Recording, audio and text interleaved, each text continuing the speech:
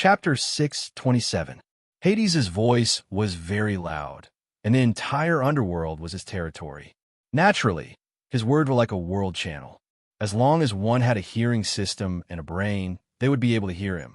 The wretched old man, Sharon, who was rowing the boat quickly and was happily thinking about robbing Pluto's treasure, naturally heard it too. Hades's divine power instantly shattered the confusion effect that Thea had set in his mind. Sharon suddenly woke up. "Where am I?"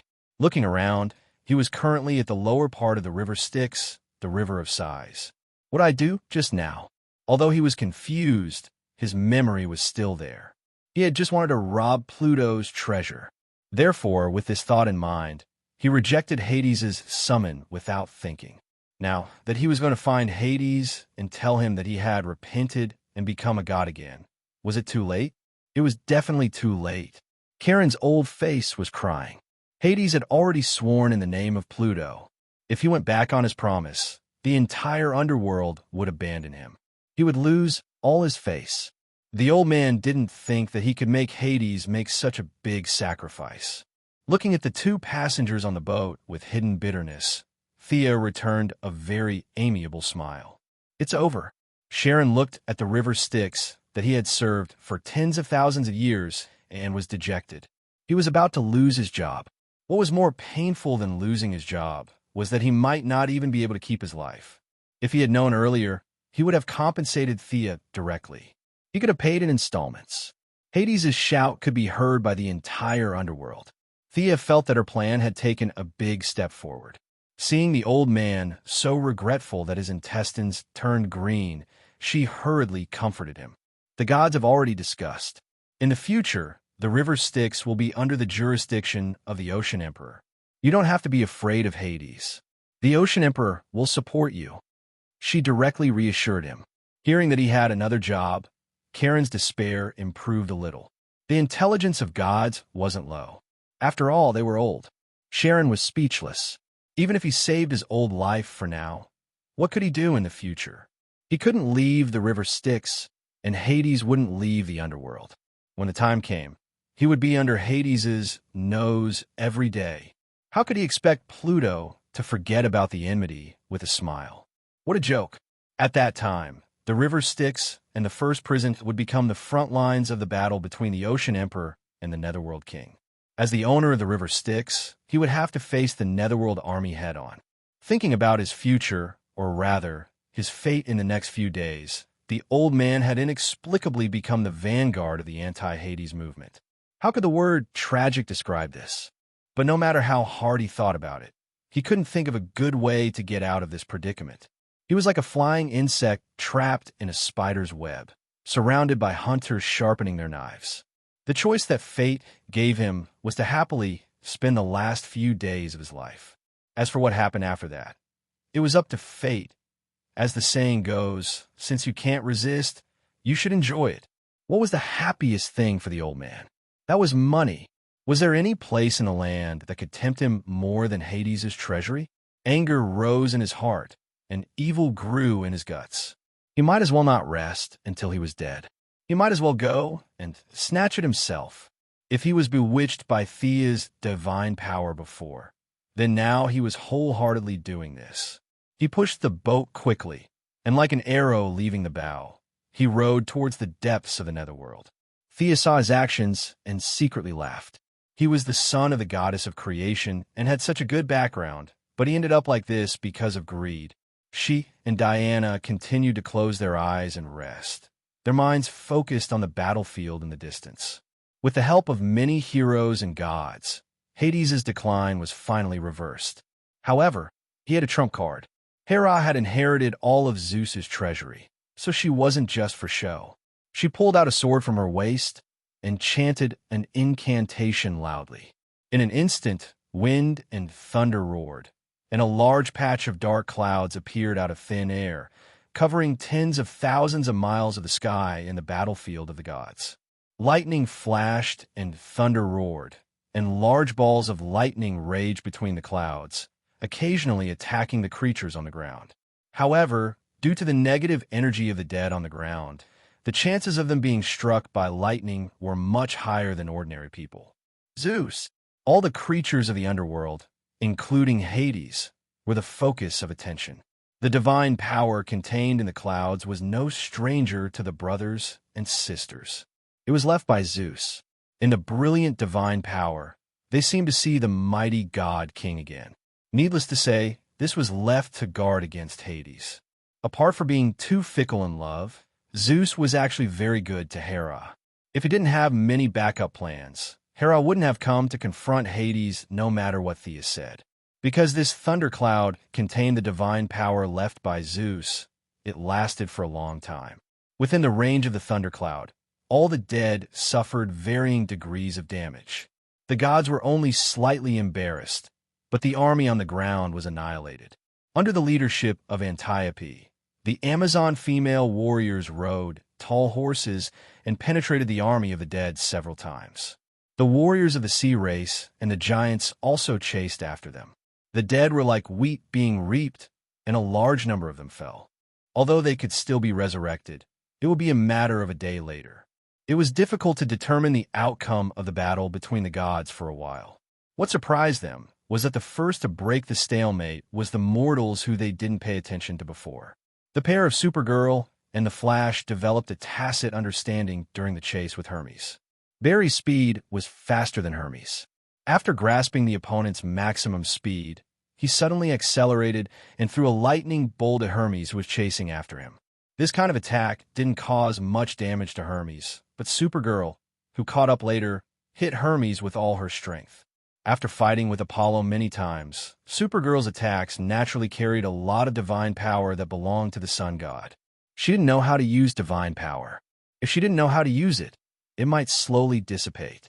But once she went all out, Apollo's divine power and the energy absorbed from the stars surged out in an instant. Her attributes were restrained, and her strength crushed Hermes, who was already a half-dead creature, causing heavy damage. A punch with a sonic boom directly hit Hermes' chest. The former god of speed directly burst into a cloud of blood mist, and the light attribute began to attack his body. Hermes opened his eyes and glared at Supergirl. "You." Seeing that he could still speak, Supergirl, who was afraid that she had hit him too hard, was quite happy. Sister Theia didn't lie. These guys' bodies are really strong. It was a very depressing thing to live by suppressing one's strength every day. Seeing that Hermes could still speak, this guy was obviously fine. There was nothing to say. Let's give him another punch. After one punch, Hermes, who was pretending to be a tough guy, lay in the mud and completely fainted. Chapter 628. After dealing with Hermes, Supergirl and the Flash split up. The Flash went to help the Amazons, while Supergirl went to help her old friend Apollo. Apollo, who had the upper hand, was shocked when he saw a red cloak flying to his side. He was traumatized by Supergirl. When he knew that she was here to help him deal with Thanatos, he snorted unhappily. Although she was not a god, Supergirl's attack naturally contained the energy of a star, which was very effective against Thanatos. Facing two unreasonable human-shaped suns, it was only a matter of time before Thanatos was defeated. At the same time, in the depths of the underworld, Theia's small team, Rob the Rich to help the poor, also arrived at the door of Pluto's treasury. Seeing the two women stepping on the land on the shore, Sharon, the boatman, finally breathed a sigh of relief. The transaction was completed, and the shackles of the divine power were gone. However, he was not happy at all. He, who had not been ashore for tens of thousands of years, thought of Pluto's treasury, and his heart seemed to be lit with evil fire. After a little hesitation, he also jumped ashore. The pitch-black door was so heavy that it seemed to be able to stagnate the air. Hades' treasury was not only big, but it was also built very widely. Just a rough estimate of the area covered was comparable to a street in Star City. Even Diana, who was not greedy, could not help but be amazed. How many treasures did it take to build such a huge building to be a warehouse? I want 30% of the treasures. Sharon, who had a pair of triangular eyes, was even more dazzled by money at this time. He almost forgot his surname. Theia was very unhappy. How dare you talk about money with the goddess of wealth? Although the holy sword was with the clone, the justice dagger given by the heavenly father was still at hand. You greedy old man, do you want to test my dagger? She was unhappy, but she did not say it out loud. Instead, she asked, we are the ones who organized the crusade against the underworld. What value do you have to take 30% of the treasures? The old man smiled eerily. I have no value, but my brothers do. Look at this. As he spoke, he took out a token with a unique symbol of the sleeping god, Hypnos, and a pair of wings covered in feathers. Speaking of this token, it was a very long story. At first, Hypnos thought that Sharon was his half-brother, so they had to keep in touch with each other, so he gave him a token. But later, they found that this brother was too unbearable. He only cared about making money, which was simply unreasonable to the extreme in the eyes of the gods. What was the use of money to the gods? They tried to persuade him several times, but to no avail. Sharon only had that little hobby. He didn't care about anything other than small amounts of money. As time passed, Hypnos had long since given up on his half-brother. You could just count money in the sticks. It had been so long that both parties had forgotten about this matter. Now that Sharon was pushed to the edge of the cliff by Thea and Hades, he finally thought of his brother. However, he wasn't a kind person at all. He didn't want to ask his brothers for help or put in a good word for them. What he wanted was to use his brothers as scapegoats. Using Hypnos as a scapegoat? This idea sounded a little ridiculous at first, but it wasn't difficult at all. It could even trigger a chain effect on the battlefield. Thea secretly calculated. Her original plan was to force a deal with Hades and leave him with a copper coin. Now, with Karen's enthusiastic help, things could develop more harmoniously and orderly. Thea immediately changed her original plan. Hypnos and Thanatos were twins. If Hades had a conflict with his right-hand man, the scene would definitely be very funny. She would get the treasure and let someone else take the blame. This business was completely feasible. How about this? Let's sign a new final agreement. All the coins of the sticks will belong to you. What do you think? Thea pulled out a slate from the void and prepared to do a second business deal with Sharon. Sharon trembled when he looked at the slate, but his greed suppressed his fear. He read the contents in trepidation. All the coins belong to me? You don't want any of it? What we want are weapons, treasures, and anything that can increase our strength, Thea said honestly.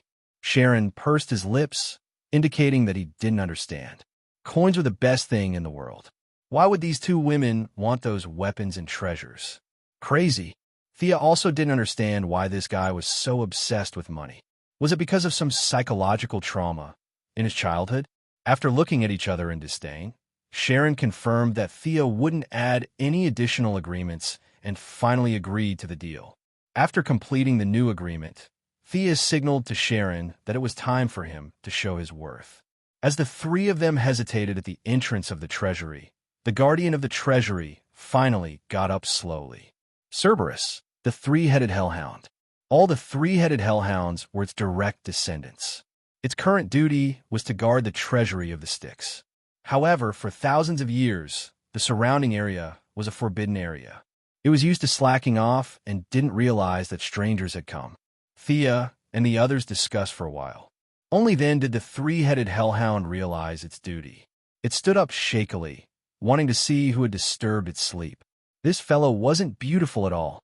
Thea narrowed her eyes and glanced at it. It had 3 ugly heads, 6 ferocious eyes, and a tail that didn't look like a cute dog tail.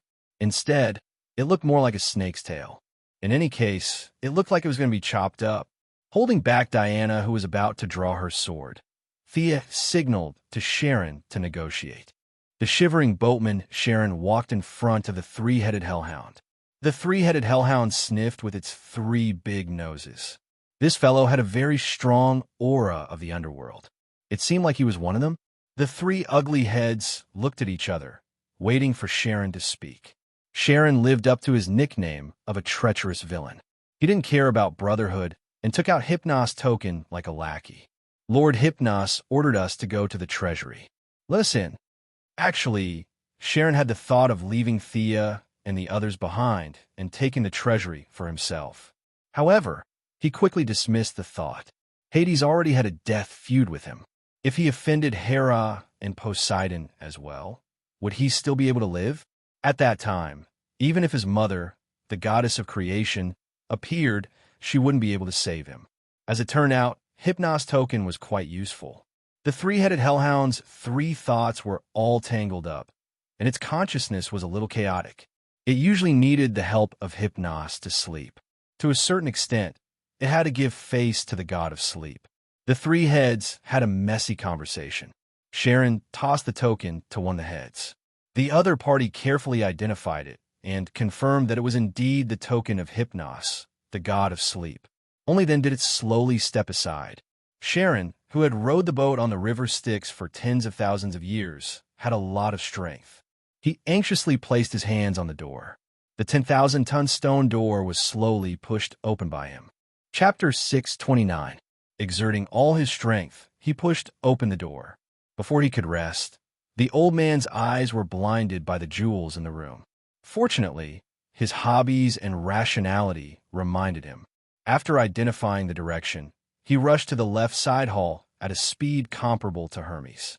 A large amount of money was waving at him. The two girls walked past Cerberus and walked along the passage. They had to admit that Hades had a rich collection. Compared to Zeus's high standards, ordinary treasures could not catch his eye. Hades, on the other hand, did not reject anything. This was also the main reason why he built such a large treasury. Refined gold, mithril, and orichalcum were piled up in piles. Even Diana was a little surprised by the brilliance of the jewels and jades. Take them all. Diana, who had always regarded money as dirt, could not help but have some hope in her eyes when she saw the jewels. Thea waved her hand and put all the jewels into her wealth dimension. She was going to split them up when she got home. After all, they were going to participate in the battle later. It would be awkward if they were discovered carrying the jewels. At the same time, she muttered in her heart. No wonder the underworld queen did not mention anything about going home after she was kidnapped. She was most likely moved by these tons of jewels. Along the way, their eyes were filled with the weapons and armor of ancient warriors, demigods, and gods. There were also magnificent works of art. There were also divine weapons, demigods, quasi-divine weapons, and many magic equipment. They even saw a huge set of armor. According to Diana's appraisal, this was the armor of the second god king, Kronos. The two girls, of course, mainly Thea, were as happy as mice that had fallen into a rice bowl.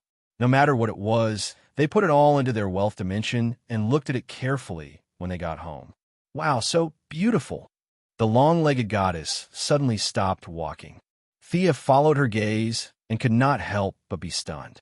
Not far away, for unusually strong black warhorses were looking at the two girls. Behind the four horses was a luxurious chariot. Hades' chariot. Thea was a little surprised. Can we take this away? Diana also asked carefully. This thing was alive, so it definitely couldn't be put into the wealth space.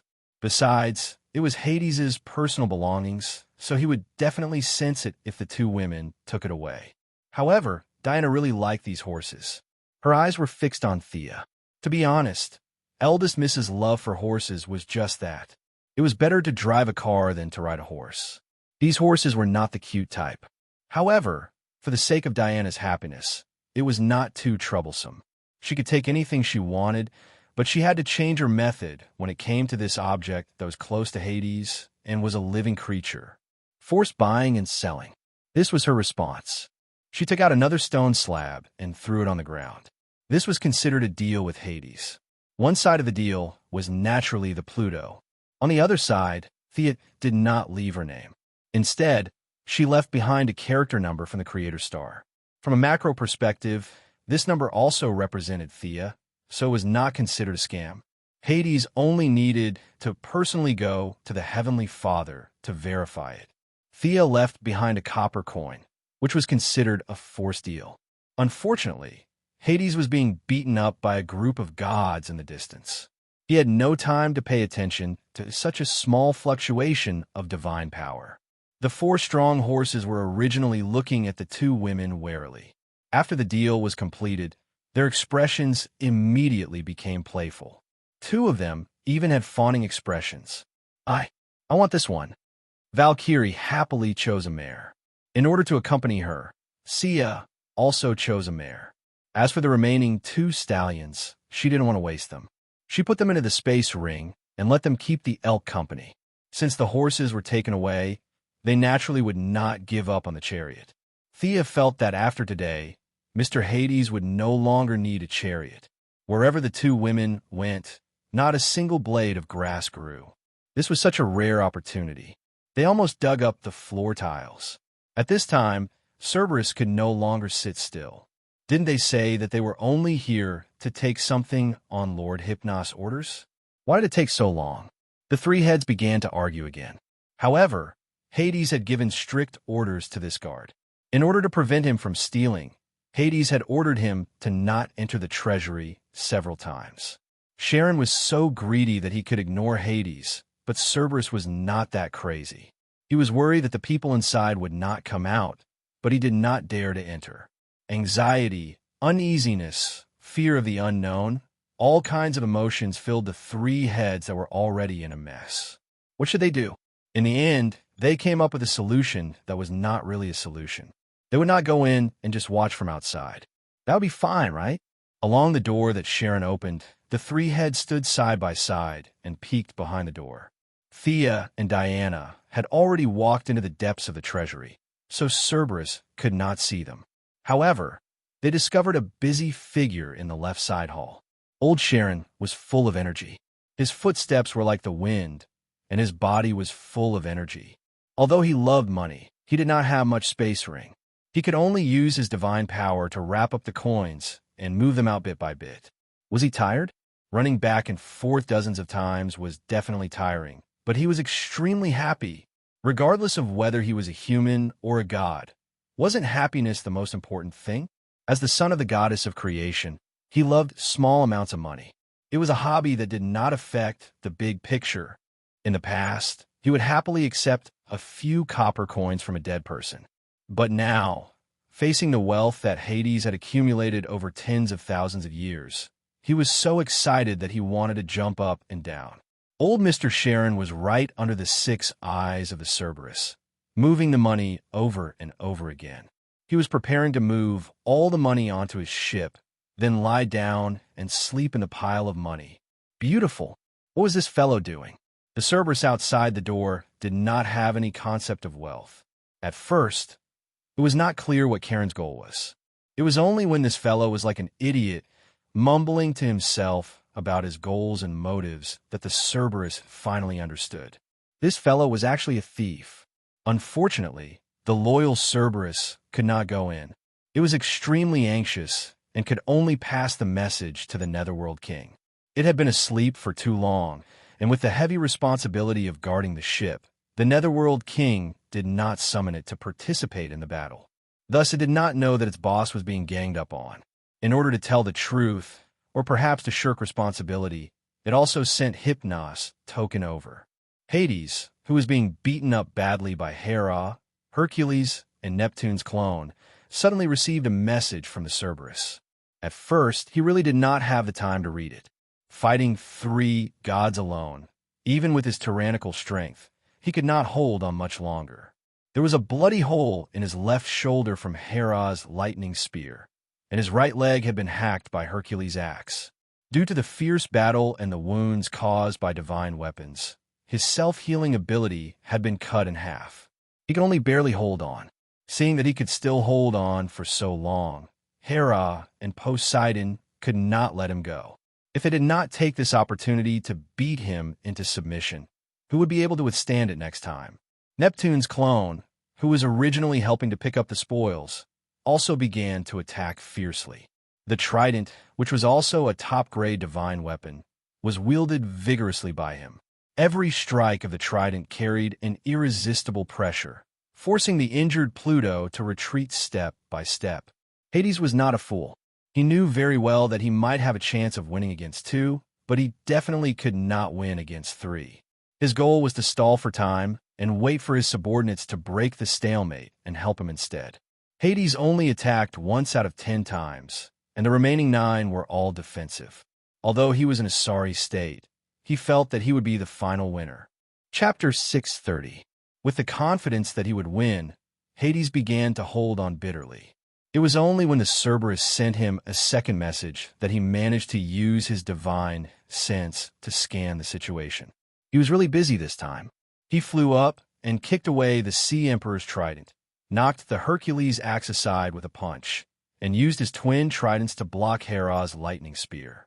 When he scanned it with his divine sense, he was given a fright. Sharon, what the F***CK was this guy's guts too big? Normally, he would lick his shoes whenever he saw him, but today he actually burst forth with unparalleled courage. He had just said that he would teach this guy a lesson, but this guy didn't hide and wait for death. Instead, he turned around and robbed him. If he was defeated by Hera or Poseidon, it wouldn't be a humiliation. After all, they were all brothers and sisters. But now, he was being bullied by this old guy.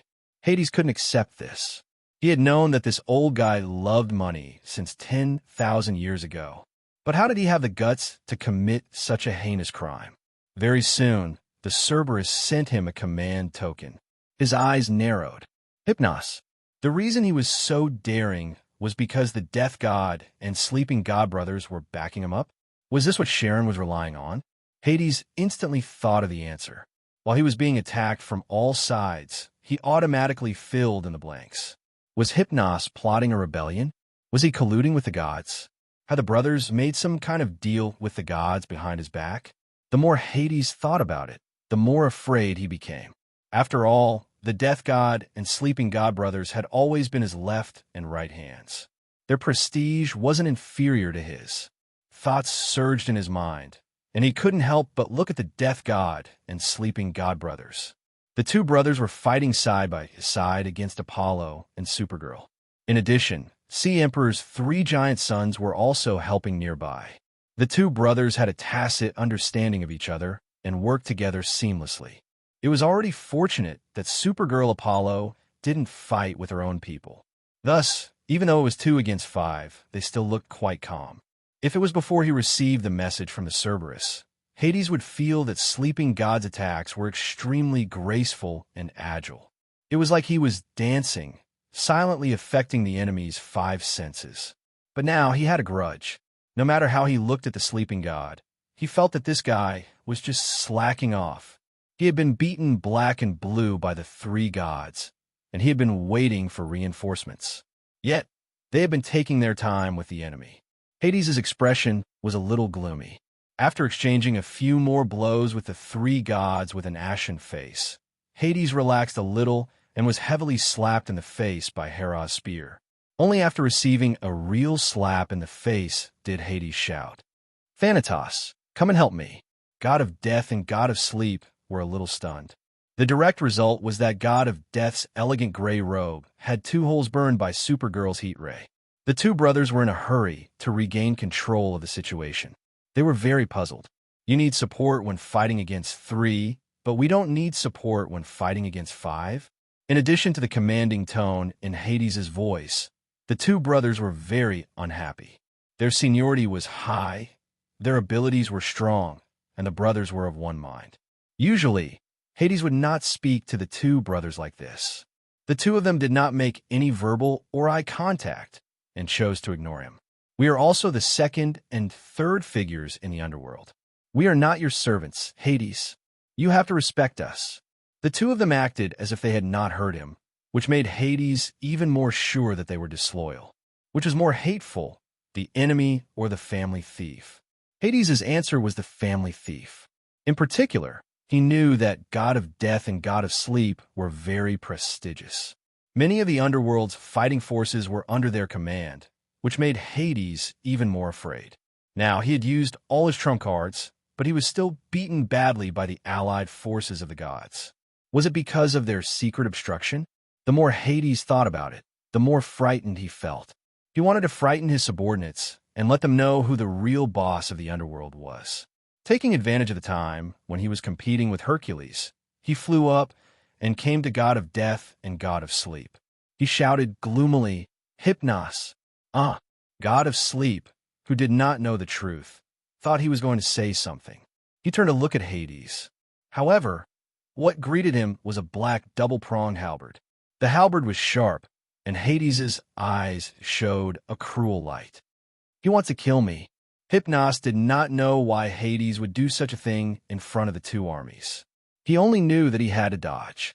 During the Trojan War, Hypnos, the god of sleep, had done a sensational thing. In order to prevent the war from breaking out, he tried to use his ability to make all things fall asleep to sleep Zeus. Unfortunately, he failed and was directly banished to the underworld. Now, at the critical moment of life and death, this handsome sleeping man, who had always been elegant, burst out all the potential of his body and dodged the stab at the critical moment. The gentle Prince Charming was so scared that his face turned pale. He scolded Hades, "You're crazy." Seeing that his fatal blow was dodged by Hypnos, Hades misunderstood him even more. He felt that Hypnos had been hiding his strength to give him a critical blow. He snorted and released the real power of Pluto. He wanted to take down this traitor in the shortest time and use it to frighten all the gods of the underworld. Unfortunately, he underestimated the telepathy of the god of sleep and the god of death. After tens of thousands of years together, the god of death had sensed Hades' sneak attack. Now, seeing that Hades was not going to let him go, the god of death could only join forces with his brother to fight against Pluto. What kind of conspiracy was this? This question lingered in the minds of Hera, Poseidon, Hercules, and Apollo. As for the naive Supergirl, she did not react. Why was her opponent fighting with someone else? The rest of the gods who were fighting a little further away were only stunned. The head of the three judges, Rhadamandes, who had already suppressed the Cyclops, was affected by the shock and was hit in the face by the Cyclops rod. His handsome face was a little twisted, but he did not care about his enemy. He did not understand why the boss of the underworld was fighting with the second and third at this critical moment. This was going to be the end of him. Thea's doppelganger, who was playing with the firstborn, received a message from the main body. It was not difficult to figure out the truth. Money moved people's hearts. It could only be said that Sharon, a nobody, had inadvertently become the key factor that determined the outcome of the war. Thea's doppelganger hurriedly reminded Hera. Now, they had to prove that the two brothers could not clear their names even if they jumped into the Styx. If the underworld was divided into two, it would be a miracle if they could still win. When Hera received her message, her eyes were initially filled with horror. Although it was a little unbelievable, she did not lose anything by saying a few words. She immediately shouted, "Thanatos, Hypnos, I, Hera, swear that as long as you help us take down Hades, I will accept you on behalf of Mount Olympus. I will let bygones be bygones." Chapter 631. Hera's heart was thumping wildly as she said this. It was truly because of the strength of these two brothers. If either Thanatos or Hypnos were to be singled out, they would be able to tie with Hera, who had yet to become a god king. If the two brothers worked together, they would even be able to fight a god king. This was evident from the fact that Hades, who was wielding his halberd like a windmill, was unable to take down the two brothers. Unlike Sharon, who was alone, they had many demigod children and a large number of subordinates. Now the second and third prisons of the underworld were under their control. As long as the two brothers were pulled to their side, they would win this expedition. Hearing Hera's straightforward words, Poseidon was a little stunned. He did not know the cause and effect of the incident, but he knew how to rope people in.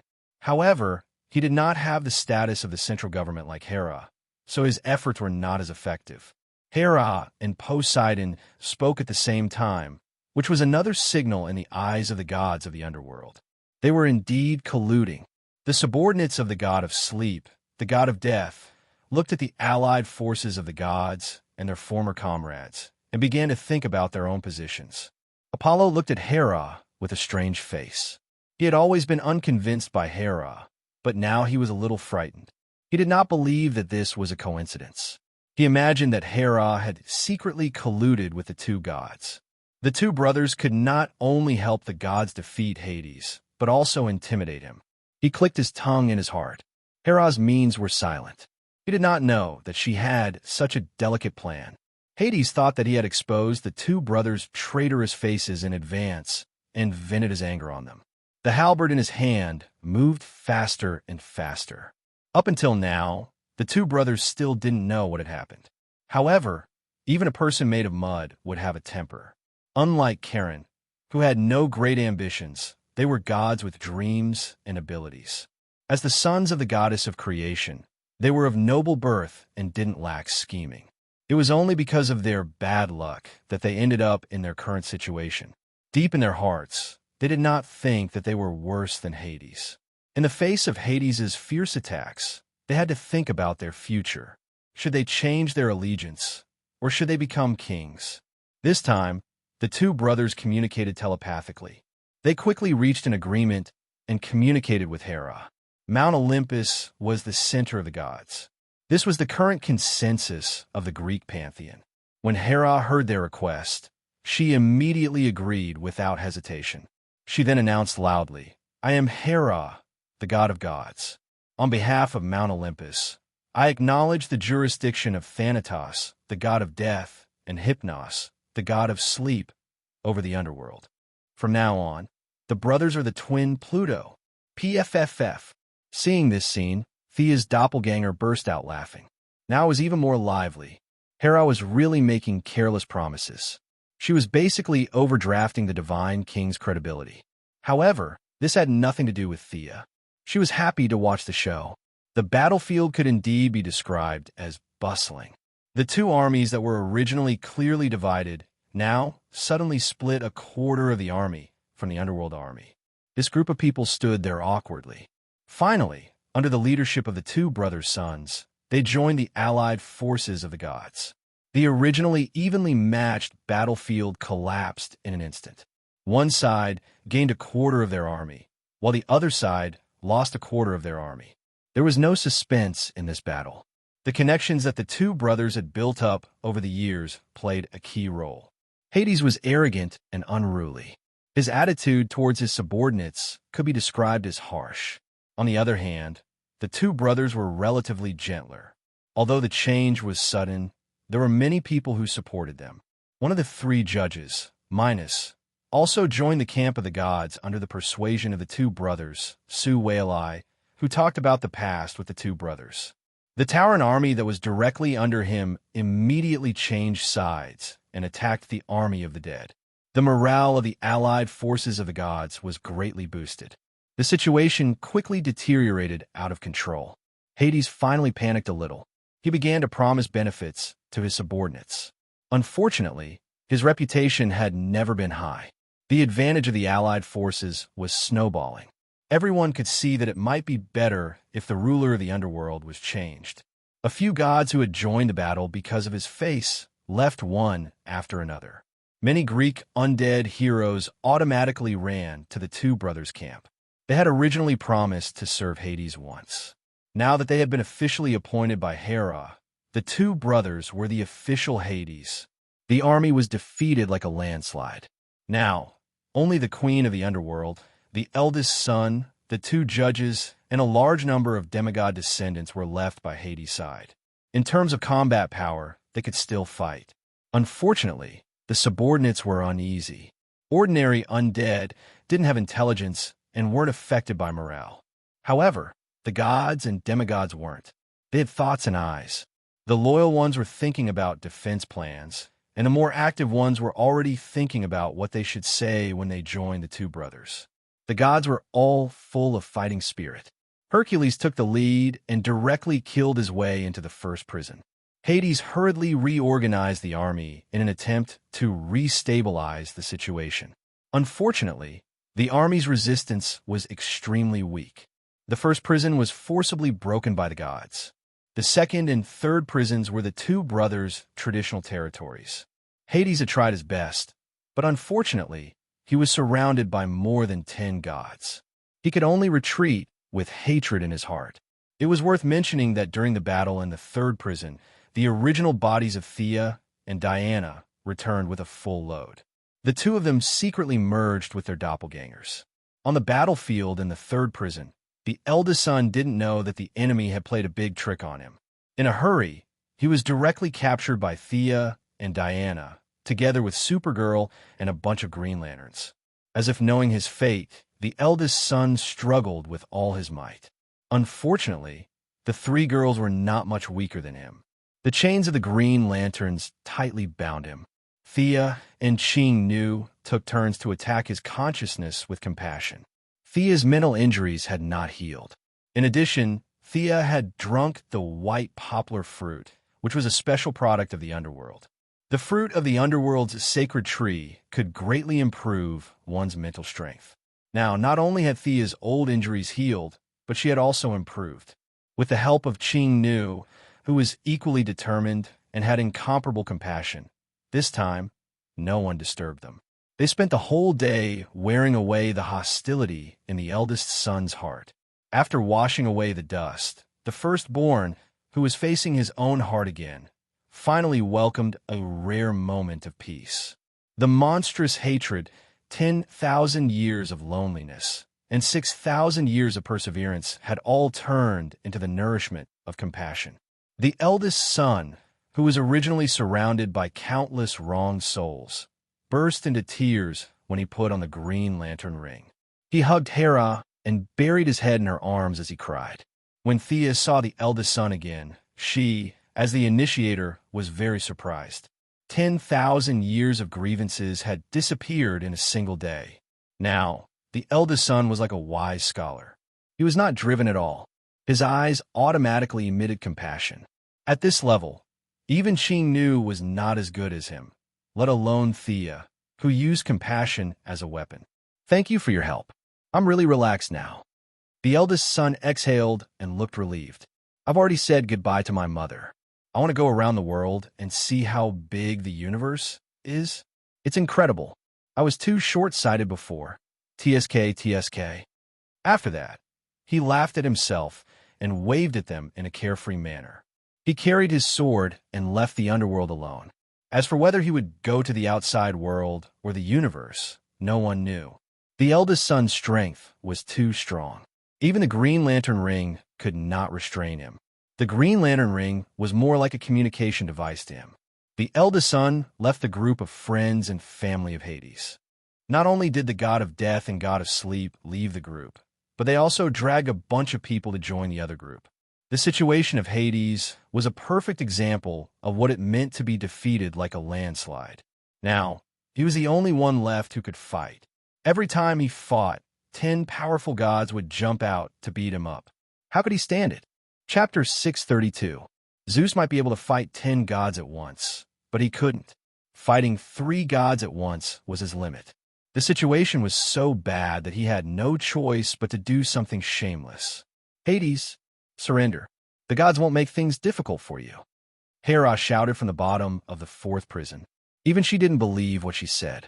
If she didn't take this opportunity to kill Hades, when would she?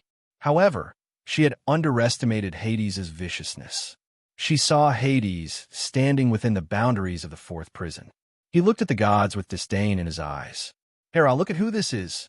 Hades waved behind him, and a large number of dead people pushed a giant coffin in front of the gods. A 10-meter-tall giant lay in the coffin.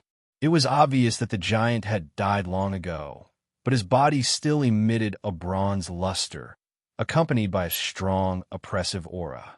The few powerful gods all sensed the great power contained in the corpses. Sia really did recognize this corpse. Back then, when she and Hera had wreaked havoc in the underworld, the young mistress had pulled out the holy sword in a fit of rage and stirred up the entire underworld, awakening many dead people. This corpse was one of the strongest people back then. Hades, Poseidon, Zeus's father, the second god king, the Titan Kronos. At that time, Kronos' consciousness was very limited. It was probably less than 1% of his peak state, but he had already caused a great deal of damage to the underworld. Now, Hades had dragged out their father. What was he going to do? Chop him up and make soup? Then share a bowl with his brothers and sisters? Hera and Poseidon were also puzzled. They didn't say anything and just looked on coldly. They wanted to see what Hades was up to. Hades didn't let them think too much and revealed the answer himself. He took out a ball of unknown green substance and waved it at the gods. This old thing's soul is still in my hands. As long as you take a step forward, I will revive him. With a body and a soul, plus my authority of Hades, Kronos can be revived. Do you dare to bet with me? Let's see if this old thing will kill you first or hit me first.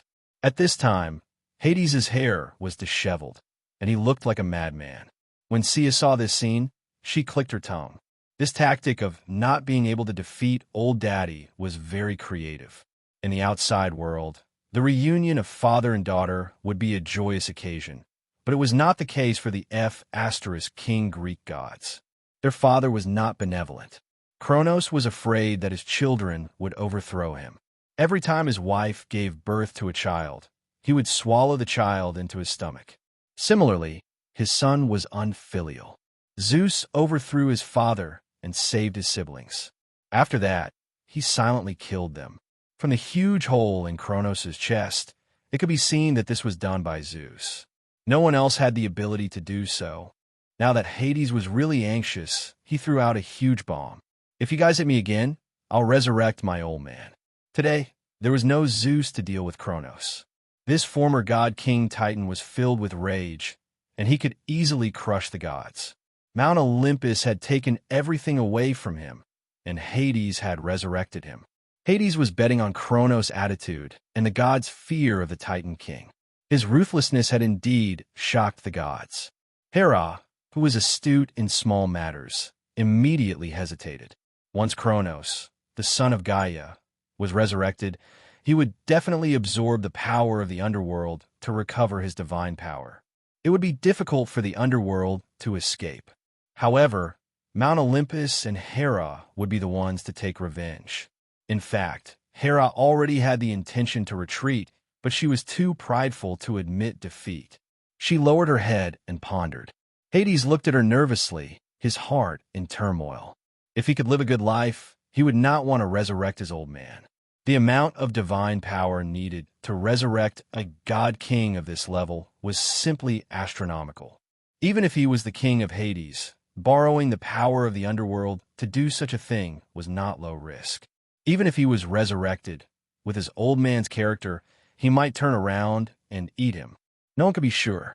The cards had been played. It was now up to Hera to choose. Poseidon looked at the scene coldly. Kronos was the son of Gaia. He hated the sea, so he was the least stressed out among the gods present. Hades held the remnant of his father's soul in his hand, his heart uneasy. He was the most stressed out among the gods present. Seeing Hera unable to make up her mind, he felt bitter. Fortunately, someone finally spoke up to persuade Hera. Retreat, Hera. A woman in a t-shirt and shorts, dressed like a modern person, walked out of the void with an owl perched on her shoulder. She was holding a baby in both hands. The sudden appearance of the woman shocked all the forces. Who is this woman? The Flash looked at the woman and asked the little beauty Kara beside him. It was difficult not to notice this modern person in a group of ancient armored people. Kara was usually a little muddle-headed, but the Kryptonians had a good memory. She stroked her cute chin and thought for a moment. I think she is Sister Diana's former employee. But I remember Sister Thea said that the child she was carrying was Zeus. Such a complicated interpersonal relationship made Supergirl frown. The Flash was also dumbfounded when he heard this. He decided to just watch happily. They did not have divinity, so they could only watch the show.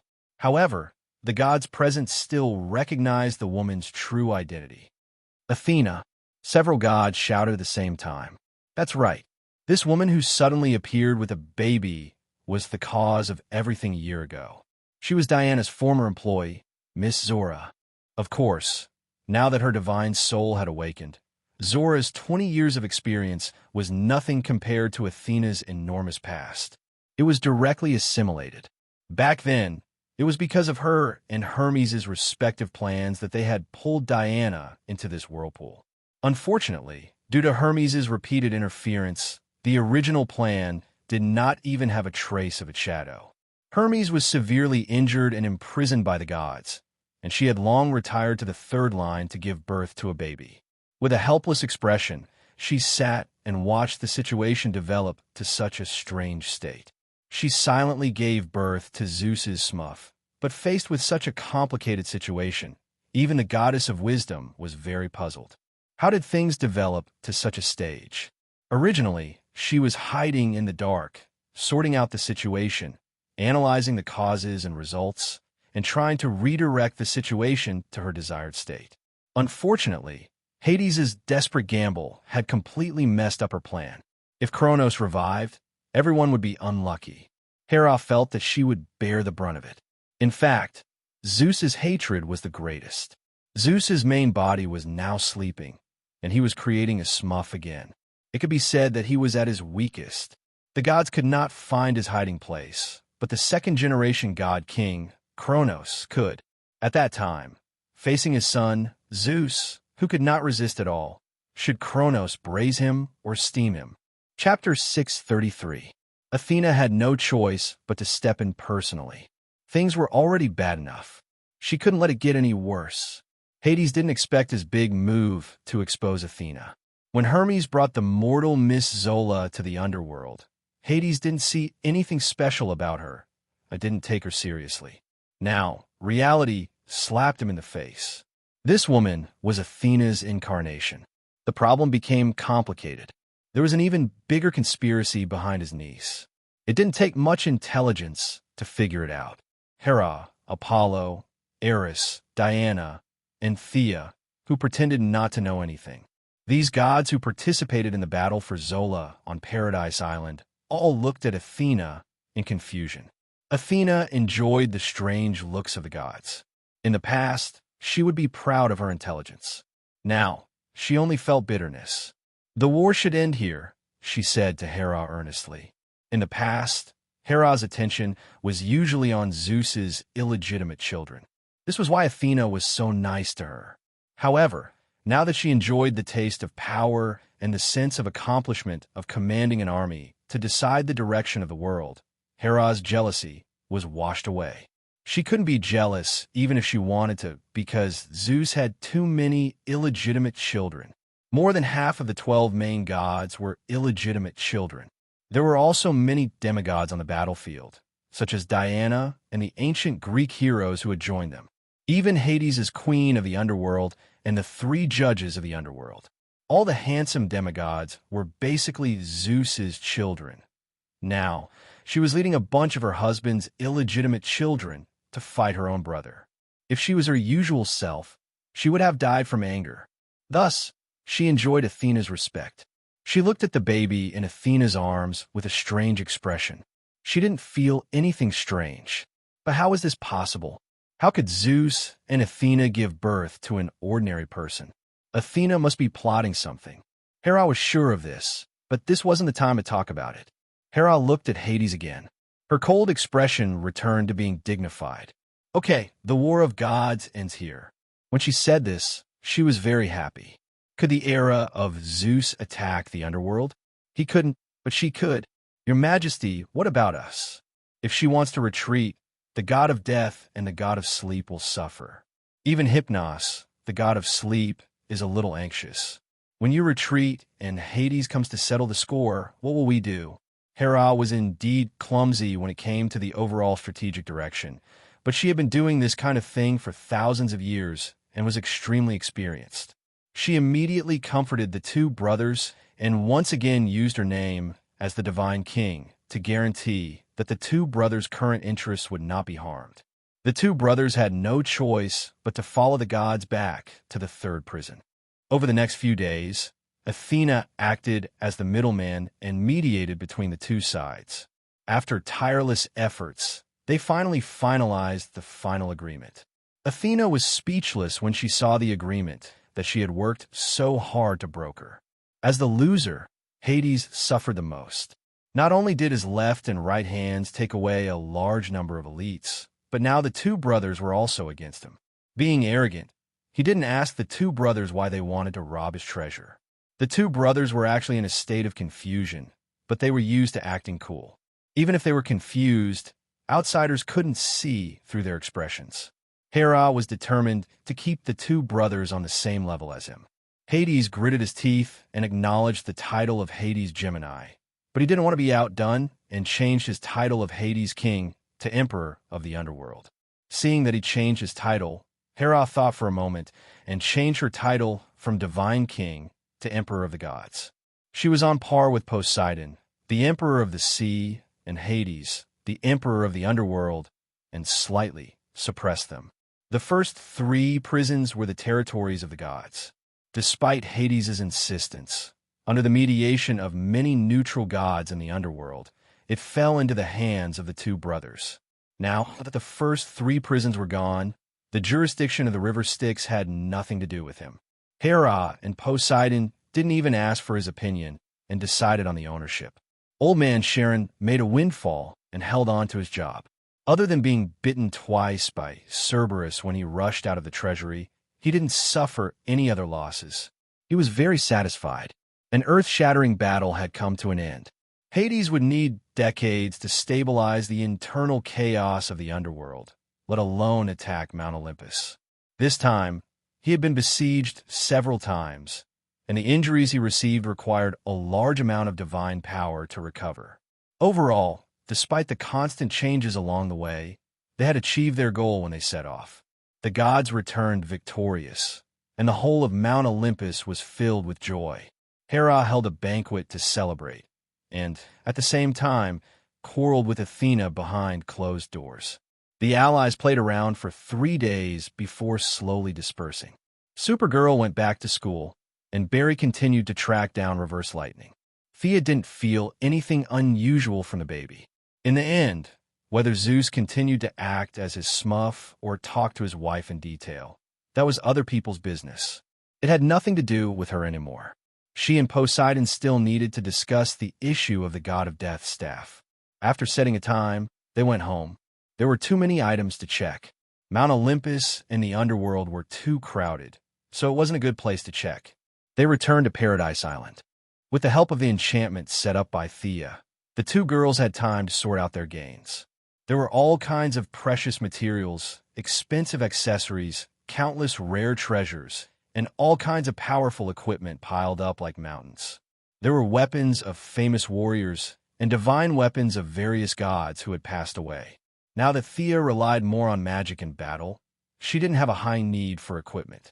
The Valkyrie was so beautiful that she almost forgot her surname. Thea helped her replace all the original beginner's godly equipment. Among the equipment, the 2 girls had obtained the greatest harvest was a set of Kronos' armor and shield. Kronos' father was Gaia's son, the 2nd-generation God King. He was born with the power to control the earth. His armor was thick and sturdy, and it had a lot of special features, such as being invulnerable to the ground, immunity to all kinds of negative statuses, immunity to mind control, enhanced strength, speed, and so on. However, he was of the Titan race and was tall. No matter how long Diana's legs were or how tall she was, she couldn't wear this set of armor. In order not to attract attention, they definitely couldn't wear the original armor out for an exhibition. They had to remake it. Diana's forging skills were completely useless on this set of top-grade divine armor. Hephaestus, the god of blacksmithing in Greece, also couldn't let him know. Fortunately, Thea was an employee of the new god race.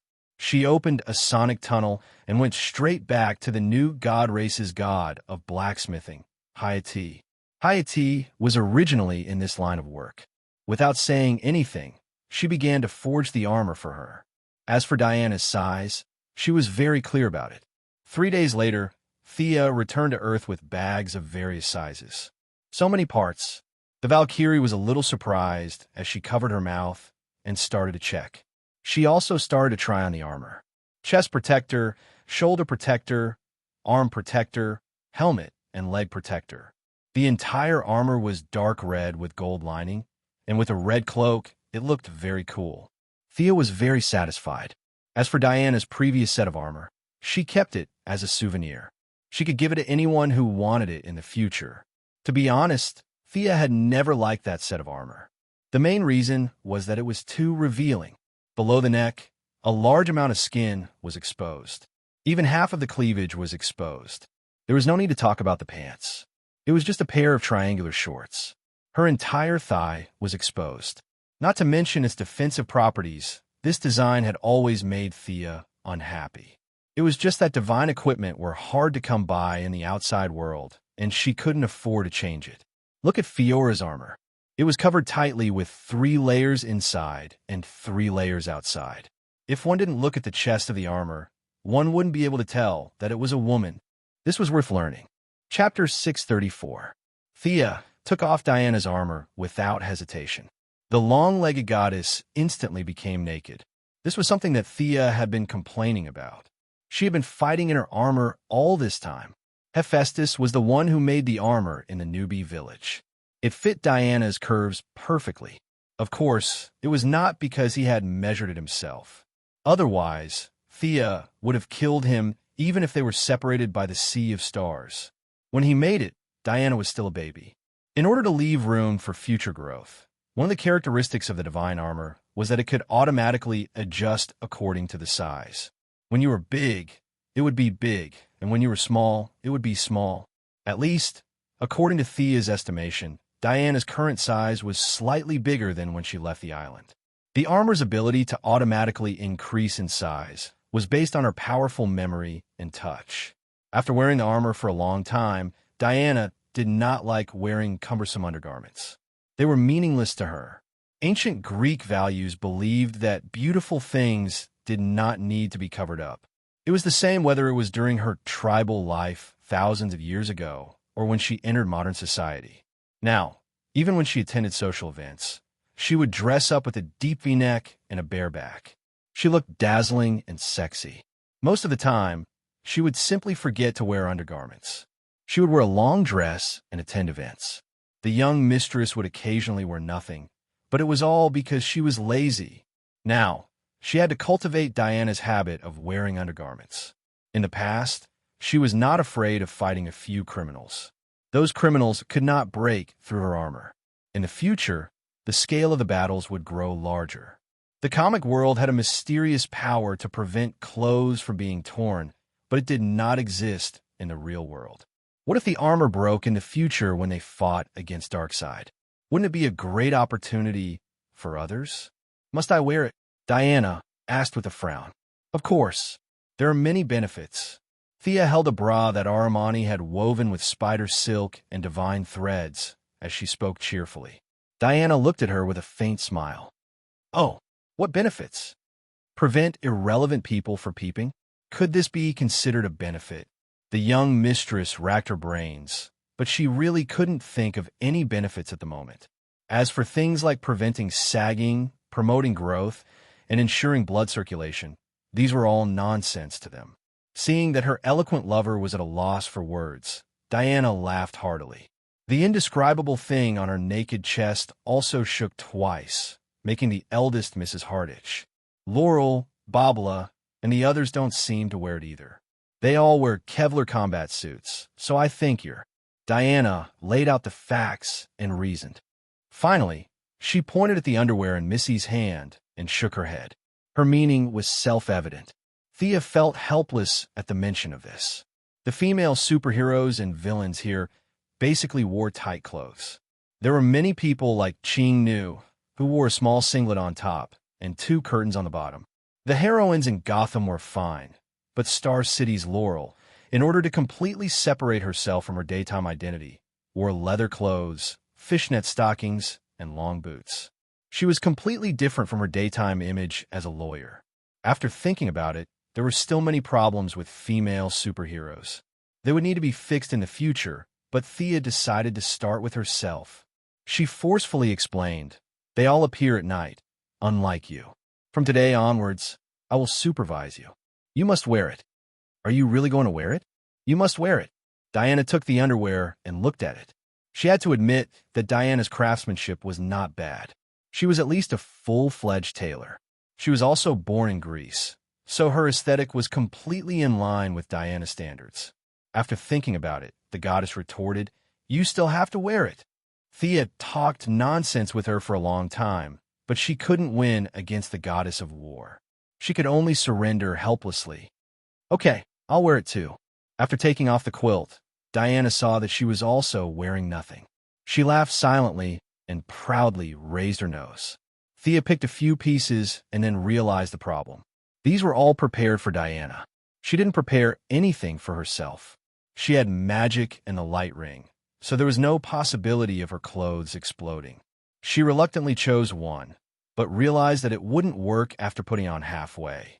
A mischievous thought appeared in her mind. She looked at Diana flirtatiously and said playfully, "Oh, it seems a little tight." Diana was furious. "Thea Quinn, you say that again. How preposterous. Even the good-tempered goddess of war couldn't take it anymore. How could you not even put on half of the underwear prepared for me? This is too infuriating. What else can you say? A little tight. It's your skin that's too tight." "How is it tight? I think it's loose. Here are all gaps." Diana fiddled with it angrily. In the end, she had to admit that it might be a little tight. The two girls had different chest shapes. Thea was originally slender. Now that she was a goddess, her body proportions had reached a perfect level. From the shape, it looked like a beautiful water droplet. The bottom half was fuller than the top half. It looked trembling and full of temptation. Diana, on the other hand, had the traditional Greek shape of Venus. From the side, it looked like a semicircle. From the indescribable points, her upper half was larger than Thea, while her lower half was smaller than Thea. This made it so that Milady could put on at first, but it was a little tight in the end. It took her a long time to put it on. Seeing this, the goddess of war was very unhappy. "I want to ascend to godhood too," Diana roared in her heart. She had never been so desperate for a perfect divine body. Since Milady set the example, Diana could only put on speechlessly. To be honest, she was really not used to it. The two girls agreed to supervise each other. Only then did this little episode come to an end. After playing around for a long time, she finally remembered that there was still the armor. Thea put on a t-shirt and sat aside to watch Diana try it on. This new armor was forged from the giant armor of Kronos. The design was considered from several aspects, and it was a bit like the holy garment in a certain anime. In the end, it was not as tight as Fiora's, but it looked much more dignified than Diana's previous style that exposed her chest and back. With a deep red base and golden lines, it occasionally revealed some skin between movement and stillness. Diana's majesty revealed a kind of wild nature. Diana was a pure warrior. Her bloodline also made her magic resistance extremely high. It was just that magic was strange and unpredictable. Even the high magic resistance of the gods needed to be protected. Thea installed a gem on each of the shoulders and knees of the new armor. Ordinary gems could not store high-level magic, but these gems were the treasures of the underworld that Hades had contributed. She stored 2 time-stop spells, 1 long-distance teleportation spell, and 1 powerful healing spell in the gems. Why did you fix the gems in the equipment? The goddess of war was a little puzzled. Wasn't it better to hold in the hand?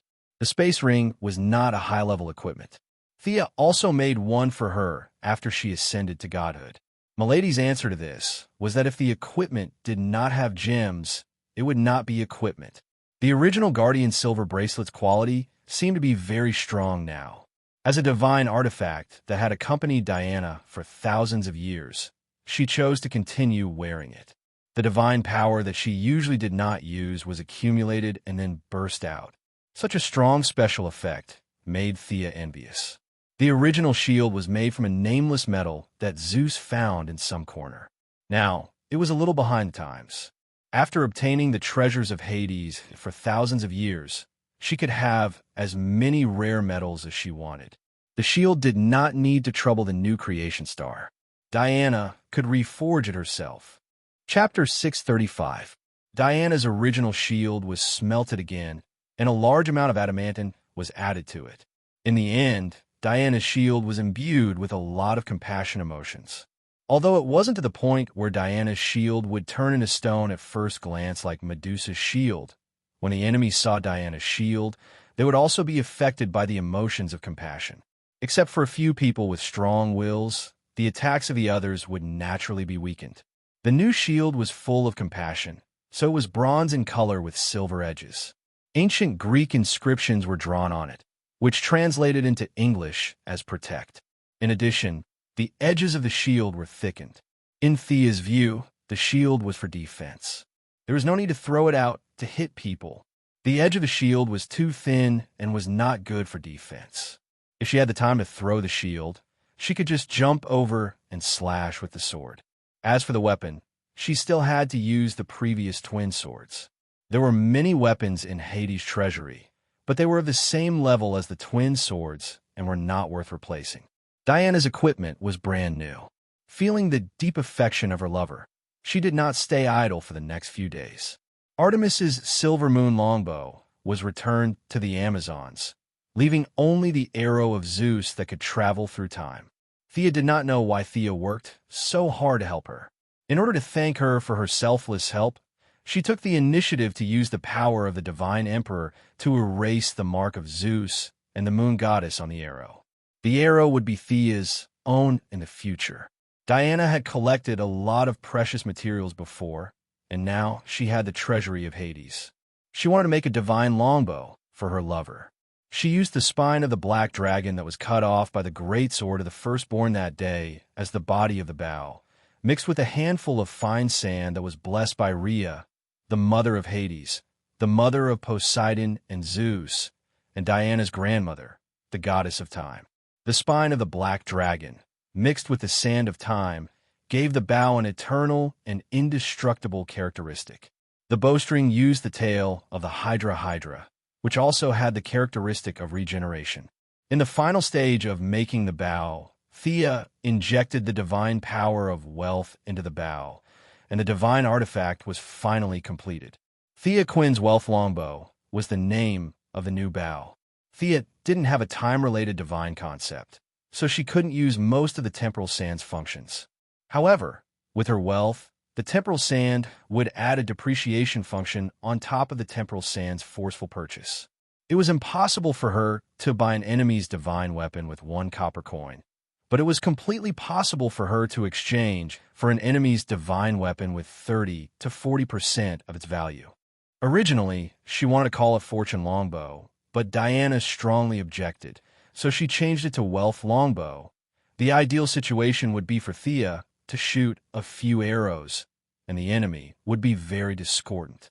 Both of their equipment had been greatly improved. Only then did they have time to pay attention to the miscellaneous items that they had obtained. Some items could improve their physical fitness, so they ate them directly. Some items had various additional effects when worn, so they chose to wear the items that they liked. There were still many items that even Diana's erudition and Thea's divine eye of wealth couldn't identify their uses. For example, the scepter beside Thea's hand. Diana frowned and looked at it for a long time before giving up helplessly. Thea could only look for the archaeologist, Dr. Savannah. This old man was really knowledgeable. He looked up several books and finally confirmed the origin. Thea was a little speechless when she received the answer. Hades had too many hobbies. Not only did he have Greek gods' items, he also had Egyptian gods, Norse gods, Mesopotamia, and other random items that he thought were good. It would take a lot of time to identify all of them. She couldn't be bothered to waste time, so she gave all the items that she couldn't identify and didn't seem dangerous to the bald Dr. Savannah, who had forgotten his own name after seeing ancient treasures. In the following days, Thea and Diana spent another 2 days together in the name of supervising each other. She left the Valkyrie to familiarize herself with the new equipment and continue to comprehend the origin while she went back to deal with her own trivial matters. Thanks to the agreement between the human world and Atlantis, the Moira people's popularity had improved greatly. Many commentators took turns to publish articles, saying that the United States would walk out of the valley under the leadership of President Quinn and revive the economy. More ordinary citizens were full of expectations for the new government with the protection of superheroes. Now that it was the final moment of the election, even if the other party's candidate was God, he wouldn't be Moira's opponent. Of course, this God referred to the one in the Bible. However, it was hard to guarantee that someone would take the risk and do something stupid. From this battle in the underworld, Thea was more and more certain that history was made by small people. This saying was a bit biased, but it wasn't completely wrong. The ferryman Sharon was a vivid example. The 2 cold-hearted Prince Charming who didn't know that they were cheated probably still didn't understand the truth of the matter until now. In order to prevent anyone from doing anything to Moira, Thea returned to the United States and began to protect her mother. Yo, long time no see. You're getting prettier now. The one who greeted her with a smile was Amanda, who rushed over today to make friends with her. The nature of the Heaven's Eye Society determined their dependence on the government. Without the support of the government, they couldn't do anything. Fortunately, she and Thea had a sibling relationship for so many years. Although there were some bumps in the small things, at least they didn't break down on the big picture. Now that they were on the same side, she immediately came to express her goodwill. One doesn't slap a smiling face, and Thea wouldn't embarrass her. Besides, although the relationship between the two had been going back and forth, it was generally harmonious. Did the Heaven's Eye Society make any big moves recently? She asked casually. Amanda was a little distressed when she mentioned this.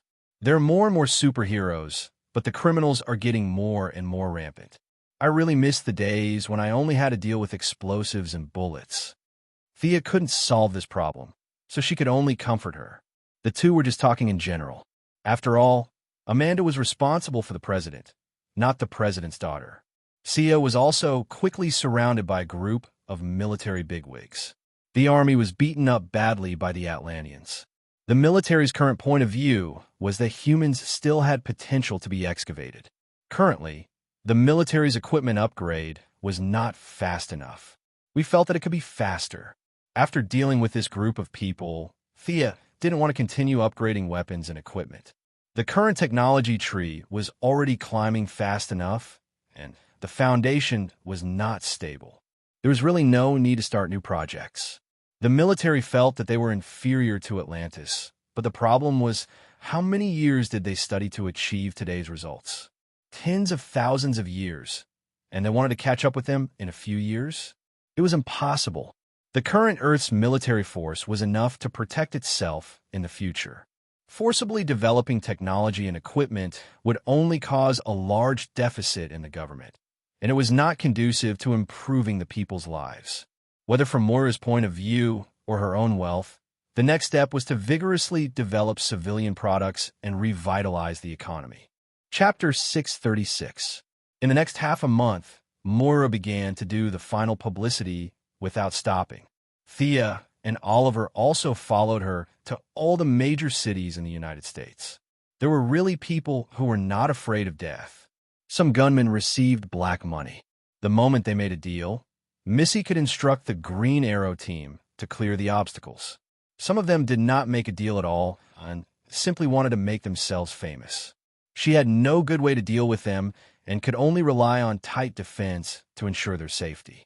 In just half a month, there were 3 assassinations and kidnappings. Yes, that's right. There were even 2 kidnappings. Sia, who had already revealed her identity as a superhero, generally did not dare to provoke her. After all, during the battle with Doomsday, ordinary people would not be able to withstand her ability to flatten buildings and create deep pits with a raise of her hand. They targeted other people. A group of people kidnapped Moira's important staff. Fortunately, they were rescued by the Sky's Eye Society in time. Another group of people lost their minds and wanted to kidnap Oliver for ransom. They were beaten up by the Green Arrow team, making the insiders laugh and cry. Another day, a farce ended. Thea followed her mother to win votes. The secretary could only chase after them with a pile of documents from time to time to look for people. The electronic office was very fast, but many documents still needed her to sign in person. The campaign team ran wildly in all the major cities in the country. Miss Maisie also had to chase after them. She brought documents for Missy to sign every 2 or 3 days. Miss Maisie had a strong body. An ordinary woman would have died of exhaustion. After signing another stack of documents, Thea leaned herself against the back of the chair and looked out of the window. Miss Maisie instantly understood her intention. She grabbed the pen on the table and threw it out. "Who is it? Come out." Even if it was an ordinary pen, it was thrown out of the window like a sharp arrow. The person outside the window was stunned for a moment. Then he was surprised. "Yo, not bad." A hand wearing a black leather glove instantly reached out and grabbed the pen at a very clever angle. Then, The other party took advantage of the momentum and drew a semicircle. The original throwing force was skillfully used, and with a new force, it flew straight towards the secretary. Miss Secretary didn't try to catch the pen. Instead, she stomped on the ground and did a beautiful backflip to avoid the attack. A vigorous man in black jumped in through the window. Miss Maisie narrowed her eyes and looked at Thea first. However, Miss Maisie pretended to look at the documents and didn't show any expression because of the sudden appearance of the man. It didn't seem to be an enemy, but the other party didn't seem to have any intention of revealing his true identity after entering the room. This was something worth pondering. May I ask who you are? Miss Maisie still maintained her elegant etiquette, as if she wasn't facing a man in black, but a business negotiation. Seeing that Thea had no reaction, the other party's face twitched slightly, and he deliberately said in a hoarse voice, "If you win, I'll tell you." Mercy glanced at Thea again, and the young lady made a hand gesture for her to do as she pleased. All right. The secretary's words were concise and comprehensive. Then, she quickly kicked off her high heels, tore off her skirt, and took off her glasses. From stillness to movement, the whole process took less than a second. She flew up, and her legs were like two battle axes, directly hitting the man in black's head. You're really good at fighting.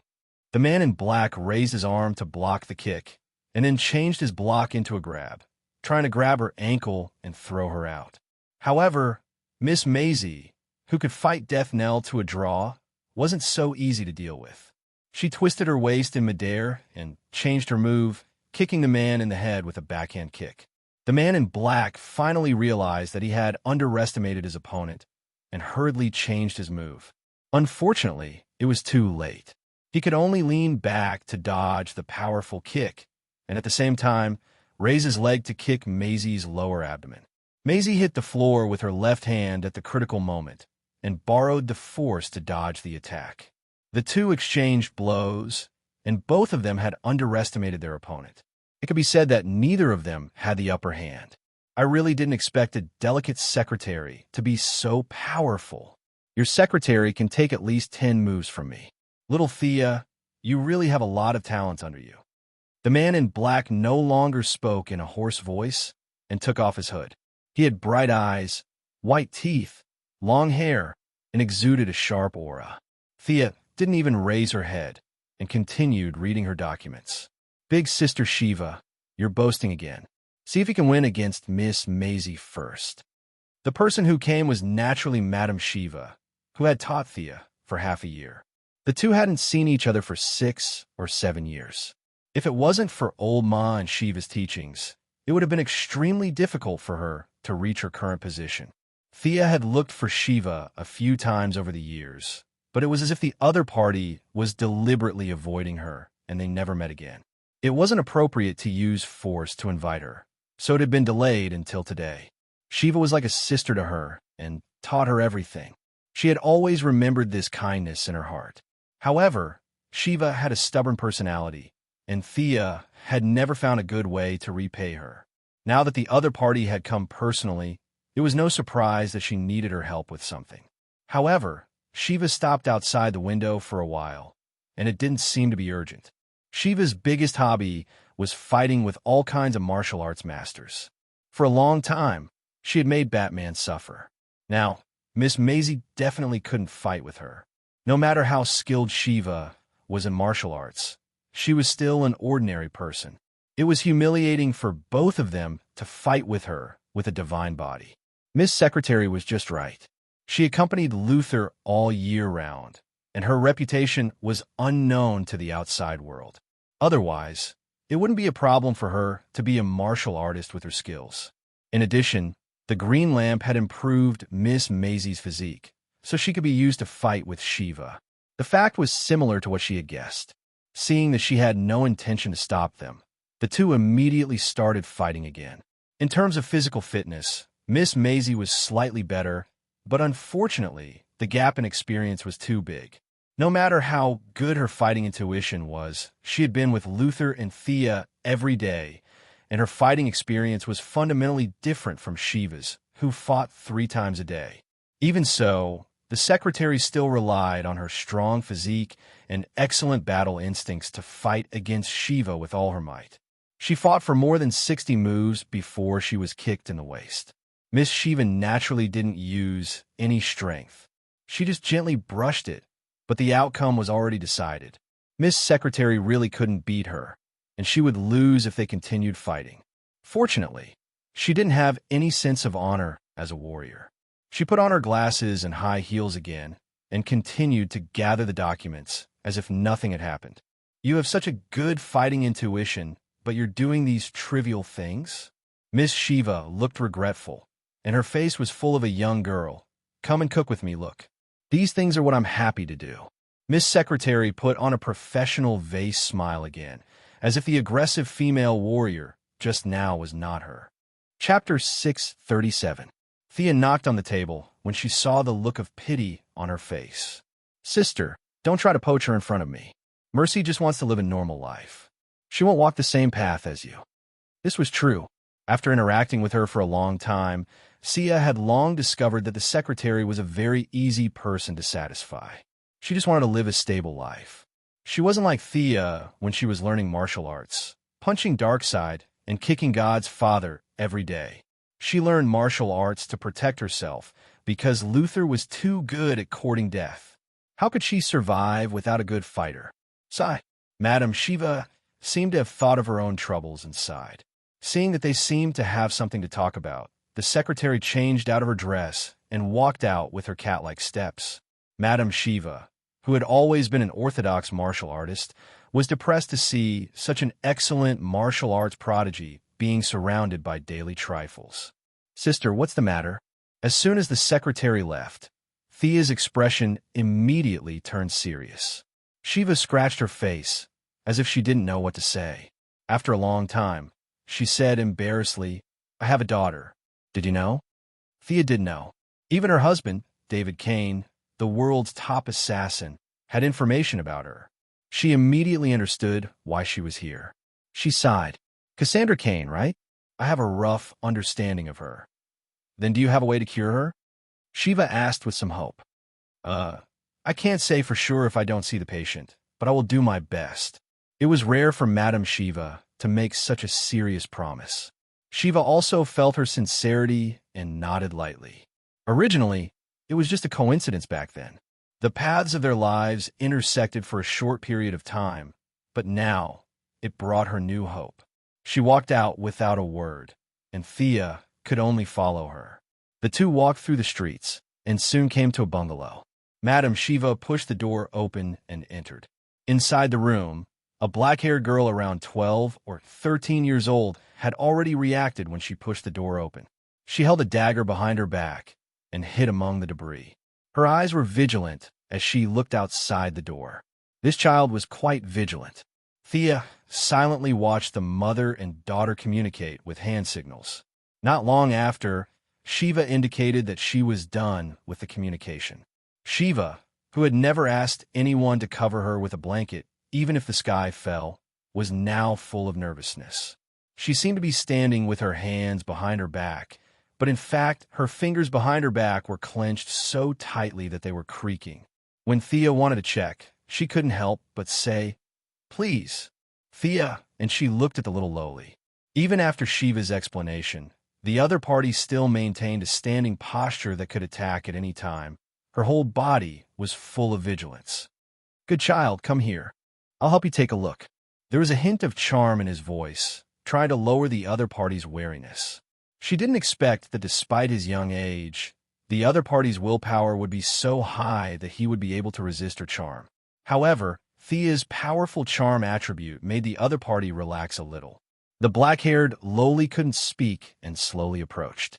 Her bright eyes kept staring at Thea, watching her jade hand slowly grow bigger in her line of sight. She tried to attack several times, but was stopped by the other party's gentle gaze. Until the hand finally fell on her own head, the two of them, one big and one small, breathed a sigh of relief. How did this child teach her? Thea was really speechless to the mother and daughter. She was so charming that she almost couldn't suppress it. Would ordinary doctors dare to check her? Wouldn't ordinary doctors be directly stabbed to death? Fortunately, the most difficult step was passed. The two of them had a preliminary contact, and she began to inject her magic power to check. The other party couldn't bear the divine power, and the more inclusive and applicable magic power was very suitable for the current situation. The examination lasted for half an hour before Sia stopped and began to think with her elbows in her arms. The black-haired lowly named Cassandra Kane didn't suffer from any injury, but was born with a speech disorder. This defect wasn't obvious in infancy, which was why Shiva didn't look for her in the first few years. However, when she reached puberty, her physical fitness was strengthened, and the original defect was directly magnified to the point where she couldn't speak now. Her vocal cords, trachea, and cartilage were all intact, but there was a small defect in her brain. This defect made it impossible for her to effectively recognize the signals transmitted by her vocal cords, so she couldn't speak normally. The general view in the world was that 9 out of 10 people were deaf and 9 out of 10 were mute. Many mutes couldn't speak because of problems with their hearing system. However, this little girl's hearing was completely fine and even sharper than ordinary people. Her symptoms, according to modern science, were caused by genetic loss. She, who had mastered all the genetic knowledge of Krypton, could be said to be unmatched in the field of genetics. Using modern scientific methods, a simple addition to the genes, and then the brain damage, the black-haired lowly speech function would be restored to normal. I have good news for you. I can completely cure it. It seemed that she thought a lot, but in fact, only a few seconds had passed. At this time, the patient and the patient's family members were suffering the most, so there was no need to deliberately pretend to be deep in thought. Hearing this, Shiva and the little lowly both breathed a sigh of relief. Just as Thea was about to take out the medical pod for treatment, she once again felt a slight tremor in the thread of fate. From my point of view, this child also has a new option. Thea tried to interpret the signal transmitted by fate and secretly thought about it. With her current intelligence, she quickly connected the dots, but she still needed to ask for the opinion of the person involved. Shiva saw her suddenly stop and hurriedly asked, "Any other questions?" "Sister Shiva, you are almost like my biological sister, so I won't hide it from you. Cassandra's current disease is very easy to treat. With only modern medical technology, I can restore her speech function in about a week, but now there is a better option in front of you." "What?" Shiva was too lazy to pretend to be an expert and asked a little anxiously, "Don't you reject supernatural abilities? Actually, Cassandra can benefit from this disaster and obtain a relatively powerful ability." Thea thought of Cassandra in the Battle of the Gods, the spirit princess of Troy. The two of them had the same name, and now their circumstances were similar. One's vocal cords had exploded, and the other was born unable to speak. Now, the strange fate of the two seemed to be showing signs of intersection because of her. Although the demigod was crippled, her innate talent had not completely disappeared. Taking out the imprint rooted in her soul could completely make up for the deficiency in the little lowly's genes. Like the original spirit princess, she definitely could not use her words to make the law. But at the mortal level, the ability of the spirit princess of speech combined with the little lowly's combat skills would be very powerful. However, Thea knew that Madame Shiva was a little against supernatural abilities. She was a pure warrior, and so was her daughter who wanted to take over her mantle. This decision was not easy for them to make. As for whether the demigod Cassandra was willing or not, it was not within the scope of consideration. With her reputation with Hera, it was not a problem to ask for a cripple. Cassandra, who was in prison, should be grateful if she could walk out of Mount Olympus alive. Shiva and her daughter were not righteous heroes, so it was easy to transplant someone else's ability. Now it was up to them to make a choice. Time passed by, and Shiva still could not make up her mind. What kind of ability? Like when you fought that monster in Metropolis on TV. Chapter 638. Thea quickly shook her head. Of course not. I'm not 100% sure that I can get the ability. It's the power of language. Looking at their expressions, Thea knew that they didn't understand. She could only continue to explain. I defeated an enemy a few days ago. Her name is also Cassandra. She paused. The black-haired Loli's attention was attracted when she heard that she had the same name. She's the princess of Troy in ancient mythology. She has the power of language. She can use language to confuse and control others. She can even kill enemies. Now that this ability has been destroyed, there should be some remnants in her body. I mean to give these remnants to your daughter. It's impossible to regain her original strength, but it's good to be a support in battle. Milady explained the whole process and the possible outcomes. After that, it was up to the mother and daughter. Madame Shiva couldn't help but hesitate. Deep in her heart, she actually rejected superpowers. Moreover, her daughter's combat talent and combat awareness were unparalleled. If she diverted her energy to superpowers, her dream of becoming the strongest martial artist would go down the drain. However, as a parent, she did not want to reject this kind of benefit that fell from the sky. She was not a fool. This kind of good thing was most likely due to her relationship with Sia in the past. Directly giving up her superpower and only returning to normal seemed to be a bit of a waste. The black-haired Loli was still young. She didn't have the long-cherished wish of becoming the strongest martial artist in the world. However, she didn't dare to make the decision herself. She looked at her mother with longing and anticipation. Seeing her daughter's expression, even if Madame Shiva's heart was made of steel, she still softened. She didn't care about the ability. She would get it first. At most, she would urge her daughter not to use the ability and focus on martial arts. She thought to herself, I agree. Do you need us to prepare anything? Thea gave her a look that said, You're very wise. I'll be back soon. After saying that, she took a step and arrived at Mount Olympus. The mother and daughter looked at the sky-blue portal in amazement. Another round of sign language. Thea found Hera with familiarity. When the God King heard that she wanted to take Cassandra away, he let her go without hesitation. Cassandra was imprisoned by her in the dungeon, so it was definitely inappropriate to kill her. After all, she was Zeus's daughter, and it would be a waste of food if she didn't kill her. Hera was just worrying about how to deal with her. Now that he heard that Thea wanted to take Hermes away, he immediately let her go and asked if Hermes wanted it. If Hermes wanted it, he could give it to Hermes for free. Thea hurriedly refused. Hermes had been severely injured by Supergirl, and his half-undead body could slowly recover in the netherworld. But now that he was imprisoned in the God realm, how could he possibly recover? Wait for 10,000 years. When he saw the Soul Speaker again, he had to admit that she was miserable. She was lying alone in the stone prison. According to the Amazons guarding her, she was only awake for an hour a day. For the rest of the time, she was either sleeping or going crazy. The violent impact of the spiritual world not only took away her innate talent, but also most of her consciousness. When Thea entered the stone prison, the former princess of Troy was curled up in a corner of the stone prison with disheveled hair like an evil spirit. Revenge, revenge. After all, she was still a half-god, and her throat had already grown out.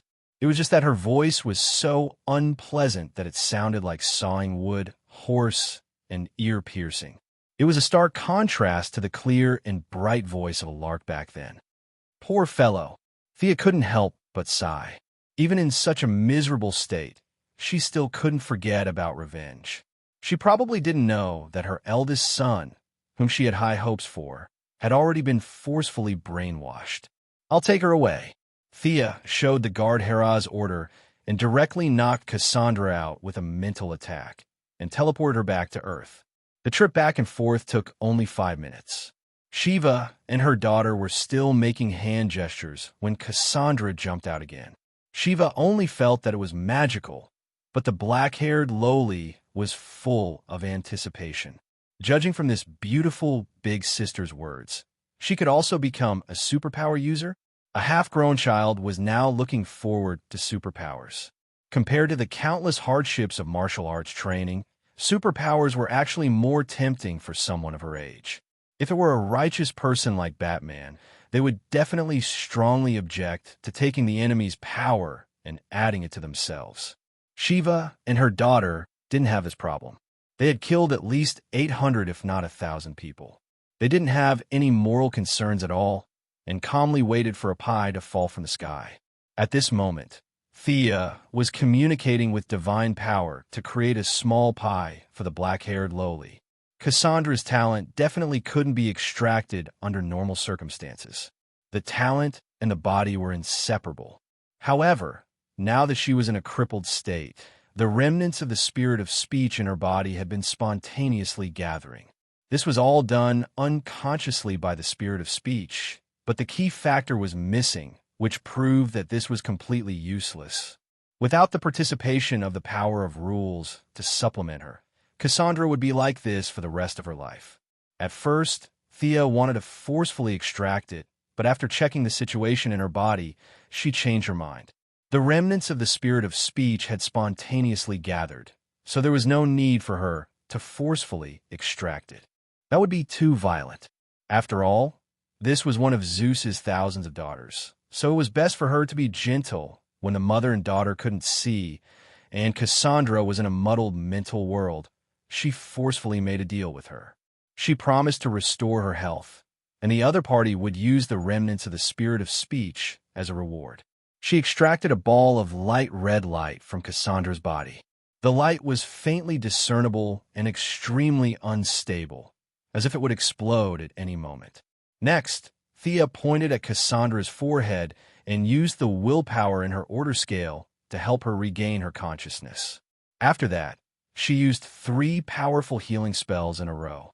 Finally, after thinking about it, she added a large ball of pity. It was better to give up on hatred. Seeing that she had completed the deal, the ball of light red light gradually quieted down. They already knew that they were about to leave the main body, and a trace of sadness slowly emerged from within. Thea waved at the black-haired lowly, indicating for her to come over. No one was retarded. The black-haired lowly looked at the unknown substance in her hand and naturally knew what it meant. Her little face twitched, and her teeth bit her lower lip as she quickly walked in front of her. "Don't be afraid. It will be over soon. It won't hurt at all." Milady talked nonsense, as if coaxing a child. Actually, she didn't know if it hurt or not. It was her first time doing this, but in order to relieve the little girl's pressure, she pretended to be familiar with it. She directly swung her hand and slapped the ball of red light into the black-haired lowly's body. Then, she used magic to communicate with both sides and used willpower to create a channel to slowly graft. Thea seemed to be performing a surgical operation, transferring the remnants of the body into the new body and the remnants of the soul into the new soul. The black-haired lowly was instantly stunned by the influx of mental power. Milady signaled to Shiva that everything was normal and began to get busy. Chapter 639. It was easy to destroy, but hard to build. This was true everywhere. It was even more difficult to create a new talent based on the original incomplete foundation. Fortunately, she was already a god, and her intelligence attribute was extremely high. Trade and language were similar, so most of the remnants of the spirit of speech in Cassandra's body could be recognized. Demigods also had a human part, and this part was extremely easy to distinguish. It took some thinking to distinguish the part that belonged to the gods.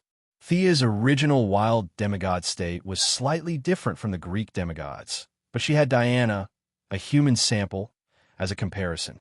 In any case, they had the same father, so the difference wasn't too big. First, she identified the human part and integrated it into the soul of the black-haired lowly. Then, she compared it with Diana to find the similarities with Zeus's part. It had to be said that Zeus's eldest brother's bloodline was very powerful.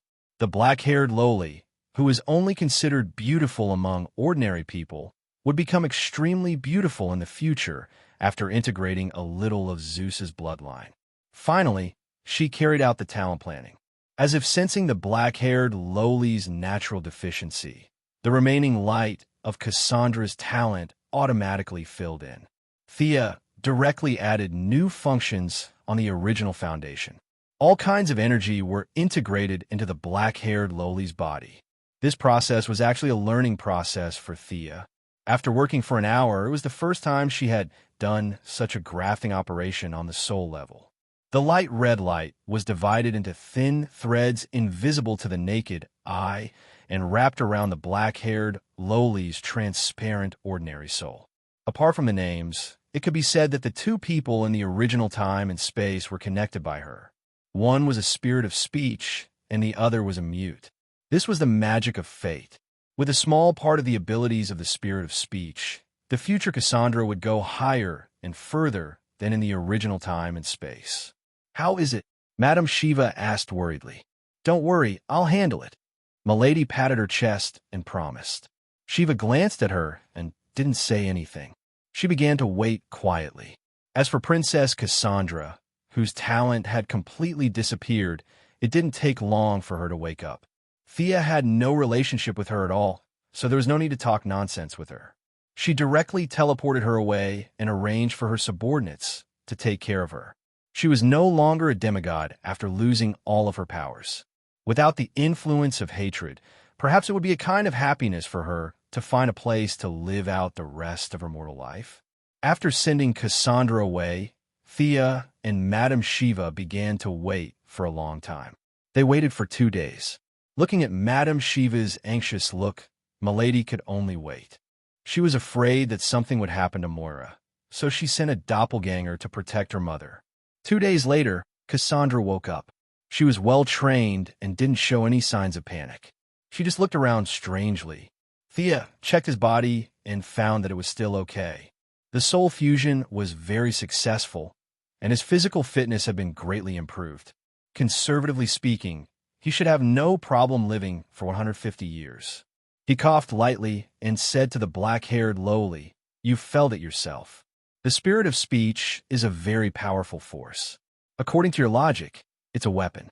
When you use it to kill your enemy, you have to pay the price. In order to prevent you from misusing it, I have added 2 locks in the depths of your soul. One lock will be completely unlocked when you become an adult, and the other lock will be restricted. Now you can speak normally, but I suggest that you speak less. When your spirit of speech accumulates and is activated in battle, your enemy will be smashed to pieces by the power of your words." Thea clenched her fist as she spoke to strengthen her tone. This principle was designed by her through Diana's guardian silver bracelet. After all, the black-haired lowly was not a genuine user of the spirit of speech. Naturally, she couldn't compare to Cassandra. If she could walk the path of accumulation, then the power she could unleash would really be able to topple mountains and overturn seas. However, considering that she was not Diana, and her physical fitness was only slightly stronger than ordinary people, long-term accumulation would be a huge burden on the body. The ability that Thea designed was that she could speak normally, but she needed to speak less. After a long speech, the black-haired lowly would not be able to speak anymore. Thank. The black-haired lowly was still a little inarticulate, but this was because she hadn't spoken for the past few years. With her hard work and a little practice, she would be able to return to normal. Thea stretched out her finger and tapped on the lowly's forehead, inputting a message. "I'm not good at using the power of the spirit of speech. The backlash is a little too much for you. I'll teach you a few ways to reduce the backlash and allow you to use this power normally." 3 spell-like abilities. The power of speech, silence. This can be used in many situations. The power of speech, shield, a defensive spell. The last power of speech, pain, an offensive spell. You can use these 3 abilities once a day. Do you remember? Thea rubbed the black-haired lowly's little head. Originally, she would explode when someone approached her, but now, she was not used to being touched so intimately. Superpower. The message passed through her mind allowed her to instantly grasp how to use it. The more the black-haired lowly looked at this beautiful sister, the more she felt close to Thea. Now, other than her mother, Thea was her second closest relative. As for her father, there was no need to mention him. Looking at her mother with great interest, Madame Shiva immediately understood her intentions. She happily waved at her daughter. "Come and try it." The method of communication between mother and daughter was to fight first. After 6 or 7 moves, when Shiva's kick was about to hit her daughter, the black-haired lowly softly spat out the word shield. A transparent air wall that was 1 meter tall and half a meter wide suddenly appeared between the two of them. Shiva's leg directly kicked the air wall. The air wall could not withstand her strength at all and instantly shattered. However, this obstruction reduced the strength of her leg by more than half. She could only withdraw her leg and change her move. The black-haired lowly took the opportunity to regroup and continue the fight. Interesting. Will this ability be strengthened in the future? She naturally asked the young lady who was watching the show. Of course, I just provided her with a few application models. This is the wisdom of the predecessors. If she can innovate, then the effect will be even stronger. Thea's words were not false. She had now opened a back door from the new creation planet's weave and added the black-haired lowly. Otherwise, it would not be so easy to use in battle. Cassandra had used it for thousands of years, but she could only talk on the sidelines and did not dare to use in battle. It was because the backlash of the magic was too great. Now that the black-haired lowly's backlash had been transferred to the new Protoss, who were in the tens of millions, the backlash had been distributed to an undetectable extent. She just needed to break away from the original restrictions of the spell and make it her own. That would require her to work hard. Hearing that there was still potential in the future, both mother and daughter were very excited. Chapter 640. The black-haired lowly continued to exchange more than 10 blows with her mother. She took some time to try the word pain. Lady Shiva, who was caught off guard, staggered from the sudden pain. Her movements were distorted, and the black-haired lowly landed a palm strike on her ribs. The mother and daughter soon finished their sparring. The black-haired lowly stood aside while trying to hold back her laughter. Just by looking at her face, one could tell that this lowly was very excited. Although it was a sneak attack and her mother was not serious, it was still Shiva, who was known as the best martial artist in the world. This ability is indeed powerful when used unexpectedly. Miss Shiva nodded affirmatively. Okay, I'll have to trouble you this time, little Thea. Thank you for your help. Miss Shiva did not say much and was ready to leave. Thea did not know what to say to this girl, who was like the wind. She wanted to ask her to stay for a few more days, but she knew that she might not agree. She could only avoid it. How do you plan for Cassandra's future? Shiva, who was about to pack her things, stopped and thought for a long time. Finally, she said, "Originally, your place was a good choice. Unfortunately, your family is too famous now. Help me send her to Batman. Don't be like me. She should be a good person. I'll leave it all to you." After saying that, Miss Shiva looked at Thea seriously. Her place was indeed not a good choice. The media was really everywhere. If there was suddenly a child in the family, it would cause a lot of trouble. Batman was a good place to go. Thea did not think too much and nodded in agreement. Shiva touched Cassandra's head and put her forehead on the black-haired lowly's forehead. She closed her eyes and thought for a long time. Without saying a word, she turned around and left the room with her luggage. Your mother is a strong person. Thea comforted Cassandra in a low voice. The little girl stared at the figure that was getting farther and farther away and did not speak for a long time. Thea couldn't understand Lady Shiva's mentality of gently letting go of her restraints and wholeheartedly pursuing the strongest, nor would she do such a thing. This kind of behavior couldn't be considered noble, but it was definitely worthy of being powerful.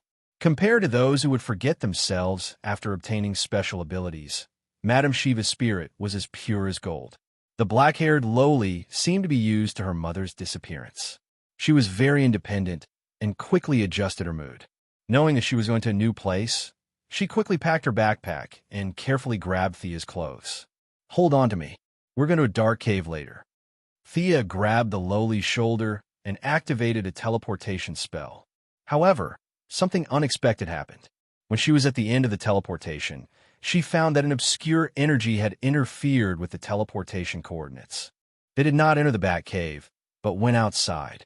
The black-haired lowly looked at her silently. What happened to the dark cave? Thea closed her eyes and gritted her teeth angrily. She felt that there must be a mark on her forehead right now. What kind of black technology did Batman invent this time? It could actually interfere with her teleportation. She couldn't understand how technology could be used to stop teleportation. Batman's technology was at least 1,000 years ahead of Earth's. This method was undoubtedly designed to deal with her. She was speechless. Fortunately, the deviation wasn't too big. She still remembered the direction of the bat cave and pulled the big, lowly Cassandra to the other side. After a few twists and turns, they pushed open a certain mechanism and walked down the spiral staircase into the cave. The two people in the bat cave heard the commotion and hurriedly ran out. Sia recognized them at a glance. Dick, Barbara, long time no see. Naturally, they were Nightwing and Batwoman. However, their expressions were unnatural. Nightwing Dick's expression was a little gloomy. "Thea, are you here to look for Batman?" "Yes." Thea was confused. "Isn't this nonsense? I can't run into the bat cave to look for Superman, right?" Nightwing and Barbara looked at each other and answered bitterly, "He's a little busy now. You'll know when you come in with us. Your acquaintance is also here." "My acquaintance?" "My acquaintances are everywhere. God knows who you're talking about." The outside of the cave was covered with a layer of lead. Her supervision couldn't see what was inside at all.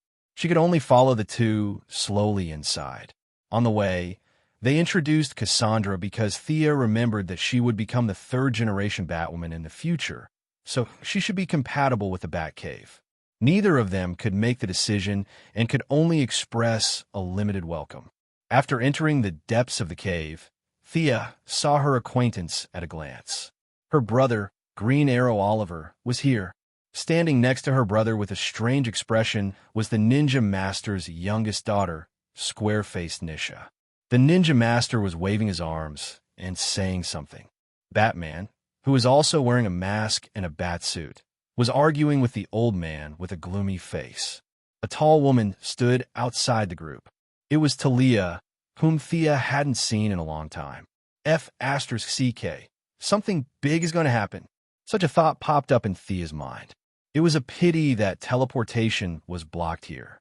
Otherwise, she would definitely pull Diana over to watch the show. The five of them formed a small circle and were having a heated discussion. In fact, they had all seen Thea, but they didn't have time to talk to her.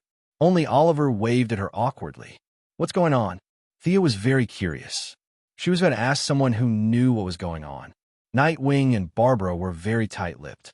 She might as well ask Oliver. On the other side, Thea wasn't familiar with the third-generation Robin. Catwoman was holding a small knife and cutting there. She didn't look like the best person to talk to. "Hey, Damien, why didn't you say hello when you saw your sister?" Thea pulled the big, lowly Cassandra and sat down next to Damien. The child was now 10 years old and looked a little like a teenager. When Thea walked to him, he was sitting alone on the steps, looking at the five people arguing below. "Oh!" Damien greeted her listlessly and continued to look at the guys below. "What are these guys doing? Tell me," Thea asked with a smile. Damien pursed his lips. He didn't want to say it, but the trauma of his childhood was still there. In the end, he told her everything that had happened. The matter was very complicated. This space-time ninja master had lost his power too early. He didn't deal with Green Arrow as violently as he did in the original space-time. Instead, he used a soft strategy to defeat the hard. One day, when he earnestly suggested that he wanted to take back the League of Assassins, Oliver hesitated for a long time before agreeing to it. However, Oliver was an idiot. He couldn't kill his way into Nandarbat alone. Thanks to Thea, he knew Bruce and Damien. When they reached the Batcave, the two of them discussed and decided to trick Damien's mother back. Chapter 641. After that, things started to get complicated. Talia was indeed tricked back, but the Ninja Master suddenly jumped out and said that Oliver should accept the position of the leader of the Assassin League and marry his little daughter to him. With the old man as the bridge, the relationship was twisted together. This time, Space Ninja Master was really good to Oliver. He taught him all his skills, and now that he only had a few years left to live, he was acting pitiful and gaining sympathy. In the face of his last wish, Oliver really couldn't say no. Before Thea came in, the few of them talked awkwardly for half an hour and still couldn't come up with anything. Talia was naturally strongly against it. She could give up the man, but she couldn't bear to give up the son. Square-Faced Nisha was a lesbian herself. How could she get involved with Oliver? But she also knew that her father didn't have many years left to live, so she couldn't bear to say no. She was in the most awkward position right now. Batman had always thought that the Assassin League was bad, so he naturally couldn't let Green Arrow fall into it. He also strongly opposed it. Not to mention Green Arrow. What Assassin League? I'm living well in Star City. Why would I go there? The Ninja Master was not as strong as he used to be. He just kept acting pitiful, making the two men speechless. Do you understand now? If your brother marries my aunt, we'll be relatives. Damien had been with Sia for a few years, and he could imitate her expressions perfectly. At this moment, he was squinting his eyes to express his displeasure. She scratched her head. She, Green Arrow, and Batman didn't have any good ideas. She wasn't afraid of the hard but the soft. This was the case for her, Green Arrow, and Batman. His wife, son, and father-in-law were all mixed up in a mess. Even with Batman's explosive intelligence, he couldn't solve this problem. The Ninja Master seemed to have finally found the weakness of this group of heroes. He didn't wear his usual majestic long cloak. Now, his face was haggard, and he was dressed like an old man. He kept asking Green Arrow to inherit the Assassin League and promised that he wouldn't participate in the League's development. You can ask them to do good deeds every day. I don't have many days left to live anyway. To be honest, Green Arrow was a little tempted. If an organization could follow him and do good, he would be willing to do it even if he had to bear the infamy. Similarly, Batman thought the same. He had always thought highly of Oliver. If he could inherit the League of Assassins and lead this group of people to the path of good, Batman would definitely support him. Talia was the one who strongly objected. She even drew her sword and wanted to fight to the death with Oliver. Of course, Oliver couldn't fight her. Whether it was Batman or Damien, it was impossible for him to injure or kill her. He directly rejected the request for a duel. The Ninja Master didn't give up. He asked his two daughters to fight, and then he asked the two men to decide the winner. Nightwing, Third Robin, Barbara, Catwoman, Thea, Cassandra, and Damien. The seven of them were either leaning against the wall or sitting on the ground, watching the quarrel. In the end, Batman couldn't take it anymore and waved desperately at Thea. She didn't notice at first and thought that he was calling Damien. Later, she realized that he was calling her. However, when she thought about how this guy had specially installed anti-teleportation technology, she tilted her head to the side and pretended not to see. It was only when Oliver called out to her that she stood up awkwardly and slowly walked over to their side. She put her hands in her pockets and sized them up carefully. Even an upright official couldn't resolve a family dispute. What could she do? After listening to their pleas again, she frowned. The others didn't have much of a problem. The most important thing was the Ninja Master's attitude. This old guy looked weak now, but he was sincere to Batman and Oliver. This made the two superheroes unable to make up their minds. It was impossible to lock him up or kill him. The two superheroes weren't that ungrateful. Talia's attitude was also the problem. Thea lowered her head and thought for a moment. Then, she pulled Batman and Oliver aside and asked, "The Ninja Master isn't a good person. You know that, right?" "Nonsense. Who didn't know that?" Both of them nodded. "If the old man can live longer, I think today's problem can be put aside and solved slowly in the future," Thea continued when she saw the slight change in their expressions. "But this old man isn't a good person. Now it's your choice. Let the old man live or solve all the problems today." Then she looked at Batman. She didn't need to worry about Oliver. His brother and the old man weren't so close that they would sacrifice everything. The key was still Batman. After his parents died tragically on the street, it could be said that the Ninja Master gave Batman the courage to overcome everything in his darkest period. Everyone knew that the old man wasn't a good person. However, no one saw Superman or the Flash run over to punch the old man. This was all because of Batman. To some extent, the Ninja Master was like a strict father to Bruce. He created the Batman of today. Without him, Bruce Wayne would never have reached the heights he had today. After falling out with Batman, the two fought several times, but neither of them gave the other a fatal blow. Batman could still use the principle of not killing to dodge, but the Ninja Master had also let Batman go several times. The relationship between them didn't break because of the different values of good and evil. Instead, it became closer. Thea now threw this choice to him. Back then, when she was a demigod, she couldn't do anything when facing the ninja master whose body had been corrupted by demons. Today, it was different. She was still confident that she could let the old man live for another 30 or 40 years. Thea, do you really have a way? Seeing that Batman began to ponder, Oliver hurriedly pulled his sister aside and asked in a low voice. Of course, the young lady answered with certainty. What about Talia? Batman thought about it and still couldn't bear to let his father-in-law wait for death. So he asked a new question. What about Talia? Let's maintain the status quo. Under her leadership, the League of Assassins has now become much more low-key. Maybe this is a good thing. To be honest, Batman didn't like this kind of stalling method, but he didn't have a better way. He nodded sadly and agreed to this plan. Seeing that the superheroes had reached a consensus, she called the old man out again and told him her proposal. I can extend your life for a while, but the price is to let go of the League of Assassins. Can you do that? Hearing that his life could be extended, the ninja master's eyes narrowed. Didn't you say that I could only live for 10 years? There was no need to tell the old man about ascending to godhood. Thea didn't want to agitate the old man who wanted to live forever. She took out a colorless and transparent hourglass from the dimension ring and gestured to him. This is the collection of the Greek god, Thanatos.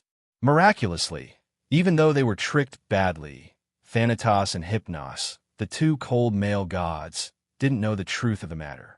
When they heard that Lady Sia's words were very important to Hera, they specially took out a bunch of treasures to make friends with her. This hourglass was one of the inconspicuous items in the big gift bag. Chapter 642. To the gods, it was insignificant and could only be used as a bonus, but to the ninja master, it was too precious. The only drawback was that it would contaminate the soul. After all, it was another person's lifespan. The consequences of soul contamination ranged from mental disorder to personality replacement. Thea really couldn't let ordinary people use it, but the ninja master who had long been contaminated by demons didn't have this concern. This hourglass contains a person's lifespan of 70 years. Your original demon physique will increase the burden on your lifespan, but it's still possible to extend your lifespan by 30 to 40 years. Thea noticed a flash of light in the ninja master's eyes and knew that he was tempted. Now there are two options in front of you, waiting for you to choose. Do you want to solve the problem of the Assassin League while everyone is here today, or take a step back to extend your lifespan? In fact, there is no need to guess to know the old man's real thoughts. The longer one lived, the more afraid of death, especially the ninja master. The truth was as Thea expected. He quickly made up his mind to get the lifespan first. The Assassin League could be put aside for 2 years. Anyway, the purpose of the Assassin League was to extend his lifespan, so he couldn't put the cart before the horse. Thea threw the hourglass to him. How do I use this thing? The old man looked at it for a long time. It didn't look like something to eat. You know the worship ceremony of the Greek gods, right? Thanatos needs your belief. As long as you believe in him and worship him from time to time, the quicksand will slowly enter your body and extend your lifespan. The ninja master was very satisfied. This method wasn't difficult. Although it was a bit strange for a Central Asian to believe in a Greek god, who cared about this in a life and death situation? The old man left the bat cave gracefully. A storm that was neither too big nor too small was finally resolved. Thea finally had time to introduce Cassandra to Batman. Whether it was for Shiva or Thea, he couldn't refuse. Batman happily took over the black-haired Loli's future teaching job. Thea sent the square-faced Nisha back to Star City, and the siblings continued to follow Moira around the country. Under the strict defense of several forces, Moira's final push ended perfectly. Now it was time to see the final vote. That morning, after Quinn's family had breakfast, the three of them went to the nearest polling place together. When the reporters who had been waiting for a long time saw the family of three get out of the car, they rushed towards them like crazy. Miss Quinn, how confident are you that you will be selected? Dr. Quinn, will you vote for your mother? Mr. Quinn, is there anything you want to tell the media about your relationship with Lance and her sister? In order to appear more approachable, a large number of Moira's security personnel were dismissed by her. Today, she was voting as an ordinary citizen. The eldest miss also kept a low profile and did not bring anyone with her. However, the wall of human flesh that she used to have was no longer there. She could not send a mental attack into the crowd, so she was a little speechless as she was surrounded by a tide of reporters. As a man, Oliver could only rely on himself to separate the crowd and let the two women enter the voting booth. The tabloid reporters at the entrance could be ignored, but the large media inside the polling station had to be dealt with carefully. The three of them got their votes. This was not the time to be modest. The other candidate ignored them, and the three of them chose Moira. They each filled in the form and showed it to the media. Only then did the procedure was completed. The integrity of the media in the polling station was quite high. They did not pay attention to the gossip, but focused on Moira's governance after that. Moira did not hold back and described the benefits of electing her as the president. In short, if they did not elect her, they would suffer a big loss. When the other candidate was mentioned, she did not hold back and ridiculed the other party. She almost shouted at the camera that the other party was a fool. This was very interesting. At the beginning of the election, when the two candidates mentioned each other, they were all polite words, such as respectable opponents, extraordinary politicians, and so on. However, when Moira began to take the lead, everything changed. Both sides adjusted their strategies almost at the same time, which was to belittle the other party and elevate themselves. The TV debate still needed to maintain some dignity. Now that the dust had settled, there was no need to hold back. Moira ridiculed the other party's governance strategy and fashion sense. It turned out that the other party did not show any mercy. When a family of three returned to the old house, they turned on the TV and saw that the other party was also scolding their own clothing. Since Moira's main theme was the superhero card, the other candidate went all out. In his opinion, the superhero could not do anything to him. He completely disregarded life and death. He ridiculed several superheroes, focusing on how Superman's blue tights and red cloak did not match and how terrible the color combination was. Thea could only say sorry to Superman for being caught in the crossfire. Presumably, the good-tempered Superman would not mind. The whole day of voting was noisy. All kinds of rumors were flying, and the whole country was jubilant as if it was a festival. The family of three did not go anywhere, but waited silently at home for the final results. Many of the aides kept sending back all kinds of news. The results of the vote count came out very quickly. Moira won a large number of votes and directly announced the victory of the election in front of the media, surrounded by people. To officially enter the White House, they had to wait until January 20th of the next year. During the inauguration ceremony, they had to hold the Bible and take the oath of office to complete the whole process. There was still more than a month to 2 months before that. Thea used this time to personally arrange her mother's security. The teleportation gem was still the most important thing. Although Moira's physical fitness was much better than an ordinary old lady, she still could not withstand the shooting of a large caliber weapon. Although she had learned some fighting skills like Taekwondo, the results were not worth mentioning. Thea found a few of Death Knell's subordinates who did not look so fierce and stuffed them into the security team. The Sky's Eye Association would also provide some protection. With this double insurance, she felt at ease. Moira flipped through the calendar every day, waiting to reach the peak of her life. Now, the president in the White House, who was already a little nervous, was also flipping through the calendar. Anyone who wanted to come to this place could come. He did not want to stay a day longer. Thea took time out to meet Poseidon again. Amidst the ripples, she entered Poseidon's kingdom. A few giants who had fought side by side before led her into Poseidon's bedroom. He was waiting outside the door. After dismissing the irrelevant people, the two gods spoke a few words. Seeing that he was not happy, Thea immediately went to the main topic today. I can give you this staff, but Poseidon did not mind such a straightforward request. If there was a need, it would be easy. If there was no need, it would be easy. A ton of meteoric iron. What do you think? Poseidon thought that he made a very high offer. Thea almost spat in his face. Meteoric iron? Wasn't that the remnants of meteorites that entered the atmosphere? I have as much of it as I want. If you want it, I could even give you a few planets. Thinking of the few pieces of precious, meteoric iron in Hades' treasury, she was speechless. She did not touch any of those broken stones. They were the only things left in Hades' treasury. She shook her head, indicating that she did not want it. The essence of water? No. The horn of harvest. Our family is a high-tech business group. We don't farm, thank you. Poseidon gave several suggestions, some of which were inappropriate, some of which were completely useless. Modern society was rich in resources. What was the use of giving her a horn of harvest? How about this, Your Majesty? Open your treasury and let me choose any treasure. How about that? Thea finally revealed her foxtail. Chapter 643. Poseidon shook his head and refused. If you randomly picked and took the best one, I would suffer a huge loss. Thea realized his concern and sighed in her heart.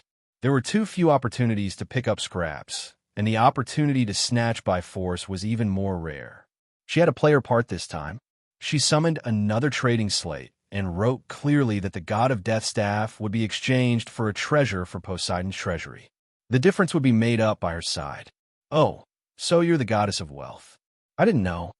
Poseidon was able to see through Thea's abilities with just one move. The Poseidon had always thought that Thea was a god in battle. You can't take my personal artifact. He made a request. Thea nodded and added it to the slate. Okay, come with me. Poseidon thought about it. The god of death staff was very important to him, and this deal was worth it. He led her to his treasury. She had already seen the treasury of two gods, and had to admit that the Poseidon's treasury was very different from the other two. Zeus's treasury was full of fine items, and he didn't care for the ordinary ones. Hades, on the other hand, had a big pot of everything. There were so many things that the two thieves, Sia and Diana, were so busy that they hadn't even finished sorting them out yet. Poseidon's treasury was just like him, willful and unrestrained. He didn't care for the ordinary ones, and he didn't care for those that didn't suit him. In short, he was very willful. His treasures were all related to his priesthood. Water treasures were the most, and fire and light treasures were the least. Most of his treasures advocated strength, and they made people feel peaceful. It was a very extreme and willful collection style. Thea couldn't look carefully because time was limited. She directly lit up the most valuable item in the room. She looked around and found that treasures like the thread of fate were really rare. Even the Emperor of the Underworld and the Poseidon didn't have such a level of collection. After turning around for a while, she finally found something good. A ball of blue flame was peacefully resting in the corner. Although this flame was not the most valuable thing in the room, it was relatively suitable for her. To be honest, Poseidon's treasure trove was a little disappointing. This guy was neither as comprehensive as Hades, nor as good as Zeus's. No wonder he had been second place for so many years. There were a few treasures that were good, but Thea had no use for them. However, this flame was different. Not only could it be added to the silver flame, but it was also an extremely valuable material for Diana to forge. After stretching his neck and searching for a long time, he finally confirmed that this was the flame. The flame collected by Amphitrite? Poseidon looked at the treasure that Amphitrite was holding and reminisced about the past. Oh, Thea didn't expect that this ball of flame was made by a famous person. If she remembered correctly, this Amphitrite was the wife of the Sea Emperor. Her style of doing things was similar to his elder brother, Hades. His wife was also snatched. This sea goddess had probably been sleeping in the god's kingdom for a long time now, and Thea had never seen her in person. The sadness of the Sea Emperor lasted at most half a second. Seeing that Thea didn't take his favorite treasures, the two happily completed the trade. The value of the god of death staff was relatively low. After all, it was only made by the demigod god of death. However, it was very useful to the Sea Emperor now, so it was an equivalent exchange. Holding the golden god of death staff in his hand, Poseidon secretly sighed and thought about his words. Goddess of wealth, where did you get this staff? If Thea still didn't know that he was related to the god of death, then she was too stupid. She described in detail the place where she got the staff that day, but she didn't mention the Sea King Arthur and the others. Poseidon didn't hear the answer he wanted. God of Death? Is that what people call him now? What's his relationship with his majesty? Sia asked casually as she was curious. Poseidon thought for a while and decided to tell the truth. This was mainly because he saw that Thea's strength was outstanding and she didn't have a close relationship with the Greek gods. Atlanta used to be my chosen, but he stole part of my power when I was sleeping. That bastard. Poseidon suppressed his anger and said in a cold tone. Oh, it suddenly dawned on Thea that everything made sense now. Atlanta was naturally the god of death. Just like how Thea was the moon goddess's chosen, he was of a higher rank and obtained the position of the Sea Emperor's chosen. This explained how he could survive until today. Ordinary Atlanteans had a longer lifespan than people on the surface, but it was impossible for them to live for more than 10,000 years. The god of death was the chosen of the Sea Emperor, and his lifespan was long enough. Listening to Poseidon, he even stole part of Poseidon's origin. This could be called powerful. You ruled the 7 seas. Didn't you find him? He shouldn't be a god, right? Thea was a little puzzled. The description in the comic was not clear enough, so she didn't know the true strength of the god of death. That thief is definitely not a god, but he is not in the sea. I'm very sure of that. Looking at Poseidon's indignant expression, Thea was a little tempted. Of course, she was not indignant to seek justice for Poseidon, but she wanted to remove the god of death in advance. This guy used to be the first king of Atlantis, a great hero who had won many battles. Unfortunately, he was betrayed by his family. Determined to take revenge, he sank the continent of Atlantis. The more serious problem was that this guy had gone mad. It was hard to say whether he would jump out and cause trouble. Thea, who had been pushed to the edge by fate, had to get rid of him. Moreover, she wanted to see how the god of death stole the Sea Emperor's origin. After ascending to godhood, the increase in strength began to slow down. According to Thea's estimation, she was now a beginner divine power, while Darkseid and the Father must be high-level divine powers. She was 2 levels below the 2 big bosses, maybe even more. At his current level, it was extremely difficult to take another step forward. Shazan's gift bag was still waiting for her to collect, but it was not advisable to directly absorb divine power like a demigod. The divine power was completely incompatible, and even if she absorbed it forcefully, it would dissipate quickly. When she was a mortal, she only pursued quantity. When the quantity reached a certain level, it would lead to a qualitative change. Now that the qualitative change had been completed, it was not suitable to just accumulate quantity. To put more broadly, the divine power of different gods could be mixed in the mortal stage, but when one reached the divine stage, the difference was huge. The divine power of wealth was completely incompatible with the divine power of earth and lightning. This problem was still troubling Thea. If she could see how the god of death intercepted the Sea Emperor's origin, perhaps it would be more helpful for her to absorb Shazan's divine power in the future. She immediately chatted with Poseidon for a while, saying that she had no clues, but if she saw the god of death, she would inform him. Only then did she leave Poseidon's kingdom. Chapter 644. She had to find the god of death no matter what. She wanted to see if the method he used to steal Poseidon's origin was useful. Poseidon's insistence on getting the staff back was probably to track him down. Thea returned to the metropolis and began to arrange her subordinates to search for the god of death. She remembered that this guy had been hiding in the ice mountains for thousands of years, but now even Poseidon could not find him. He must not be that simple. She guessed that the chances of the god of death hiding in a small plain were very high. This was also the main reason why Poseidon could not find him. After winning the election, Moira's task became even busier. Every day, there was an endless stream of people coming to visit the Quinn family's old house in Star City. Some recommended themselves for jobs, some talked about their scientific achievements in hopes of getting government support, and some talked about the international situation. There were all kinds of people who wanted to break down the door of the Quinn family's old house. Those who wanted to be officials were easy to deal with, but Moira could not deal with the people from the scientific community. She could only rely on her daughter to deal with them. To be honest, Thea was indeed knowledgeable. She had led mankind in climbing the tree of technology. She had dabbled in almost all the fields of modern applied science. It was just that she was not proficient in them, but after 2 days of dealing with them, she could not handle it. She had to use the fat old man in the firestorm as a scapegoat. He was a leading figure in nuclear physics and looked like a white-haired old scholar. He could handle most of the problems. All kinds of people dealt with them like a merry-go-round. After a month, it was Christmas Eve. There was no need to hold such a high-profile party this Christmas. Maura only prepared a small family gathering. Except for the grand banquet where celebrities gathered last year. This year's small gathering could be said to be Diana's first serious entry into Quinn's family circle. Today, the Valkyrie was dressed very modestly. Although she was not afraid of the cold in December, she still wore a beige wool coat, a knee-length skirt, and boots. Aunt Moira, Merry Christmas. Diana bowed politely and gave a small gift. Diana, long time no see. Merry Christmas.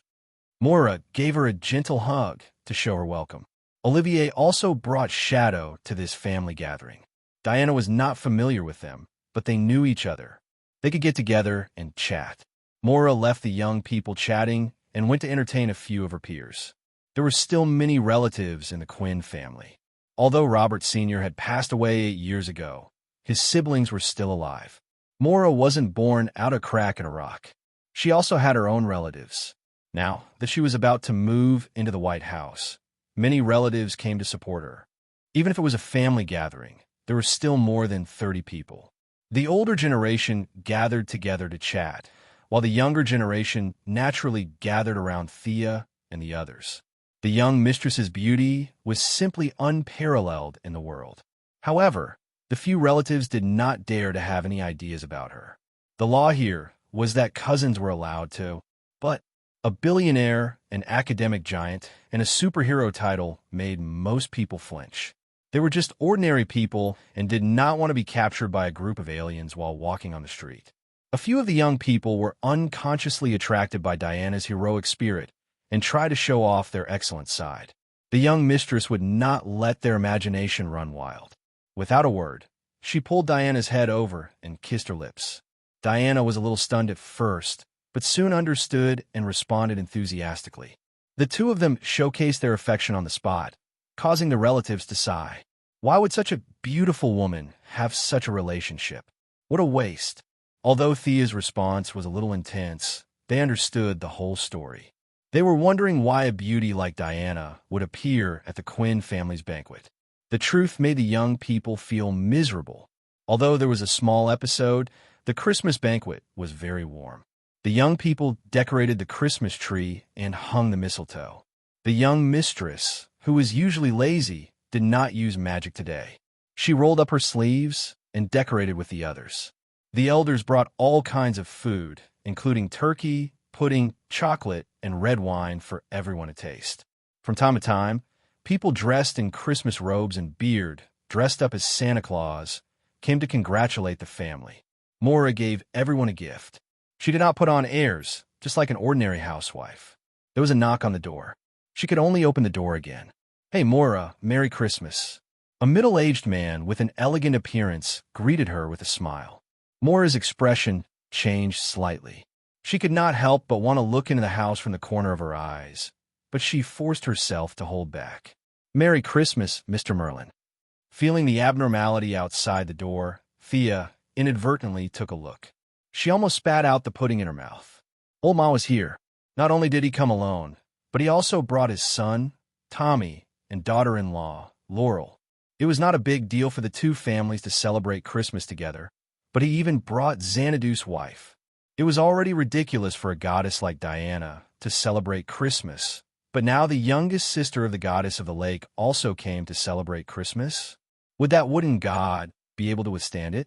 While Thea was stunned, Old Ma had already entered Quinn's old house with his girlfriend and son. This guy was indeed here for Christmas. Seeing that Malcolm and his family were obviously not here to cause trouble, Moira also let down her guard. She chatted with Xanadu, half to test the situation and half to build a relationship. Today, Xanadu's wife had obviously made some preparations. She put away her ethereal temperament just like when Thea first met her 100 years ago. She was graceful and elegant, and her speech was extraordinary. Even in front of Moira, who was already the leader of a country, she was not inferior. "Who is that woman?" Tommy pulled Laurel to the side of the young people. Oliver asked in a low voice. He was naturally referring to Xanadu's wife. "Yes, she's my dad's new girlfriend." Tommy was a little embarrassed. His dad had disappeared for several years. Now that he jumped out, it was unexpected. Oliver looked at her seriously. "This woman seems to be very powerful. She's not an enemy, is she?" After that, he looked at his sister and Diana. In Oliver's view of the world, it was always right to ask his sister about these strange things and people. When Thea was hesitating whether to say it or not, Diana directly sold her out. "Thea knows best. They have some history." Milady looked back at her, as if she was a traitor. She quietly set up a small enchantment and explained to them, "She's Xanadu's wife, the youngest sister of the goddess of the lake in Celtic mythology. As for my history with her, it's because my sword is the sword of the lake." This is what Diana is referring to. The Valkyrie shrank her neck. She forgot that Thea's Merlin bloodline could not be exposed. Fortunately, Milady covered it up. Chapter 645. The story of the sword in the lake, King Arthur and the goddess of the lake, was known to everyone here. Even Shadow had heard of it before. Their mouths were wide open as they tried to digest the news. Oliver and Shadow didn't care about it, so they just treated it as a story. Tommy and Laurel, on the other hand, had a hard time. Fortunately, they were experienced and knowledgeable. Diana was a living example, so they weren't too surprised. They were just scratching their heads about how to deal with their relationship in the future. With 4 more people, the Christmas party went on as usual. Everything was peaceful and no accidents happened. The young people agreed to go out for a walk. Malcolm and Madame Xanadu also got up and left. Old Ma, Oliver, and Tommy walked in front. The women were a step behind. Madame Xanadu looked at Thea carefully for a while and sighed. "Have you come this far? How far had she come?" Laurel and Shadow were full of questions, but they wisely didn't ask. "I was lucky, but the road ahead is getting harder and harder."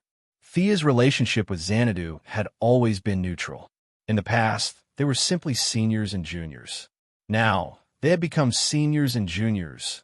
Madame Xanadu wasn't angry that she was surpassed by her juniors. Her expression was still indifferent. "Fate has shown me that the path you're on is completely correct. Don't be afraid, don't hesitate. Follow your heart and persevere."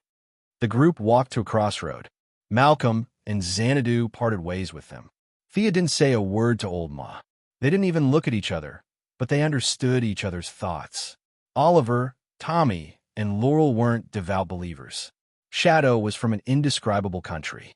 Thea and Diana were even worse. It was torture for them to go to church. They decided that the night was long and they couldn't sleep. They might as well go and fight criminals for fun. Returning to her old base, Thea had a lot of feelings. Felicity and Ray Palmer were now together. They had a good chance of becoming a couple. She had already left this place and was heading for a wider world. Perhaps Star City's public security was too good, or perhaps the criminals had a premonition that there would be a disaster tonight. The 6 of them guarded the communication channel for a long time, but none of them called the police. "Let's have a contest," suggested Oliver. Everyone had nothing better to do, so they all agreed. After agreeing with everyone's opinions, they decided to compete in archery. Green Arrow Girl, and Black Arrow all relied on their bows to survive, not to mention Thea. Diana also knew how to shoot arrows. Back then, Antiope had taught her for a long time, but she preferred close combat and did not usually use a bow. It was worth mentioning that Laurel had also learned archery. The Green Arrow Party was now a veritable shooting club. There wasn't a single member who couldn't shoot. Everyone displayed their skills. Thea and Diana also suppressed themselves to the level of an ordinary person. They only competed with their archery skills, which instantly highlighted Oliver's strength. Even if Thea and Diana used all their archery skills, they still couldn't surpass him. This was Oliver's talent. They played around until 3 o'clock and then went home. Diana officially moved into Quinn's old house. The election was over, and this kind of private life could not shake Moira's position at all. It could even help her share the political pressure, so she was very calm. "Is this your adoptive father?" The two girls took a shower and changed into their pajamas, lying on the bed. Thea showed Diana her childhood photos. While looking through the photos, Diana pointed to one of the photos and asked. Thea was only 6 or 7 years old in the photo, riding on the neck of a middle-aged man. This middle-aged man was Robert Quinn, who died in the shipwreck of the Gold Quinn. That was where everything began. Thea looked at the photo and was also immersed in her memories. It was in Hawaii. At that time, he was fishing. "I pestered my father and rode on his neck. Haven't you thought about resurrecting him?" Diana hesitated for a while, but still asked the question that had been on her mind for a long time. Thea was silent. Recently, she never got tired of giving others choices every day. Only when the choice fell on her did she realize the dilemma. Although resurrection methods were rare, it was not impossible. Whether it was Hera or the Heavenly Father, they both had some. As long as she made a deal, they would give it to her. But what about after the resurrection? The Gold Quinn was sunk by Malcolm. Old Malcolm really treated her well. What should she do then? Watch her biological father and adoptive father fight, and the white knife enters and the red knife comes out? Besides, Moira's attitude and Oliver's thoughts also needed to be considered. They all knew what she was capable of now, but no one mentioned resurrecting Robert Quinn. It was more of a dilemma. Thea silently stroked Robert Quinn's photo. The mistake of her father's generation had been made. What should she do? In order to stop all this from happening, should she go back to the past and cause a big incident like Thea's version of the Flashpoint? That would be interesting. If Robert Quinn knew that he had caused a multiverse-level disaster, he would not be willing. He would rather die with a smile. Thea was sure of that. Diana kissed her on the forehead, and Sia laid down in her arms. The two of them didn't have any sparring, but just hugged each other quietly until dawn. Thea did not make up her mind in the end. Just like Batman chose to indulge the ninja master, she chose to be an ostrich and drag on to maintain the status quo. Another month passed quickly, and it was finally the day of the swearing-in. Early in the morning of January 20th, the family of 3 was dragged to the church for a worship ceremony. Moira was serious and solemn, while Oliver and Thea were a little more casual. At least this wooden god was not worthy of the goddess of wealth. After that, the former president accompanied the current president to Capitol Hill. Thea certainly could not hold the holy sword on such a day. She wore a quilt. She wore a blue dress, carried a handbag, and wore a pair of 6-centimeter high heels. She wore a few simple accessories and looked very low-key and simple. In truth, the dress was personally woven by Armani using divine threads. The high heels were made of dragon leather, and the heels were made of polished dragon teeth. The accessories were also part of Hades's collection. Any one of them was a quasi-divine artifact. She had now reached the point where she could casually waste precious materials without blushing. Dr. Quinn is getting more and more beautiful. The former president had never seen Oliver, but he knew Thea. Of course, in the past, Thea had never brought him any good news, so for a long time, it was a nightmare for the young lady to appear in the president's dreams. Today, the former president swept away his decadence, and his face was glowing. He walked with the wind as if there were springs in his shoes. Compared to Moira's serious face and his cheerful appearance, those who did not know the inside story would think that Moira was the former president and he was the current president. Chapter 646. Looking at the former president's energetic appearance, he did not look like he was going to Arkham for treatment, as advertised by the media. The young lady awkwardly exchanged a few words with this old acquaintance before the other party let her go and stood side by side with Moira. "Ms. Moira Quinn, are you willing to serve as the President of the United States?" When everything was set up, the Chief Justice of the Supreme Court asked loudly. Moira put her hand on the Bible in front of her. Strengthened twice by her daughter, her voice was loud and did not sound like a middle-aged woman at all. "I solemnly swear that I will faithfully carry out the duties of the President of the United States and do my best to abide by, protect, and defend the Constitution of the United States." After the routine procedure, there was a warm applause. Thea also happily clapped twice. After that, the former president was sent off, and a new president began his first policy speech. In fact, it was all routine and cliché. Before the election, Moira had repeated the same words hundreds of times, but she still had to go through the process. She also talked about eliminating poverty, protecting the rights of women and children, increasing employment, vigorously developing the economy, and so on. The elites in the audience had to pretend that it was the first time they heard it. They all pretended to be very moved and responded with warm applause. The vice president had been sworn in front of the president. He was also Thea's old acquaintance, the former Minister of Defense, General Swanwick. This black general had officially retired from politics and was now Moira's deputy. After several internal games, the position of Minister of Defense was handed over to Clark's father-in-law, General Ryan. They just had to wait for Moira to take office and go through the nomination process. Analysts agreed that the combination of a president with a huge financial group background and a vice president with a military background would be more executive and inclusive than the previous government. After the speech, it was time for the inauguration luncheon. Many guests had been standing under the sun for half a day. Some of the older guests were so tired that they were about to collapse. They took the opportunity to rest for a while and eat a simple meal. Most of the guests were greeting each other. After all, the men were still fine, but many of the female guests were dressed so tightly that they couldn't even sit properly. What a joke. The young lady did not care. Even if she ate a dragon, her stomach would not have any abnormalities. However, she could not give up on her manners. She could not eat a drumstick. She also had to pretend to be a lady and wait with Oliver on the side. The banquet proceeded very quickly. Formalism was everywhere, and it was the same here. The luncheon almost ended right on time. A group of people walked out in an orderly manner. According to the procedure, it was the presidential inauguration parade. The motorcade circled along Pennsylvania Avenue, and finally, the president went up to the viewing platform of the White House to watch.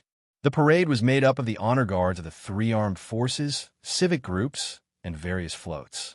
Finally, there was an inaugural ball, and the event finally came to an end. I'm so tired. The young lady felt that today was even more tiring than the battle with the eldest son.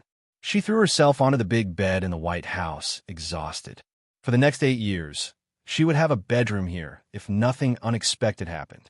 This was the only reward she had gained after several months of hard work. She was so tired that Oliver and Moira were not much better off than her. The whole family had gone to bed early. Early the next morning, Thea was awakened by the noise. Just as she was about to cast a chain lightning to kill the flies, she finally realized that she was in the White House. She awkwardly put away her magic and observed the people outside. She changed into casual clothes and walked out leisurely. The breakfast in the White House was very simple. The waiter brought her a small plate, a few slices of bread, a few pieces of bacon, a palm-sized pancake, and a glass of milk. This was the breakfast for the day. Thea did not care whether she ate it or not. She just thought it was funny. Those guys who protested every day about the luxurious life in the White House should really come and see. This breakfast was at most $10. According to this standard, how much money could they spend in 8 years? She quickly finished her breakfast. On the first day of the new president's term, there was a routine press conference. Thea dressed herself as quickly as possible and stood in front of the White House lawn. She narrowed her eyes and listened to the reporters asking all kinds of strange questions. Originally, she thought that this matter had nothing to do with her. She was thinking about the god of death. Suddenly, a reporter mentioned her name and quickly pulled her attention back to reality. "Dr. Quinn, is it comfortable to live in the White House?" Well, those with the title of Ph.D. must be addressed as doctor in public. The Missy had always praised herself for her persistence in the past. Otherwise, Miss Quinn would sound very low and inferior. For 8 generations of the Quinn family, she was the only one who had a Ph.D., so it was self-evident who the other party was asking. Of course, the Missy would not say that this was the smallest place she had ever lived. The White House was 73,000 square meters. It was not small, but compared to the properties under her name, it could only be said to be SOSO. She cheekily praised the democratic system in the United States and expressed her yearning and excitement for the White House. Will you build a swimming pool in the White House? Sia glanced at him gently. Are you crazy? In his heart, he wondered if he should let the poison vine lady capture this guy and use him as fertilizer. No, may I ask if superheroes should disclose their identities and register with the government? Thea could not help but look sideways. Did you transmigrate from Marvel next door? Superhero Registration Act? You're going to cause trouble. She couldn't deal with this problem. I can tell you clearly that I won't. Why? Do the people have the right to know? The other party asked aggressively. Thea glanced at the scene. Oliver stood beside her. Diana and Bruce Wayne were also present today as celebrities. Superman used Clark Kent's alias to mingle with the reporters. The Martian hunter stood diagonally behind as a security guard. The Missy frowned slightly and sorted out her words. Ridiculous. Superheroes did not take a single cent from the government and risk their lives to help others. What if their identity is exposed and they're attacked by bad people? Who will be responsible if their families die because of this? The people have the right to know. When did the people have the right to control the life and death of others? Is it given by the Constitution or God? The Missy asked 3 questions in a row. Her voice was flat, but her tone was cold. The other party was a little stunned. He did not expect Thea's words to be so sharp. However, he came prepared and changed his angle. The people may not have the right, but the government should. Thea's smile was very fake. Of course, her words were even more fake. The government personnel are also made up of the people. The senior government officials are actually ordinary people. They're just a group of people who serve the country and society. After 8 years, they will return to being ordinary people. Your premise is not correct. Chapter 647. The reporters at the scene laughed softly. Thea was definitely lying through her teeth. Were these government officials ordinary citizens? They were either executives of major consortiums or elites in various industries. They would only go to a higher position after leaving the White House. However, the mainstream of society thought that they were ordinary citizens. This was very interesting. The reporter knew that Thea was lying, but he was speechless. He could not deny the current mainstream values, but Thea kept talking about democracy. He did not know how to respond. Are you advocating a government without people? If superheroes need to be registered, then we have to abandon the existing system and remove the human factor. Mr. Reporter, are you suggesting that we use supercomputers to control all systems according to established procedures to restrain everyone? Thea was getting more and more excited. Wasn't she just spouting nonsense? The deity of trade was related to language. She was not afraid of debate. The other party was stunned by her ability to change the topic. When did I say that I wanted to build a robot government? Sensing the funny looks of the people around her, she returned to the crowd dejectedly and did not say anything else. After dealing with a few more strange questions, the reporter let her go and threw the questions to the slightly dull Oliver. After an hour, the 3 of them finally finished all the procedures. Oliver quickly left the White House without saying anything. Thea also pulled Diana to meet up with a few superheroes. They went to the place she named the Hall of Justice to discuss the problem. The people in the higher-ups are afraid of superheroes. Batman changed back into his batsuit and spoke first. Thea's identity had been completely exposed, and Diana did not care. Superman was in between what could be exposed and what could not be exposed. He and the Martian Manhunter were firmly against revealing their identities. He was very sensitive to the smell of conspiracy as he pondered about others every day. I think it should be under the premise of voluntary participation. It depends on the individual's opinion on whether or not to disclose their true identity. We should give the individual the right to choose and not a veto. Superman was very keen on this theory that his father had taught him, the so-called right to choose. No, what if someone impulsively announces their identity and regrets it later? Batman flatly refused. Powerful gods and aliens like you can choose to go public, but human superheroes can't do that. We'll grow old, and one day, we won't be able to wear capes anymore. What will we do then? Thea immediately supported Batman. This was the value of ordinary superheroes. They were not gods on Earth and could not run faster than the speed of light. Every time they put on a cape and walked on the streets, they were risking their lives to do something. They could lose their lives in an accident or fall from several floors and be paralyzed for life. If they were to reveal their identities, it would be too dangerous. I generally support Batman, but Superman's opinion can also be adopted. Earth's superheroes can hide it, but if they really can't help it, we shouldn't oppose it. Thea tried to mediate the opinions of the two, but unfortunately, Superman and Batman were very stubborn. Superman was determined to give the choice to the individual. According to his original words, they had no right to make decisions for others. Batman, on the other hand, had an attitude of, "I'm very experienced.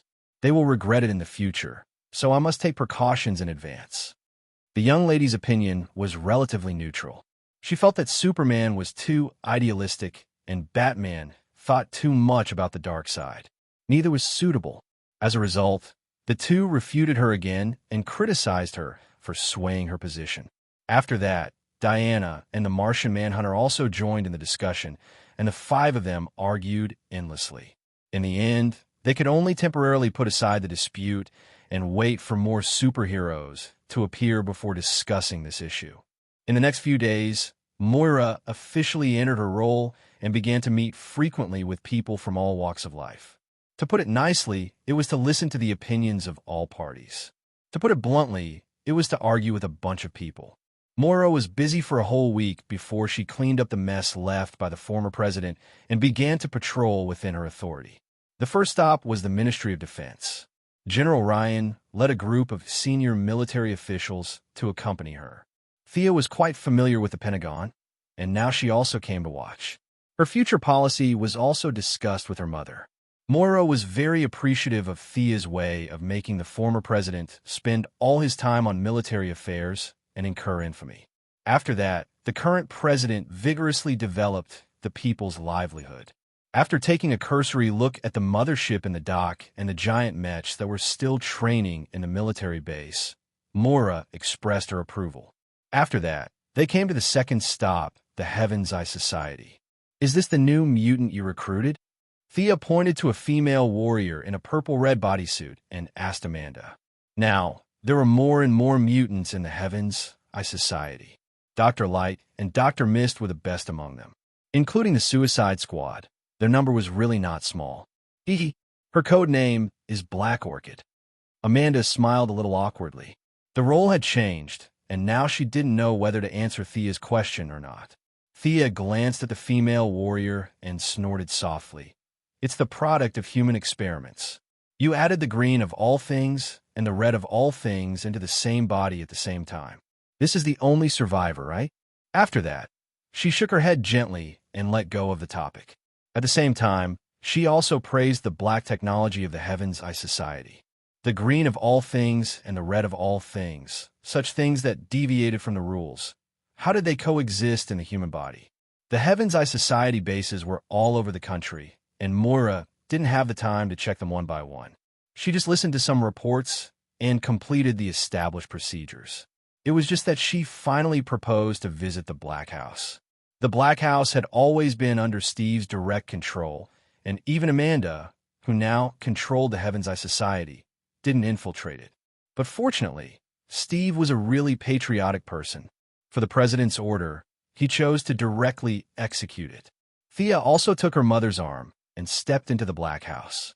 Chaos, turning on the indoor lights, looking at the room in front of them that was comparable to a small library. The few people who entered for the first time all had the same feeling. The young lady ignored the gazes of the few people and looked at her own collection. After looking at the treasure house of the three Zeus brothers, she only had one thought. This place was simply a garbage dump. All kinds of messy things were piled up together, and there must be some high-quality goods. For example, at first glance, she saw a golden helmet in the shape of a full golden bell, quietly placed in the corner. This was the sole manifestation of the god of order of the two rivers, Nabu. The person who wore the helmet could instantly merge with Nabu and become a powerful mage, and had a lot of abilities such as time travel, immunity to aging, and precognition of danger. It was recorded that there were a total of 8 people who had worn this helmet, and they all called themselves Dr. Fate. Chapter 648. Ridiculous. Thea scoffed at their self-title. What was the point of being possessed by a god, assimilating their form of existence, and gaining unparalleled power in a short period of time? They couldn't even see themselves clearly, yet they gave themselves the code name of Fate. It was ridiculous. Using the short decades of human life experience and knowledge to understand a god that had existed for tens of thousands of years, she could only say that she should cherish it. This was a possession artifact. The only lucky thing was that God Nabu was kind. Otherwise, God Nabu could be resurrected with a body. Sia used her divine telekinesis to check the helmet. The other party's spirit body was still full of vitality. However, there was a limit to how strong the spirit power was. She forced herself into a spiritual world and found that this guy was not a bad guy. It was just that his understanding of the order was too narrow and did not match her position as the god of wealth. Thea retreated embarrassedly. She couldn't absorb this guy's divine power. Her personality and position were both neutral. There was a big gap between her and the order. It was worthless. She crossed out the helmet and continued to watch with her mother. The floor was full of junk. Whenever the people of the Sky's Eye Society found something strange, they would throw it into the room. They didn't know what it was for, so the only way was to pile it up. Divine power, magic power, wizard power, and even some power that Thea couldn't name filled this space. Merlin's robe, African tribal totems, voodoo altars, Native Americans hunting javelins, and she even saw the writings of some on Myoji. The Sky's Eye Society must have robbed these things, right? These things were relatively harmonious, but they were all placed outside by Steve.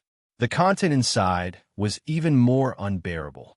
Colonel Steve Trevor, can you tell me what this is? Thea pointed to a dried human head hanging on the shelf and asked Steve. Steve was quite serious. He took out his little notebook and flipped through it for a long time. It's the ancestral body of a small tribe called Kuka from Central Africa. Thea squinted at the body. It was horrifying just to look at it. Colonel Steve, this thing doesn't have a trace of magic wave. Take it out and burn it. Amanda responded with a sneer. She was happier than anyone to see Steve in trouble. He turned around and ordered his subordinates to deal with it. A few of his subordinates also felt that this thing was an eyesore hanging there. They all threw it into a bag with a look of disgust and prepared to take it out to deal with it. Thea originally didn't want to interfere, but seeing the mess here, she really couldn't bear it. For example, the head that had existed for hundreds of years was her ultimate outburst. What kind of lousy thing was it? It had been air-dried for hundreds of years. Even if it was thrown to a dog, the dog wouldn't eat it. Instead, it was hung up so conspicuously like a treasure. The Steve from 100 years ago was much more fun. However, she didn't make things too difficult for the Heaven's Eye Society. She would give her own suggestions regarding curses, and it was up to them whether they accepted them or not.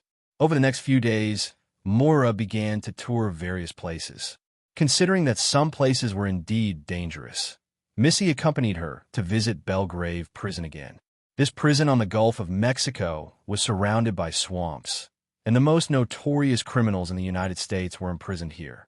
13,000 criminals were imprisoned here, and the prison guards all looked tough and well-equipped. The United States was very interesting. The result of the democratic system was a frighteningly high crime rate. 1 in 100 people in the country had been in prison. Prison culture was quite popular on a certain level. Prison Break and Shawshank's Redemption were all specialties formed by this unique culture. The mother and daughter followed the prison warden with a large number of guards.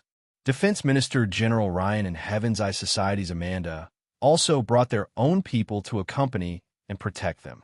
The prison warden was a black man with a fierce face and a tall figure. Thea didn't bother to look at him after a glance. This guy must have been greedy for money in this position. Strictly speaking, the main part of Belgrave Prison was underground. The criminals on the first floor were all ordinary people who had committed serious crimes. Once they entered the second level of the underground, there would be some capable and organized criminals. For example, Captain Lung Han, who Thea had dealt with before, and bee woman, who controlled the bee robots, were all imprisoned on this floor. On the fourth floor, which was the bottom floor, there were already many criminals with superpowers. Several elites of the Suicide Squad were imprisoned here in different areas. Some of the cells were specially modified for superpowers. Suicide Squad. Moira looked at the mission information of the Suicide Squad and was a little hesitant. She couldn't be blamed for thinking so. Amanda was simply too harsh on this group of people. She simply sent them to wherever they were needed. They entered and exited the most dangerous places and did the most dangerous jobs, and the reward was Amanda's empty promise of a reduced sentence. As for how long their original sentence was, no one knew. This was a little too much. Today, there were 5 members in the Suicide Squad. They were Death Archer, Clown Girl, Killer Crocodile, Revenge Demon, and Bronze Tiger, the Grand Master of Combat who was defeated by Oliver in Star City a few days ago. Under Amanda's nervous gaze, Moira closed the document seriously. Treat them with respect. Don't give them a mission that will kill them. Black Skin Amanda immediately said that the leader was wise. She firmly supported her. Neither of them mentioned releasing these people. A lot of dirty work was not suitable to be left to the government, so these people could only do it. Moira looked at the general situation and was ready to go back. Thea gently squeezed her mother's hand and motioned for her to wait. She looked at Amanda with a smile and pointed to the ground. There's another floor below, right? You even put a layer of lead under the floor? Haha, I'm dying of laughter. Amanda immediately looked back at the prison warden. You pig, you're just making things worse. Unfortunately, the prison was still under the leadership of the Heaven's Eye Society. She could only force an explanation. The few criminals below are very strong and must be strictly guarded. She insisted that it was not to prevent them from looking around, but purely to prevent the criminals from escaping. There are stronger criminals? Moira, who was about to leave, suddenly became energetic. Her daughter was right beside her, so she was not afraid at all. She was just watching the fun. Amanda looked at Thea bitterly. The young lady smiled at her innocently. Mr. President, please come with me. But you must be careful. All the unrelated guards were dismissed, leaving only the mother and daughter, the Minister of Finance, and the Minister of Defense. Including herself, there were a total of 5 people. They were very confident in the young lady's ability. If she could not withstand it, the security guard would die. Amanda led them to a wall. She performed pupil verification and keyed in a password. After 5 or 6 procedures, a spiral staircase appeared in front of them. As she walked, she introduced the few prisoners. They first came to a cell that was completely cast out of alloy. A burly man with gray skin, iron-like muscles, red eyes, black hair, and a face full of stubble was firmly fixed in the room. As if he heard the sound of the outside world, the man began to shout. Amanda, Fiercer only wants you dead. Fiercer only wants to strangle you with your intestines. His voice was so loud that it could be heard even through the thick metal cell. Amanda, who was an ordinary person without any superpowers, had a big heart. She looked normal as if she did not hear anything and introduced the man to them. This guy must be an alien. He can understand our language, but communication is not smooth. He acted recklessly on the streets of Philadelphia and then resisted arrest. We chased him 19 times in a row before we finally mixed nanobombs in his food and finally subdued him. Chapter 649. Amanda continued. It's worth mentioning that his self-healing ability is terrifyingly strong. His body was blown up from the inside by the bomb, but he recovered in less than 10 minutes. This guy should be under the supervision of the Alien Management Committee, right? Thea looked at Amanda indifferently. Black Panther's expression didn't change. He just smiled in return. Missy glared at him and didn't pursue the matter. She observed him closely. Violent Wolf Rob, the arrogant guy who called himself the only macho man, was a very famous bounty hunter in the universe. It was just his bad luck that he came to Earth. This guy couldn't be steamed or boiled. His body was so strong that even hell couldn't trap him. It was said that both hell and heaven put up signs to prohibit him from entering. Black Panther was quite capable for Amanda to be able to capture such a powerful person. Does Dr. Quinn know anything about him? Does he have a weakness? Amanda's eyes were sharp. She thought about the past and felt that Thea might know something about the alien in the cell. Before Thea could speak, the macho man inside shouted, "The only macho man has no weakness. He's invincible." Could it be that this guy is a lunatic? Looking at the brawny man whose hands and feet were chained to the metal frame in the cell and who was screaming hysterically, Moira was a little surprised. She had always lived in the relatively peaceful Star City and had never seen such a fierce person. This guy doesn't have a fatal weakness, but I know he likes dolphins. Isn't that right, Rob from Planet Sonia? Thea's last sentence was naturally directed at the cell. The other party instantly quieted down. His voice fluctuated. "You know me? I heard about you from the Green Lantern Corps." Missy threw the blame to him. "Go find trouble with the Green Lantern Corps, if you can." Thea thought for a moment. This guy looked like a rough guy, but he was actually quite intelligent. He could even understand the theory behind the Atomic Man's suit. He had a genius level of intelligence and knew more than 10,000 languages. It was a pity that he was locked up here.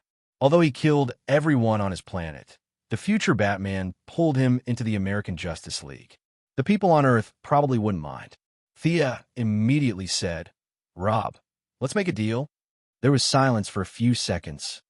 "Only Macho Man doesn't believe you. How about this? Let's make a 2-year agreement. Use your knowledge and combat power to help the people of Earth, and we'll give you your freedom. I'll also personally give you a cosmic dolphin. What do you think?" Thea felt that if Batman could whitewash this guy, she could too.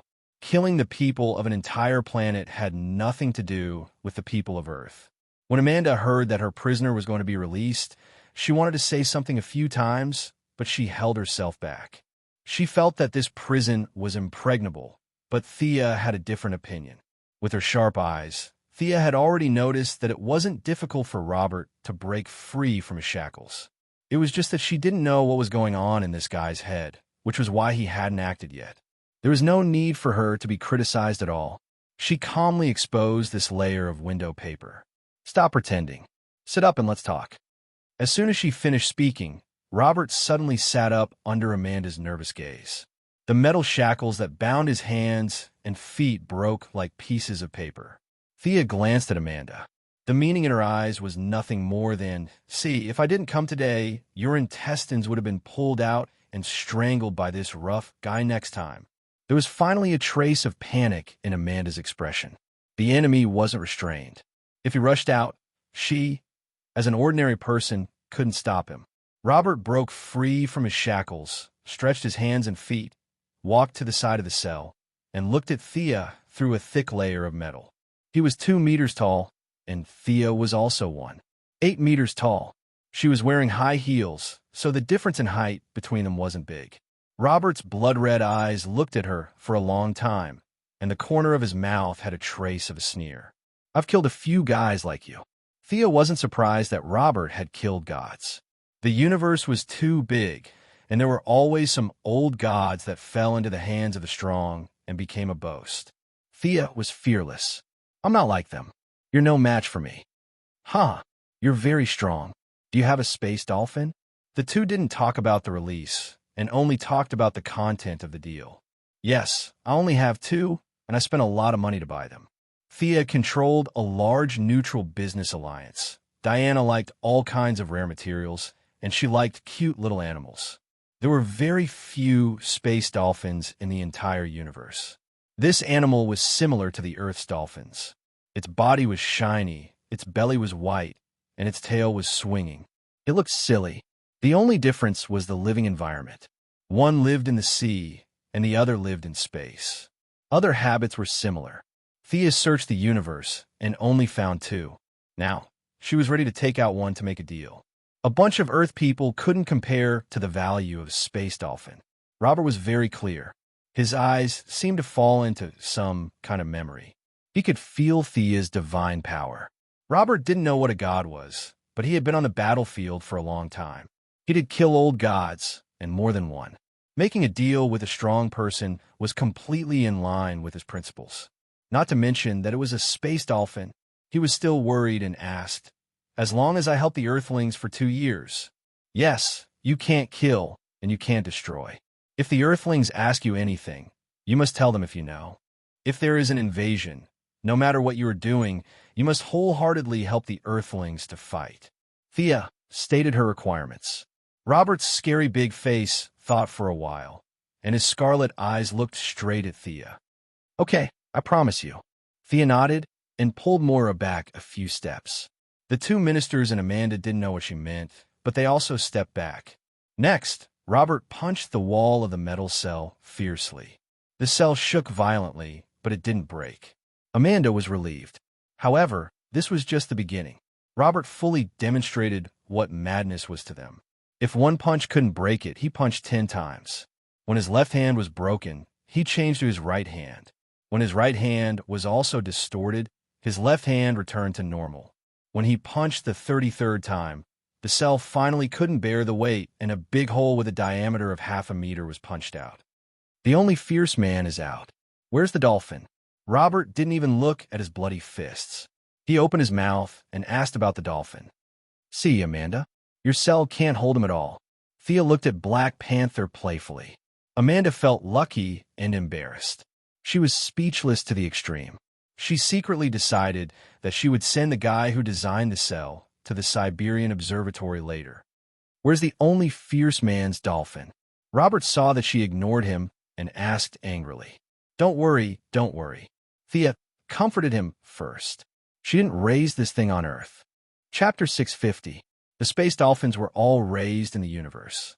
Sia opened a long-distance teleportation door and searched with her divine sense. She grabbed a round guy from the other side of the teleportation door. The sky dolphin was very uncomfortable when it was suddenly caught underground from the starry sky.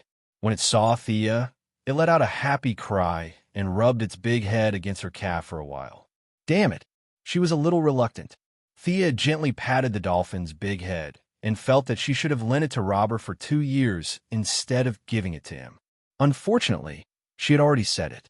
Mortals could regret it, but she, the goddess of trade, could not easily break the deal.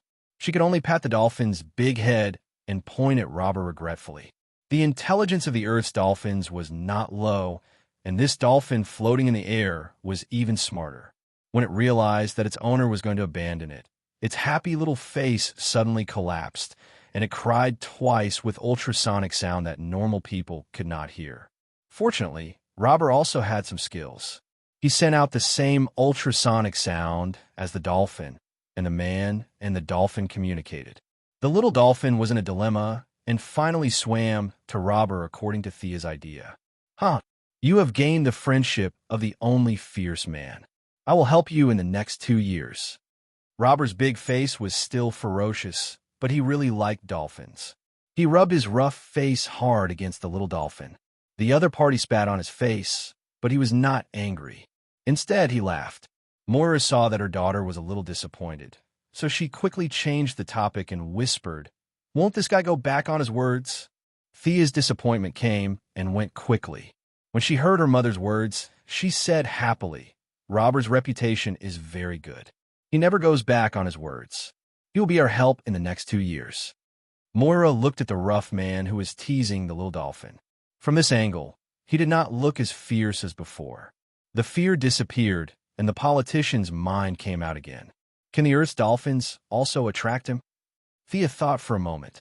She remembered that Earth's dolphins also attracted him. It should be possible. Then it's easy. Moira nodded immediately. It was easy to deal with someone with a hobby. Didn't he like dolphins?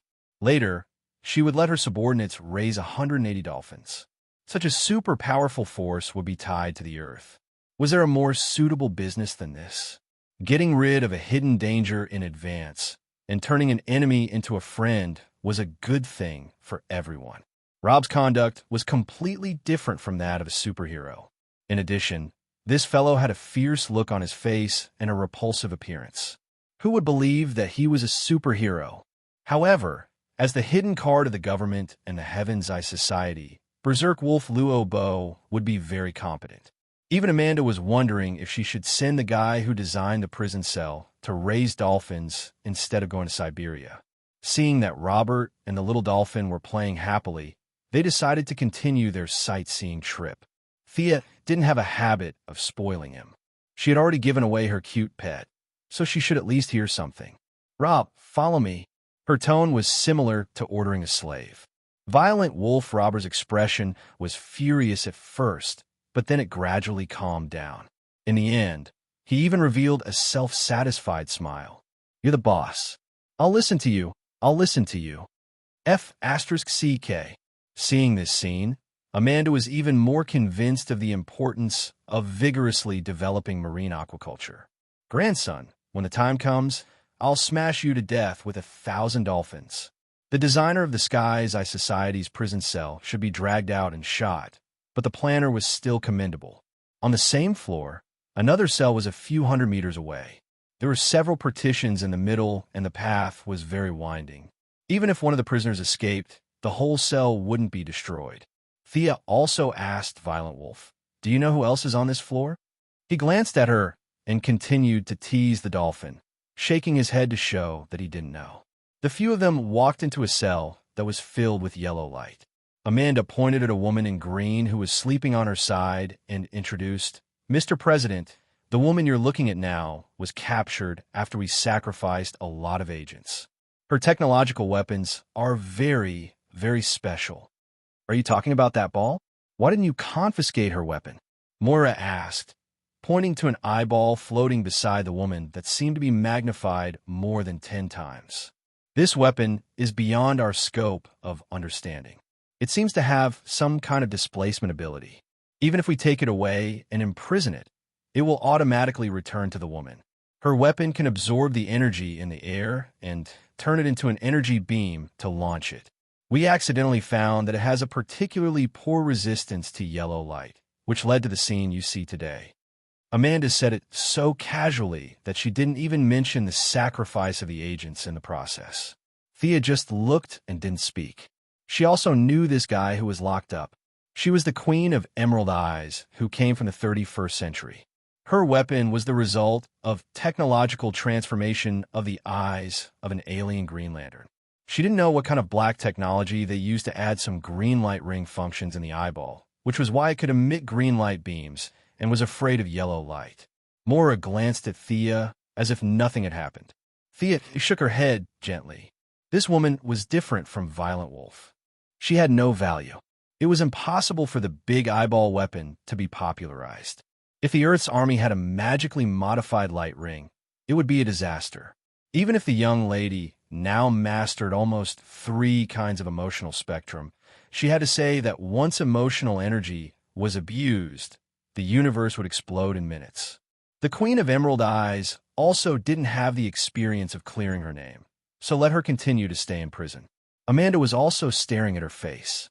Seeing her shake her head, she felt relieved. She continued to take them to see the last prisoner. This cell was thicker and larger than the previous 2. From a distance, it looked like half of a mountain had been cut off and a small part in the middle was hollowed out to hold the prisoner. There were no electrical components, no mechanical devices, and the most important thing was that there was no light inside, not even a trace of light. "Sorry, Mr. President, we can only look at this prisoner." Amanda pointed to the thing that looked more like a boulder than a cell and said to them, "What a joke, Amanda. What do you want us to see?" The current Minister of Defense, General Ryan, who accompanied the tour, was very upset. The Ministry of Defense didn't know about these 3 prisoners. If Thea hadn't exposed them today, how long would they have been kept in the dark? "Mr. Minister," Amanda didn't lie. "This prisoner is really dangerous." Thea looked inside and was indeed shocked. She hurriedly stopped the old general who was about to argue with Amanda. This prisoner was very dangerous. At least to ordinary people, it was definitely the highest level of danger. She turned to Black Panther and asked, "I want to ask a question. This target seems to be beyond the limit of your ability. Can you tell me how you captured him?" Amanda sighed. She had nothing better to do but offend the Ministry of Defense. She had no choice. This guy wasn't captured by us. He came here on his own accord. He called himself Johnny Solo. We've investigated him, and if his name isn't wrong, he used to be a mime. However, he disappeared due to an accident, and when he reappeared, his appearance had changed greatly. He claimed that he came here to surrender on the orders of a god called the King of Tears. Although we can't show you now, we still have the video from before. Amanda then handed Moira a tablet. Everyone, including Thea, came over to watch it. The video was very short. A well-dressed man walked into the Heavens High Society's base calmly, faced with several weapons aimed at him. He raised his hands and surrendered.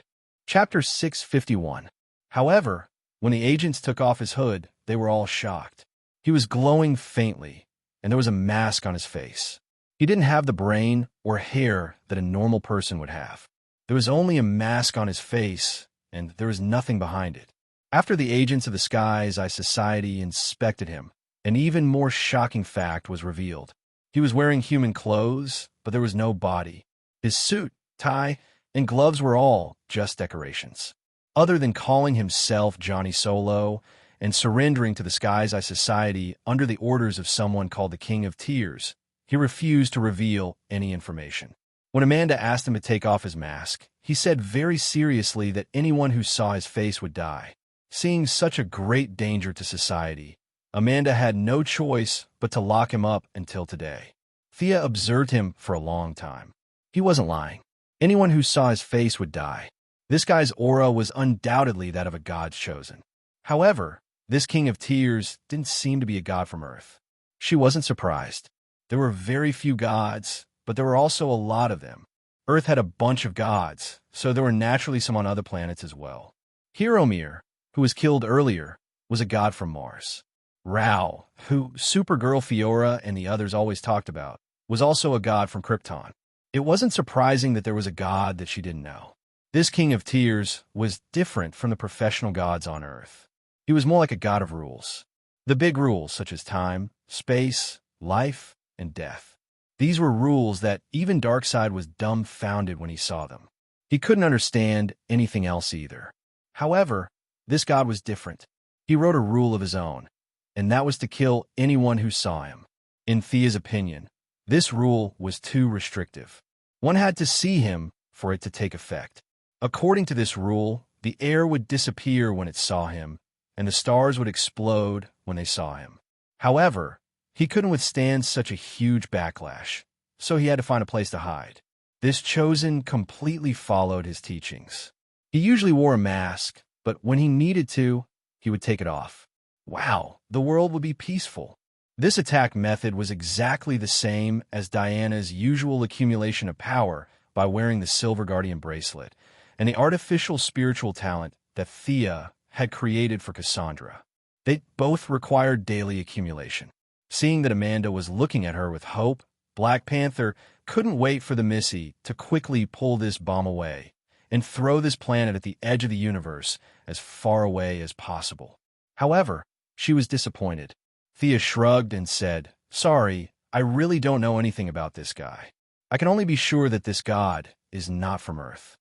This guy is a half-spirit. I don't think I can kill him with my current methods." As for the Tear King behind him, Thea frowned and racked her memory. She remembered that the King of Tears had come to Earth, but he was quickly defeated by the spirits and turned into a teardrop. Who is stronger between me and Ghost? Ghost has the problem of being strong at times and weak at other times, but overall, he is still very strong. After all, he is the vengeful spirit of God. Just like the guardian of OUA planet, Gana once said that Ghost was not as strong as him, and he was pressed to the ground and called Daddy after 2 seconds. Thea was definitely stronger than Gana now, but she did not think that she could defeat the vengeful spirit of God. Among the people she had met so far, the strongest were the 3 demonic palaces, the Heavenly Father, and Zeus, who had gone to create a Smuff.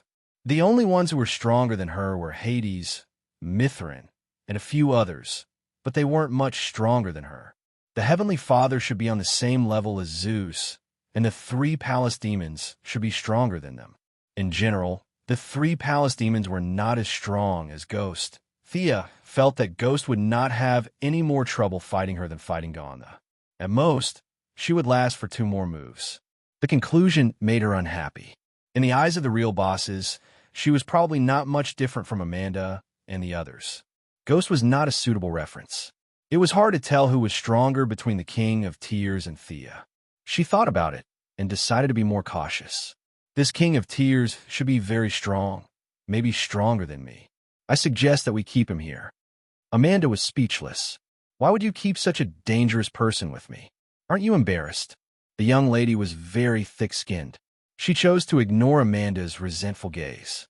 She pulled her mother out without saying anything. General Ryan did not dare to stay any longer when he saw that even a superhero like her was about to run away. He hurriedly followed the team. Before everyone boarded the plane, Thea thought about it and taught Amanda a method. That guy has surpassed the definition of life and death. You can't kill him with your current methods, but you can restrain him. Amanda immediately listened carefully. He has the law of death when he sees someone's face. It's not difficult for you to deal with him. Sup a few more mirrors. The moment he takes off his mask, you can use the mirrors to reflect his face. Then he'll die. Amanda was very concerned about this bomb that could explode at any time. She asked hurriedly, I don't think he'll die, but according to our language, the most we can do is exile him out of the material world. As for where he'll go after that, I don't know. Thea was not lying. This Johnny Solo had been active for a long time. He was the enemy of the Justice Association. He was a villain who had been defeated many times. His physical body had been sacrificed to the King of Tears. It was a bit like a lich's phylactery. He was immune to any external damage. Unless the King of Tears was killed, this half-spirit could not be killed. After that, she gave Amanda a teleportation gem just in case. Then, the group left Belgrave prison. As for Violent Wolfrob, he was directly sent to the Alien Administrative Committee. Fiora was one of the leaders after all, so she could not fight often. Now, with Firestorm and Violent Wolf, the Administrative Committee finally had something to show for it. In the dead of night, Thea returned to the underground of Belgrave prison. There were too many people during the day, so it was very inconvenient to do anything. Naturally, she returned to deal with this hidden danger. Since he was willing to walk into the trap, then she would let him continue to stay. She did not know the effect of the Eye of Obliteration on this guy, who did not have a physical body, so she chose a safer method. That was the method that many heroes used to deal with the Great Demon King. Seal him. The research of modern magic on seals could be said to have reached a peak. The young mistress, who had combined the strengths of ancient and modern magic, was one of the best. She drew a magic circle and created nodes. Finally, Thea connected the magic circle to the new creator's star's magic net and used the magic net to power the seal. In order to prevent him from suddenly activating his power, Thea set up 2 seals. Even if one was broken, the other would immediately replace it. Chapter 652. According to Thea's calculations, Johnny Solo's ultimate ability only lasted for a short period of time. If he didn't accumulate 500 years' worth of time, he wouldn't be able to break through the second seal. Of course, this was the most conservative calculation. If an ex-mime could understand the law of magic so easily, the current generation of sorcerers would have to kill themselves with a piece of tofu. Thea even maliciously thought that this guy might need 500 years to figure out the law of the enchantment. Another 500 years of accumulation? By the time he came out, the King of Tears had already turned into ashes. After solving the hidden danger as a nameless hero, Thea and Moira patrolled around the country for the next few days. It took them half a month to sort out all the relationships and get their work on the right track. It was hard to say whether the halo of being the first daughter or being a superhero was more dazzling, but she was now more eye-catching. She didn't deliberately avoid the attention of the outside world, but the intimate image of her and Diana was still unknowingly taken. Thanks to the fact that Diana's true identity was not exposed. Yes, that's right, the heroine's high-speed movement during the battle, coupled with her shoulder-length hair, armor, and greatsword, different from her usual ponytail and glasses, made these seriously face-blind media unable to recognize her. The romance of a superhero. This was a tabloid, and they directly used eye-catching headlines to attract attention.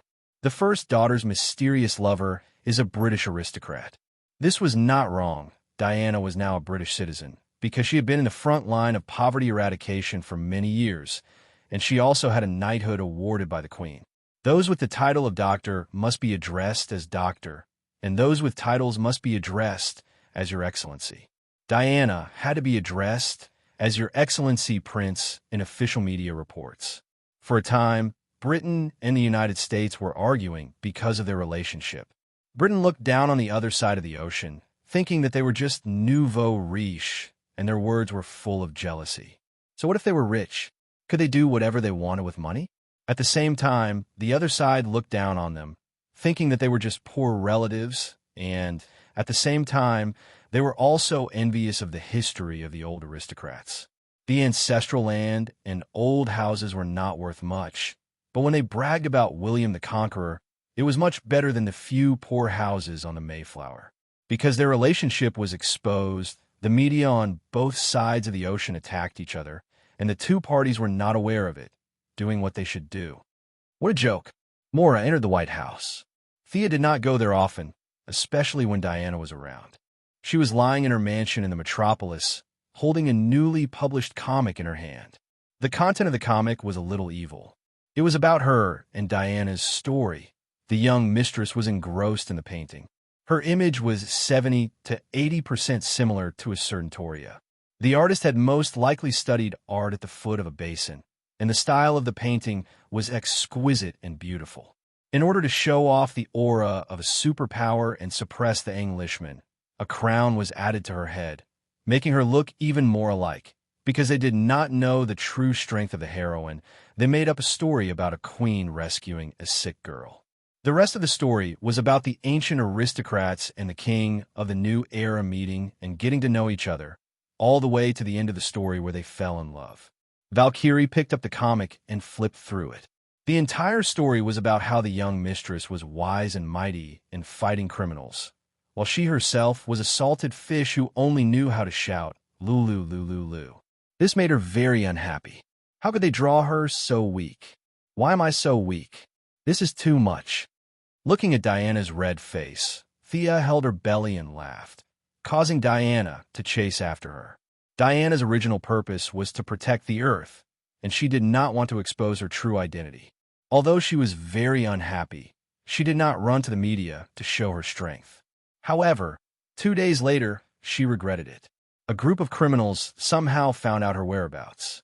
In order to become famous, they avoided Thea, and more than 10 people with automatic weapons went to kidnap the sick girl, Diana Prince.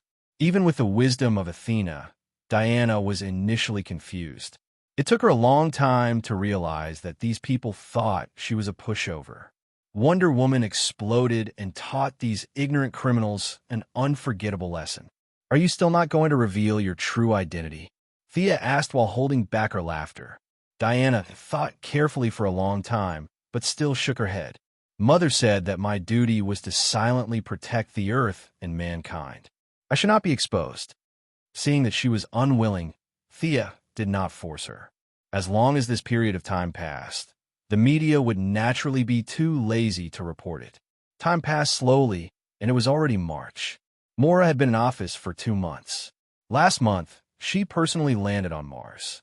This was the first national leader to land on an alien planet. This alone was enough to be recorded in history. Thea and Diana's storm gradually subsided in the official media, but on some indescribable websites, the two had become a hot search term, with all kinds of pictures and comics. Some of the artists were really good, and Milady even registered an account just to follow the latest issue. In between her daily entertainment, she did not forget about her business. Technological products were slowly being transferred to civilian use. Although the military was dissatisfied in the face of the huge financial group, their complaints were dispensable. Clean energy projects had always been the focus of the Quinn Group's development. Even during the time of Robert Sr., it was the group's main product. Now, Milady, who was full of black technology, had maximized this advantage. She did not need to control all the resources, nor did she have that much energy. Trade and wealth were not about accumulation, but about circulation. So, it was imperative to share some of the work and profits. In just a month, the Quinn Group continued to cooperate with financial groups from all over the world. Flying in the sky, running on the ground, swimming in the water, clothing, food, housing, transportation, all kinds of industries came to seek cooperation. Now, in her office was an old acquaintance, Lex Luthor's sister, Lena Luthor. This little girl was 2 years younger than Thea. She inherited the mess left by her brother early and worked hard in the business world. Luthor Enterprises, which had been eroded by many investors, now showed signs of revival. Although Thea was also one of these investors, it did not affect the relationship between the two, especially after the little girl knew that she was a superhero. She even had a little admiration. "Well, Lena, I've finished reading your plan. If you can understand the technology of the maglev car, then we can cooperate. After finalizing the intention of cooperation, the specific details could be discussed by the subordinates." Even if Luthor Enterprises was not as good as it used to be, with the scientific and technological achievements left behind before, it was still a behemoth. It could be revived by handling a few big projects. Lena was not like her evil-looking mother, nor was she as arrogant as her brother. It could be said that she was an anomaly in the Luthor family. Chapter 653. The two of them chatted for a while before Lena got up and left. When she pushed the door open, she bumped into another girl. The two of them didn't know each other, but the friendly Lena still greeted each other. The two of them nodded and brushed past each other. Thea then looked at the person at the door and was surprised. "Kara, what's the matter?" Little Supergirl, who had a lot on her mind, turned around and watched Lena walk away before she slowly walked into the office. She looked around for a long time, and Thea was confused. The young mistress did not know what she was up to. She sat calmly on the chair and waited. Today, little Supergirl came to visit in normal clothes. Whether it was the Martian Hunter, Superman, or even her adoptive mother, they all asked her to keep a low profile. The consequence of keeping a low profile was that her taste in clothes was a mess.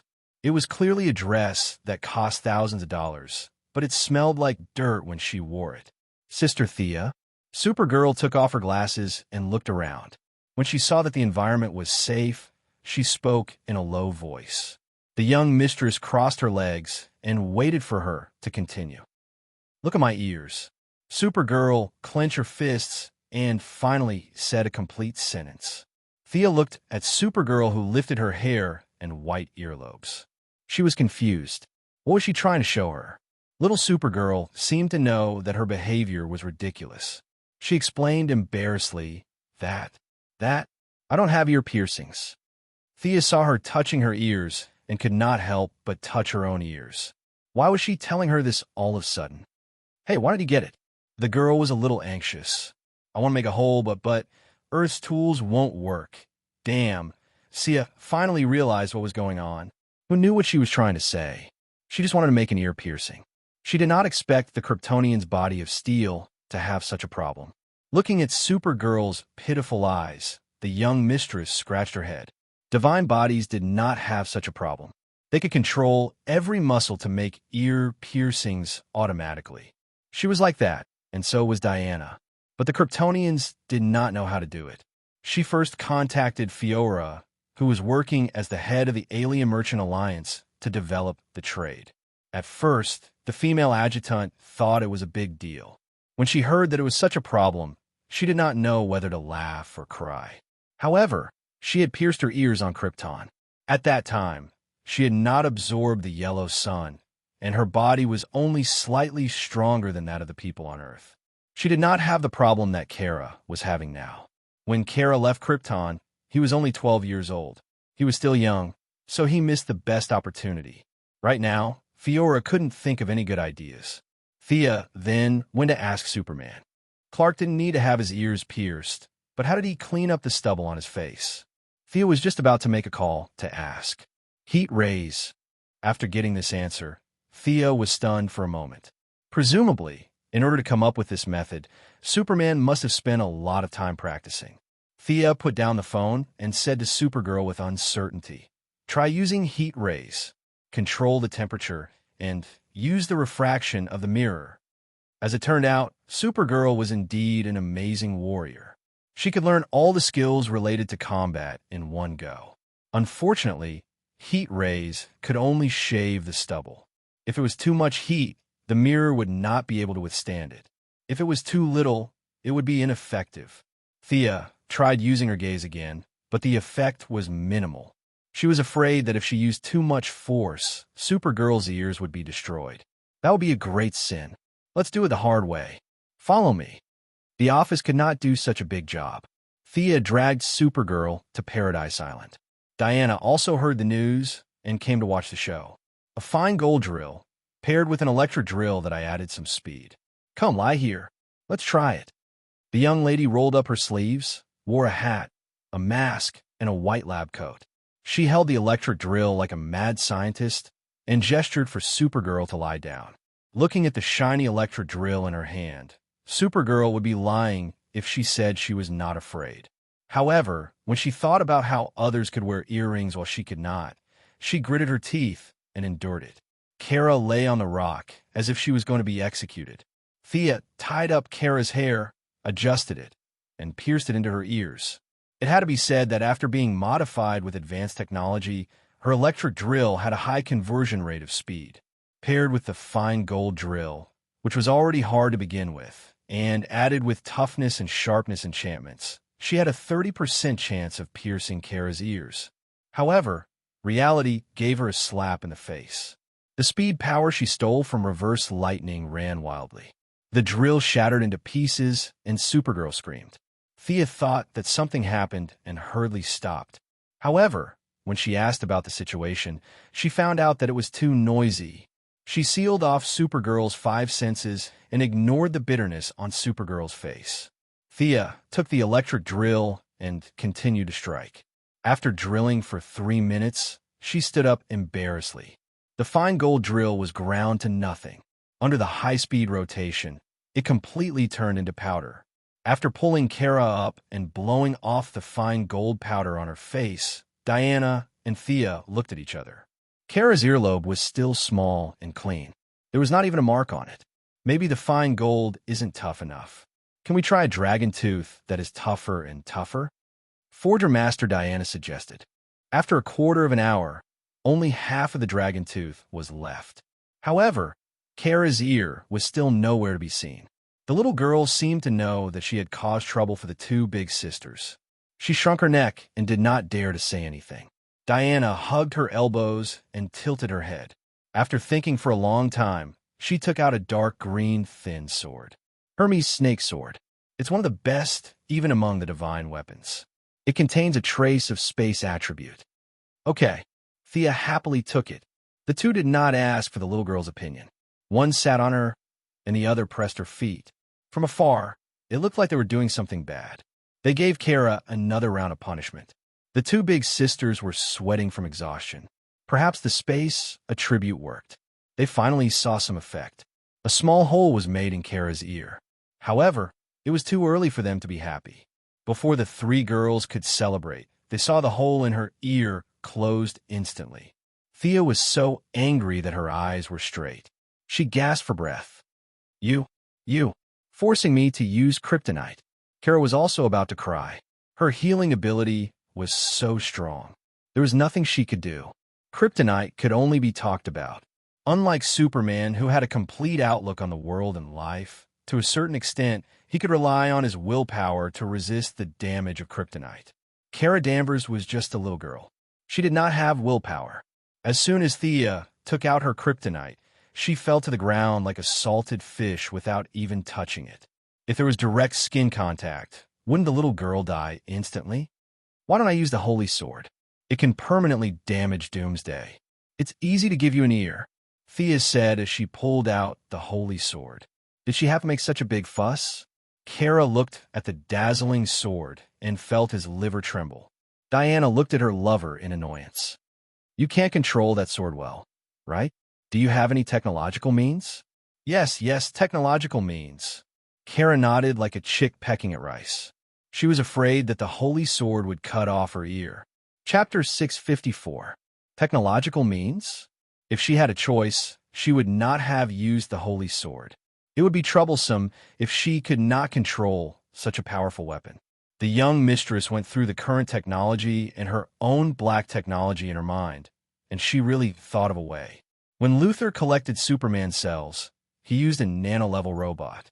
Thea thought the robot's needle was kryptonite, But later she found out that Luthor used a fake kryptonite in order to not be discovered by Superman. Just like kryptonite, it could degrade Kryptonian cells, but the process was very subtle and unnoticeable. To be able to bypass Superman's super senses and blatantly harvest cells, one had to admit that Luthor was really powerful. The fake kryptonite should be able to solve Kara's current problem. It could even be used to shave Superman's beard and Fiora's hair and eyebrows. This technology was definitely not in the list of commercial acquisitions. Other than asking Luthor himself, she could only look at his records. Fortunately, Thea had a good relationship with Lena Luthor. She left Diana to accompany Kara and teleported to the Luthor group. Lena Luthor knew her intention. Of course, Thea would not say that she wanted to get her ears pierced. Her excuse was to deal with Kryptonian artificial weapons. Lena readily agreed to let her see Luthor's notes. Luthor was very knowledgeable and had deep knowledge in all walks of life. Thea stayed in Luthor's old house for half a day before she found the composition and manufacturing process of the fake kryptonite in the vast records. She did not need modern equipment to produce it. Firestorm had the ability to create inorganic materials out of thin air. She found a fat old man and told him about Luthor's notes in detail. She also consulted Berserk Wolf Rob's opinion and directly created a large piece of fake kryptonite. She returned to Paradise Island with this piece of kryptonite. This time, it finally worked. Kara successfully pierced 2 ears and flew home happily. After a busy day, Thea was too lazy to go home. She decided to stay at Paradise Island for the night. The two rode their horses around the island twice. Thea saw that Diana was in high spirits, so she happily played with her. In the end, nothing happened to them. The 2 horses were so tired that they almost fainted. They had been staying at home with Hades every day, so there was no need for them to run like this. The 2 goddesses let go of the pitiful pony and strolled through the mountains. When they reached the top of the mountain, they happened to see the slowly descending sun. I really envy Kara. She's so carefree. She's so happy. The afterglow shone on the Valkyrie's face, accentuating her perfect cheeks and sharp nose. For a moment, she seemed to be enveloped by a sense of divinity. Thea didn't say anything. Instead, she sat on the ground. Diana also sat down. The 2 of them leaned closely together. You seem to be in a bit of a rush recently. I haven't seen this kind of emotion from you in a long time. Diana turned her face and looked into her lover's eyes. Thea did not mention that she suddenly felt a sense of crisis because of the King of Tears. She wasn't strong enough. So what if she was the King of Earth? It was just a matter of a finger in front of the real big shots. Especially since she had sacrificed so much for this world. There were so many people who had ties with her. At first, she might have been able to run if she couldn't win. Now, could she still run? Even if she could run, how many people could she take with her? The Martian hunter was a good example. Although he didn't say it, Thea knew that he had always regretted that he didn't have the ability to save his people. In the face of a real catastrophe, how much stronger could she be compared to him? However, these words were not suitable for Diana to hear. The warrior god required more confidence. If Diana knew that there were so many big shots above her, it would be difficult for her to take another step forward. After thinking about it, she gave a reason. I've told you about the new Creator Star and the Apocalypse Star, right? Recently, both sides have been preparing intensely. The war could start at any time. This war might decide the ultimate fate of the multiverse. This topic was also very heavy. However, the war between good and evil was very much in line with Diana's wishes. She would not stop her lover from participating in such a war. She even hated herself for not reaching the final step. She had worked very hard and felt that she was only a step away. Don't give yourself pressure. There aren't many people in this universe who are stronger than you, right? I'm confident in you, Diana said with a smile at the corner of her mouth. Indeed, there aren't many who are stronger than me, Thea said energetically. Looking at Diana's red lips under the sunset, they were bright and dazzling. She couldn't help but kiss them after staying on Paradise Island for 2 days. Thea felt that there was no need to give herself too much pressure. She had already reached the top of the world. If she was still as scared as a quail, how could an ordinary person live? She tried to reduce her working hours and increase her leisure time. This was her way to relieve her pressure. Following comics was a good method she had found during this period of time. Many comics artists had already made the story of her and Diana vivid and vivid. The content was evil and the style was bold. Even she, the subject of the story, was overwhelmed with emotions. On this day, while she was following the latest issue of the comic, the secretary walked in steadily. She hurriedly closed the website and pretended to be very serious. An unknown person sent a USB flash drive. "My computer knowledge can't decipher the password," Miss Maisie said as she handed her a USB flash drive. Thea's attention was attracted. Miss Maisie had been by Luther's side for many years and could be considered a talent in various fields. There were not many things that she could not decipher. She inserted the USB flash drive into her computer and activated the artificial intelligence to crack it. The secretary casually reported her work and walked out calmly. Even with Gideon's strong abilities, it took him 3 minutes to crack the password on a USB flash drive. When she entered the USB flash drive, there was only a video file parked there. Seeing that Gideon did not send out an alarm signal, she opened the file directly. Harrison Wales, or rather, Reverse Lightning's thin face appeared in the video. Dr. Quinn's technology is really commendable. This encryption is a technology from 500 years later. Your world is really scary. From the beginning to the end, I only have one goal, and that is to go home. When you see this video, I'm most likely no longer in this world. Oh no, I won't die. Reverse Lightning waved gently at the camera. I've found a way home, but I want to say that I've been really happy in the 15 years I've been here. Reverse Lightning took off his glasses and rubbed his forehead. I hope you can help me pass the following video to Barry at the appropriate time. Hello, Barry. When you see this video, I'm probably no longer here, no longer in your world. As for whether I'm going home or going to another parallel universe, I can't say for sure. 15 years, I've silently watched you grow from a teenager to a young man. Although you'll hate me for killing your mother, I feel. Reverse Lightning was very uncertain when he said this. Chapter 655. In the end, Reverse Lightning didn't say what he didn't understand, so he vaguely missed the topic. Barry, we're not really enemies. I'm sorry about what happened to your mother. I'm here to give you what you need the most. Hand over what I'm about to say to the police. After Reverse Lightning finished speaking, he sat up straight and looked straight at the camera. My name is Harrison Wales. My mind is intact and my body is healthy. I admit that on the night of March 18th, 2000, I killed Nora Allen. I stabbed her chest with a dagger. Following that, Reverse Lightning described the events of that night, excluding the part about the power of speed, the time, the location, and the murder weapon. He described it as a normal murder case. Although this video couldn't bring Barry's mother back to life, it could clear Barry's father's name. It could be said that it was his final gift.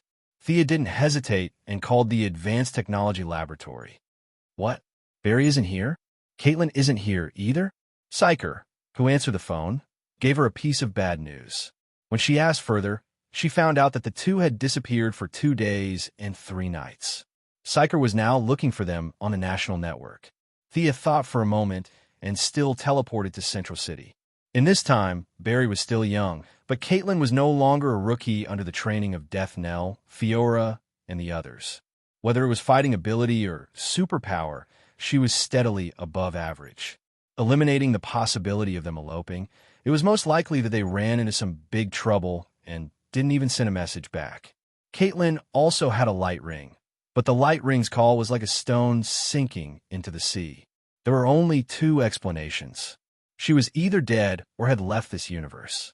Considering that Reverse Lightning had found a way to leave this world, these 2 couldn't have followed Reverse Lightning and then transmigrated, right? When Thea found Psyker, her thoughts were confirmed. The Lightning Squad discovered Reverse Lightning's whereabouts 3 days ago. Although Psyker swore that he was good at searching, Thea felt that Reverse Lightning's mind wasn't clear after recording the video, so he purposely exposed his tracks. It was supposed to be a showdown between the 2 of them, but Caitlin had always believed that Thea cared about Reverse Lightning's life, so she no longer held back. Wearing her yellow light ring, she gave chase. Psyker, on the other hand, didn't have the same speed. Unfortunately, he was left at home and stayed there for 2 days until Thea came looking for him. They're most likely no longer in this universe. Find the place where they last disappeared. I'll go take a look, Thea instructed the troubled Psyker. Then, she saw Psyker looking at her with his mouth wide open. Really? Are you sure there's a parallel space? Yes. Thea didn't say anything in her heart. Jimbois Cisco Ramon, when your superpower awakens, you can even travel through parallel universes as you wish. She did not know when this idiot superpower would awaken, and there was no need to wait. The Mother Box could travel through all the parallel timelines, and Zeus' lightning arrow could traverse the timelines. Thea's current means were extremely plentiful. As long as someone was still alive, she could find them. How do you need to get there? I mean, you can travel through parallel universes? Psyker looked at her with a curious expression. How would Miss Thea know how the Mother Box worked? The technological level of the new Creator Star and Apocalypse Star was countless years ahead of Earth. Batman even used steel bones. He had never heard of anyone who had researched and understood this thing. Psyker did not speak with a straight face. Only then did he remember that his good friend Barry and his big sister Caitlin were still missing. He patted his head and began to check their last traces. New Jersey. It's 35 kilometers from Pennsylvania in New Jersey. That's where the tracker in Barry's suit disappeared. When Thea confirmed the location and prepared to observe the scene, she saw Psyker staring at her with an aura that said, "If you don't take me there, I'll kill myself here." Miss Thea took a closer look. The cells in Psyker's body were extremely active. As long as there was a little stimulation from the outside world, he would break through his original shackles. It could be said that he was only one step away from becoming a shockwave. However, she could not explain this to him, so she changed her words. "I have a feeling that if you come with me, this journey will be very exciting for you. However, your previous life will completely leave you. Are you prepared?" Choice, another choice. Giving others a choice was such a wonderful thing. Psyker did not understand the deeper meaning behind her words. He found it funny and said, "There will be danger? Traveling through parallel universes will turn me into a different life form?" No, you're completely wrong. You have the potential to become a superhero. Do you know Psyker Ramon? Your cells are very active now, and you're only one step away from complete formation. A little stimulation from the outside world, perhaps a bullet or a speeding car, will bring a new world to your eyes. Are you prepared for this? Psyker wanted to say yes. In this day and age, other than people like Batman and Shiva, who would say no to superpowers? However, he understood his own feelings. He was far from prepared. Just a second before Thea was about to activate the teleportation, he finally made up his mind. "I'm not prepared, but Barry is my brother. I have to save him." His expression and words were sincere. Thea did not say anything more.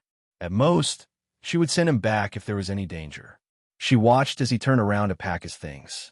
He took a big bag of toothbrushes and tissues and wished he could take a few tablets. "Do you think we're going out to play?" Thea threw away his messy things and handed him a pistol. Then, she dragged him along and activated the teleportation. The two of them arrived at the scene and followed the tracker's instructions. Even though it had been 2 days, the traces left behind by the lightning speed were still fresh in their minds. Occasionally, Caitlin's frost blast would be scattered all around them. Psyker raised his pistol and moved forward carefully. Seeing how careful he was, Thea wanted to laugh. However, in order to train him, she did not say that there were no enemies in a radius of a few miles. "We're here. The tracker should have reached here. The error should be about 100 meters. Psyker walked to the side of a small path and lowered his head to measure with his device for a long time before he said with certainty. After that, he stared at Thea intently. He wanted to see how the process of traveling through parallel universes worked. Thea used her heart to feel the surrounding aura. The aura was deep and powerful. She felt that it was good news. These guys did not travel through time. If she was not wrong, they had run into a parallel universe. She reached out and touched her earring. She compared the information stored in the mother box and matched the corresponding space coordinates. With a loud bang, An orange tunnel appeared in front of them. Chapter 656. Thea didn't know which part of Earth they were on. She dragged Psyker, whose mouth was wide open, and jumped in. She had planned to use her magic to protect Psyker. After all, there were no conditions set in the sonic tunnel. Theoretically, anyone could walk through it. However, even the weakest of the new gods was stronger than Psyker. She was afraid that he would explode and die. However, the outcome was gratifying. The sonic boom channel had directly facilitated Psyker's final step. His shockwave ability had completely awakened, and the sonic boom channel, which would have caused some damage to him, was now like a gentle breeze. Psyker Ramon had silently completed his metamorphosis without even realizing it. The two of them walked out of the tunnel. What greeted them was not the smiling faces of Barry and Caitlin, but several weapons spewing energy bullets. Before Psyker could react, Thea waved her hand, and a light screen blocked the attack. "Who are you?" 6 or 7 men pointed their weapons at the two of them. Even though they had more people than Thea, they were still very nervous. They were all dressed in rags. Even the energy guns in their hands, the only thing that gave them courage, were about to run out of energy in Thea's eyes. She ignored these fugitives and looked around. Judging from their language, they were still on Earth. As for whether they were in the New Jersey of this universe, it was hard to tell. The cars on the side of the road were piled up messily. The roads were badly damaged, and debris could be seen everywhere. The guys in front of her had a strong smell of blood on them. It wasn't hard to tell that there was a war here. She just didn't know if it was a local war or a national one. Thea took out the light ring to contact Caitlin. Only then did she realize a serious problem. The light ring couldn't be used in this parallel universe. Without the yellow light to charge and transmit information, the light ring was a dead object. She scratched her head. She could only ask the passers-by in front of her, "Is this the United States?" The few of them remained silent. "Let me change the question. What year is it?" They suddenly looked nervous. "By the way, do you have a superhero here? Superman?" Thea realized that before she could finish her sentence, these people had turned around and ran away. This exhausted her patience. She spread her fingers, and a guy who seemed to be the leader of the group was caught by her magician's hand. "Can I talk to you nicely and answer my question? Why do you have such a big reaction when I mention Superman?" Thea hovered in the air and looked down at the downtrodden man. The man's neck was grabbed by the hand of magic, and his limbs were trembling. He was obviously scared to death, but he still chose to keep silent. Thea, who had not used brainwashing for a long time, could only go back to her old profession. Now that she had become a god, the spell she was very familiar with was even more powerful. He tapped the man's forehead with his finger, and a large cluster of memories was quickly read. Thea frowned halfway through. There was something wrong with this world. At first, when she saw them gnashing their teeth at the mention of Superman, Thea thought that this was a superhuman world. However, after reading some of the memories, she knew that she had guessed wrong. The Superman here was still a good person, but he was invaded by the Apocalypse Star and was captured. Now, he had been transformed into the Apocalypse Devil Superman and was no longer the superhero he used to be. On the contrary, he had caused great damage to Earth. The Wasteland Wolf, the name of the Apocalypse Star's commander, was well known in this world. Even these ordinary people who were far away from the war knew this name, because he was the conqueror of Earth. Countless superheroes fell at his feet, and now humans could only crawl at his feet and live on his grace. The man knew very little. He only knew that Superman was captured. As for Batman, he had heard of him, but he had no idea whether this person was alive or dead. With too little information, he could not analyze anything. Thea let the man go. The man quickly recovered from his dazed state. As if he had seen a ghost, he threw down the energy gun and stumbled into the distance. It's a pity that the Croydon compass is still in Barry's hands. Can you use the current methods to track Barry? She asked Psyker. Psyker did not know that he had awakened a superpower.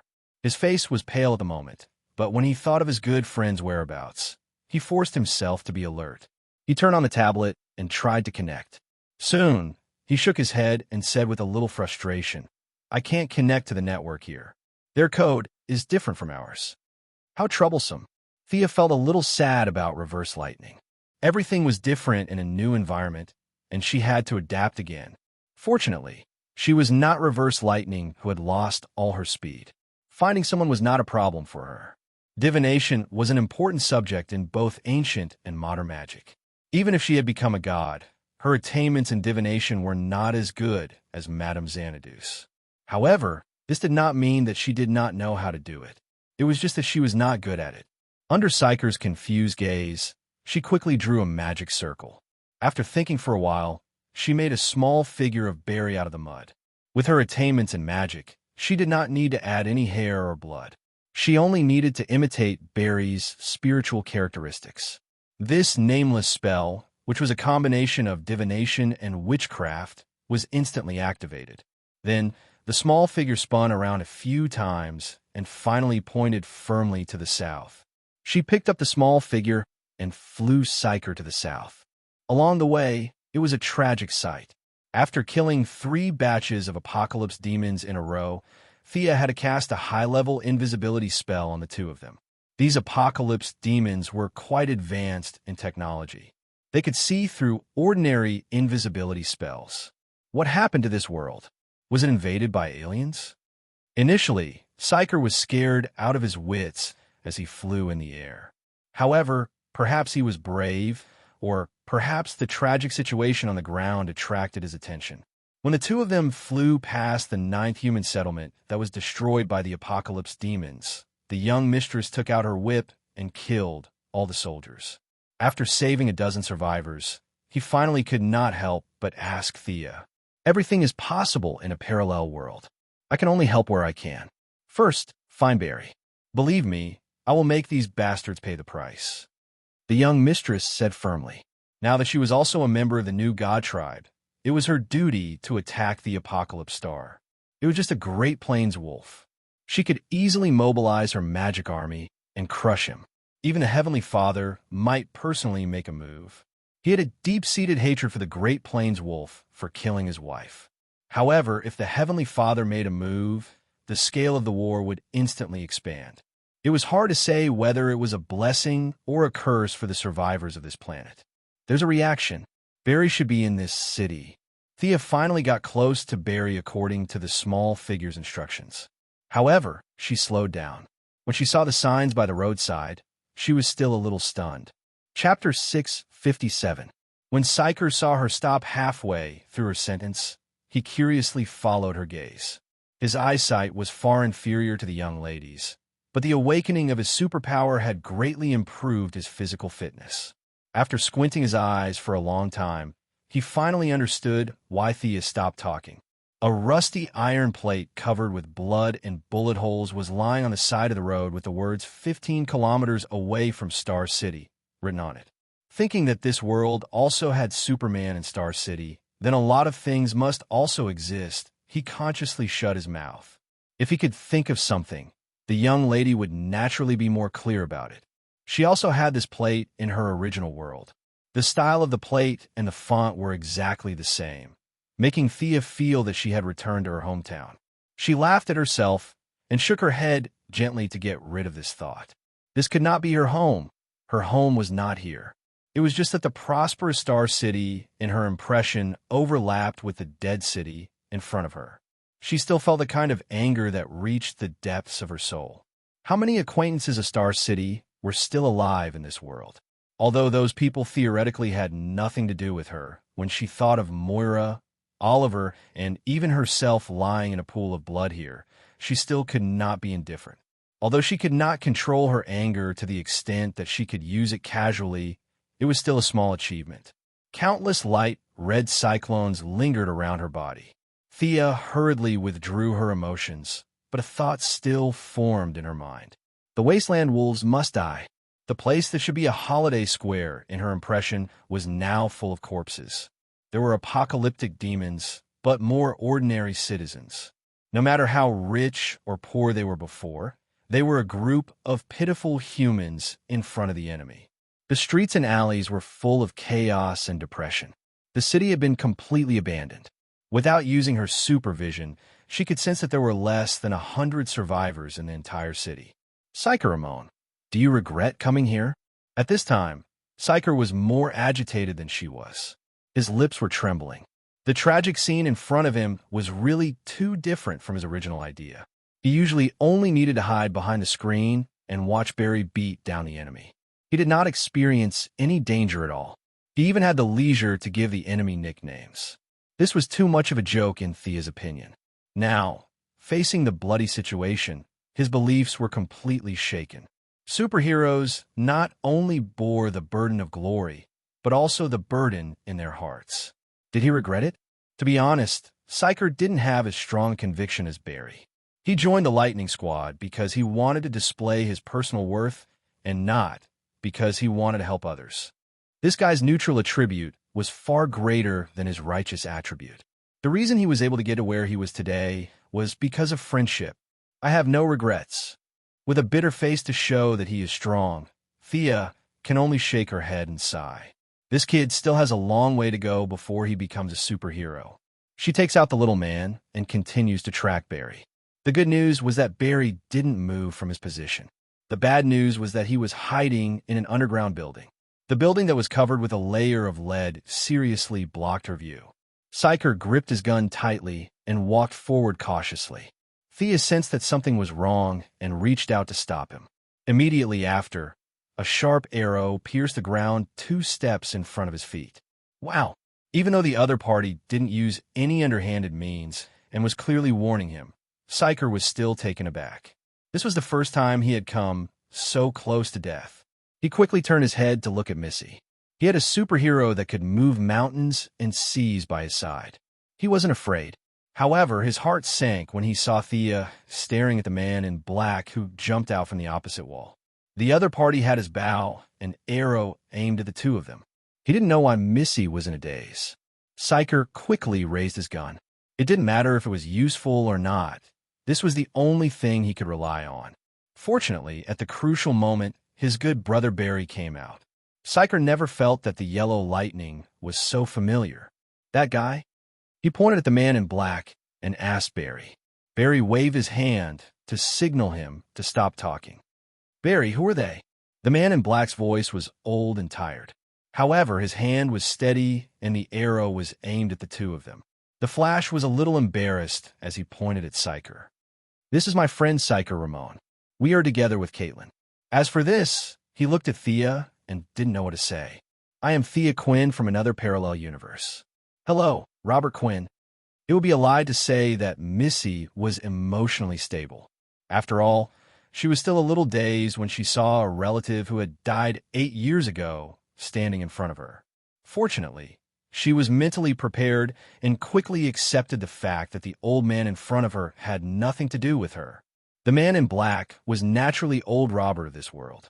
He had met Barry and Caitlin before, and he had doubtfully learned about the parallel universe. Now that he had met his daughter from another universe, his emotions were no longer as calm as they were before. His voice trembled as he tried to pull the bowstring. Do you have any evidence? Thea didn't know whether to laugh or cry. What evidence could she take out? They were from 2 different universes. Their experiences were definitely different. Hey, trust me. She is indeed Robert Quinn's daughter in our universe. She is not an enemy. Little Flash quickly came to smooth things over. Thanks to his gentle aura and sunny image, old Robert put down his bow and arrow. A daughter from a parallel universe? Ridiculous. Old Robert walked out slowly. Thea couldn't help but give him a sidelong glance. Green robe, black eye patch, white beard, bow, and arrow on his back. This was Green Arrow's outfit. As if sensing her confusion, Little Flash quickly explained for her. In this universe, Oliver died in a shipwreck. The current Green Arrow is old Robert. Wow. Psyker was just about to exclaim when Flash covered his mouth. It was best to just brush this matter aside and pretend that they didn't hear anything. Don't worry about me. This isn't my universe. Thea emphasized again. It was both for them and for herself. This isn't the place to talk. Let's go to our place. Old Robert kept looking at Thea's appearance. Although he could still see the outline of her face, the details were 100 times more exquisite than Thea's in this universe. Even though he was already past the age of appreciating beautiful women, he still felt that this Thea was unbelievably beautiful. She's not my daughter. When he saw Thea rise into the air without any equipment, this thought became even stronger. With Little Flash carrying Psyker, the four of them moved quickly. In an abandoned house, a hidden door opened and they went underground. The underground space wasn't big. There were only a few resting rooms. Food and medicine were piled up messily on the ground. There was also a faint smell of blood and chemicals in the air. Chapter 658. Psyker, Thea. Without the help of the lantern ring, Caitlin could control the eyes to glide through the air, but it wasn't as fast. She was waiting anxiously in the room. Seeing that they were safe, she hurriedly hugged them both. It seemed that their voices were a little loud. Two people walked out of the room, a man and a woman. The man was in his 50s and was very thin. He had a serious expression and wore black-rimmed glasses. The woman was a little chubby and looked like she was in her 20s. The woman seemed to be very concerned about her image. Even if she was forced to hide in the basement, she still did her best to tidy herself up. Psyker, who was hugging Caitlin, saw them from the corner of his eyes. He was shocked and hurriedly went to grab his weapon. Psyker, don't be rash. He's not the person you remember. Caitlin hurriedly pulled Psyker back. The commotion attracted the attention of Thea and old Robert, who looked gloomy on the other side. Even Thea was a little surprised. Harrison Wales? Or reverse lightning? Gray air swirled around his palm, and he was ready to cast a super large area deceleration spell. No, Thea. He's not the person you remember. He's the Harrison of this time and space. Little Lightning's expression was very bad, but he still stopped Thea. The young mistress looked carefully. There was indeed no divine speed reaction in his body. He didn't even have normal energy, let alone divine speed. He was just an ordinary person. Everyone's here. Let me introduce you. Little Lightning glanced at Caitlin. The current Caitlin was more human than the Frost Killer in the original time and space, but that was only for people who were familiar with her. He could only take on the task of introducing them. This is Psyker Ramon, my good brother. This is Thea Quinn, a superhero in our world. Little Lightning glanced at old Robert's expression and added, she's the daughter of the president of our world. The president of our world is Ms. Moira Quinn. Little Flash racked his brains and tried to explain with simple and plain words. Fortunately, the people in the room were smart enough to understand. Only old Robert murmured, Moira. Then Barry introduced the people in the current space-time. First, it was the white-haired old Robert who took off his hood. Uncle Robert Quinn. In this space-time, he is the Green Arrow. The father and daughter over there are Dr. Harrison Wales and his daughter, Jessie Wales. Thea rubbed her forehead. To be honest, she didn't like this world. Everything here was contrary to her inherent values. The only thing she could do was to mobilize an army to cut down the wasteland wolves, then chop them up and feed them to the dogs. However, in such a large-scale battle, it was impossible not to harm the innocent. This was also the reason why she couldn't make up her mind. Seeing that Barry still wanted to talk about the current situation, she raised her hand and interrupted the conversation. Barry, Caitlin, where is Reverse Lightning? If you're done with your tracking, I will bring you back. You shouldn't be too involved with the parallel space-time. At the mention of Reverse Lightning, Barry glanced at Caitlin. He seemed to be in low spirits. Of course, ever since Sia saw him 10 minutes ago, he had been in low spirits. The world was full of despair. The decadence in the air and the rivers on the ground made him very unhappy. I saw it with my own eyes. Reverse Lightning was killed by another extreme speed. The superhero of this space-time called that person Extreme Speed. Although he had avenged his mother, Barry wasn't happy at all. Instead, he was filled with deep sadness, especially when he thought of Reverse Lightning dying in front of him. The calmness and relief on his face before he died made him feel uncomfortable. Reverse Lightning was dead? Thea glanced at Caitlin. Caitlin nodded lightly to confirm the information. I can't go back. Extreme Speed's goal is to kill all the Extreme Speed. He is my enemy. I have to kill him here. Barry's answer was very similar to his superhero's. That was to kill whoever he saw. Thea felt that he was most likely doing the same. He didn't feel bad if someone else destroyed him. Instead of allowing extreme speed to peep around and cause trouble, it was better to kill him on this earth. But my speed is far inferior to his. Extreme speed has absorbed the power of extreme speed from several parallel space-time extreme speed. Now that he has obtained reverse lightning's part, he has far surpassed me. Barry said, a little depressed. Thea thought for a while. That's easy. We can... Before she could finish, a loud bang was heard. Old Robert slammed the table fiercely and looked at Thea fiercely. You're not my daughter. My daughter will not ignore the tragedy in front of her to discuss how to deal with extreme speed. You're just a stranger who looks like her. Thea took a deep breath. She was extremely upset. Waves of aura overflowed from her body. The surrounding temperature dropped rapidly.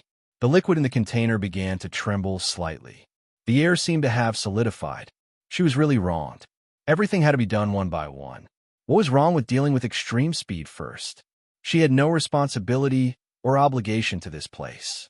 Why did Robert have to impose his will on her? I don't need anyone to tell me what to do. You're not my father either. He's kind and considerate of others. You just look like him. You're not him at all.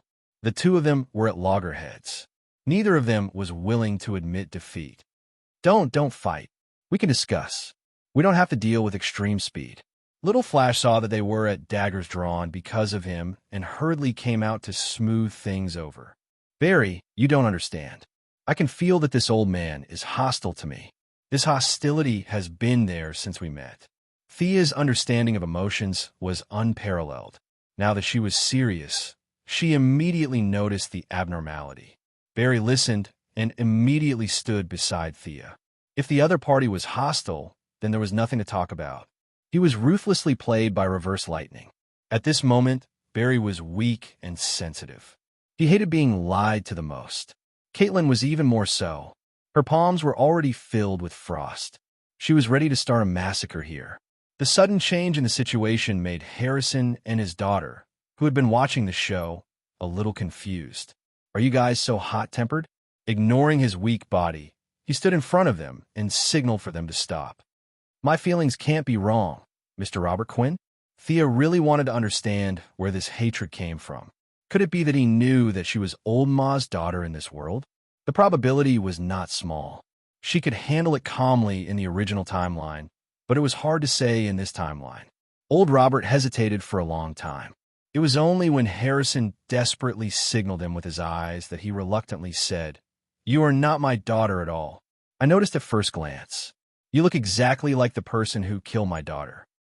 Chapter 659. Thea heaved a sigh of relief when she heard that it was not an illegitimate daughter. As long as it was not an illegitimate daughter, she was confident that she could solve any problem. However, Old Robert's words confused her. What did he mean? Someone who looked like her killed the Thea of this time and space? Was it someone from the Wasteland Wolves? The first thing that came to her mind was a spell. Her image must have been transmitted to the Apocalypse Star. Did the other party use a spell to kill someone using her appearance? This was the only answer that Thea could think of. Old Robert stared at Thea with bright eyes, not letting go of even the slightest change in her. He shook his head with certainty. It was a year before the Wasteland Wolves came to Earth. That woman looked exactly like you. Thea's friends looked at each other. Barry understood. It should be someone from the parallel universe. Now that there are two parallel universes, it is normal to have one more. This answer could be deduced by anyone with a normal IQ. This was also the reason why Old Robert did not make a move. He nodded. You are right. There's a third parallel universe. However, can Thea of that universe be as beautiful as her? That Thea can fly, release a kind of energy shockwave, hold a long sword, and have the same hairstyle as her. Oh, Old Robert spoke with certainty. With so much evidence, Barry Sisko was a little hesitant. It was really difficult to have such a beautiful face. If Sia's current appearance was placed in the ancient times, she would be able to get tens of thousands of rough men to fight for her without using magic. Caitlin was also a little suspicious. Thea's secret power was not small. She was a part of it. Could it be that she was the one who killed the people? She began to secretly gather energy in her hands. If she failed, she would first freeze Barry's legs, Thea herself found it unbelievable. However, she insisted that it was some kind of illusion that bewitched these ordinary people. With a flick of her finger, a human figure as tall as her appeared beside her. To increase the recognition, she even made the illusion wear a big quilt and a holy sword. Is it this image? Robert shook his head. She then created an image wearing a long robe and holding a soft whip. If the apocalypse star used her image to do bad things, this image was the most likely. That's what it looks like. Robert Sr. continued to shake his head, indicating no. This time, they realized that there was a problem. What did that person look like? Barry asked the question that was on everyone's minds. Old Robert began to describe with an ugly expression. She looks exactly the same as you. You both have blonde hair, but the color of your eyes is different. That woman has amber eyes. But his temperament was very cold, and he looked at us without any emotion, as if he was looking at ants. Looking at the image of Thea holding a holy sword, he had a look of disgust on his face. Her armor is similar to this one, but her armor is black. The sword in her hand is so black that it seems to be able to absorb light. There are blood-red inscriptions on the sword. I saw her plunge her sword into Thea's chest with my own eyes. After that, the sword emitted a thick red light. After that, her armor seemed to have absorbed Thea's blood, and there were many bright red lines on it. After that, the woman looked at me coldly and turned to leave. The room was silent. Everyone was a little confused, including Barry and Syker, who had known Thea for many years. They were all confused because Thea had always been like a cloud of fog. No one could tell what her specific ability was. How did she obtain her power? No one knew. Could it be that she obtained her power by slaughtering her parallel selves? I'm so angry. This was utter nonsense. There can't be anyone like me. Of course, Thea saw their confused expressions. If I'm not wrong, this woman should be a dark Thea. She's not me, and I'm not her. Thea was too lazy to explain the uniqueness of the goddess of wealth and trade to them. There might be a few Thea Quinn, but there was only one goddess of wealth and trade. Since we've come to this point, I'll tell you the truth. This earth will not be ignored. The Wasteland Wolf and I are both members of the new god race. He represents the evil side, and I represent the righteous side. My army can head to this universe at any time. There's only one Great Plains wolf, and there's only one me. Shocked by her resolute words, everyone's expressions became better. Of course, this might be because they heard that there were reinforcements. Thea had thought a lot. She didn't expect to receive such news when she came to look for Barry. There was a dark Thea Quinn in the multiverse. According to Robert's description, her weapon was similar to a holy sword. There was no possibility of a new god. All the new gods in the universe were in the new creation star and revelation star. Every time a new god was born, they would be recruited. However, the path to becoming stronger in this multiverse was not limited to the new gods. Not to mention others, once Zeus returned to his main body, he would be able to beat up the new gods apart from Uncle Da. Even existences like the 3 palace demons could fight Uncle Da head-on. It was hard to guess what the dark Thea had up her sleeves. Thea could only be sure of one thing. She didn't have the advantage of foresight. There were 52 parallel universes. It was impossible for 52 transmigrators to fall from 52 parallel universes, right? There was only one transmigrator who fused with her. The other party must have come this far without knowing anything about the world. Amazing. As expected, the dark state was 5 times stronger. She had spent so much effort to reach her current level. She was probably 100 times more hardworking than she was. In order to strengthen their impression, Thea took out the holy sword. Everyone was bathed in the warm fragrance of the holy sword. See, this is my sword. I don't know if there are any stories about King Arthur in your world, but this is the legendary Sword of the Lake. It turned out that this world wasn't much different from their original time and space. There was Christmas and King Arthur. Such a positive atmosphere couldn't be faked. Robert finally let down his guard. Thea asked about Robert's family in this time and space.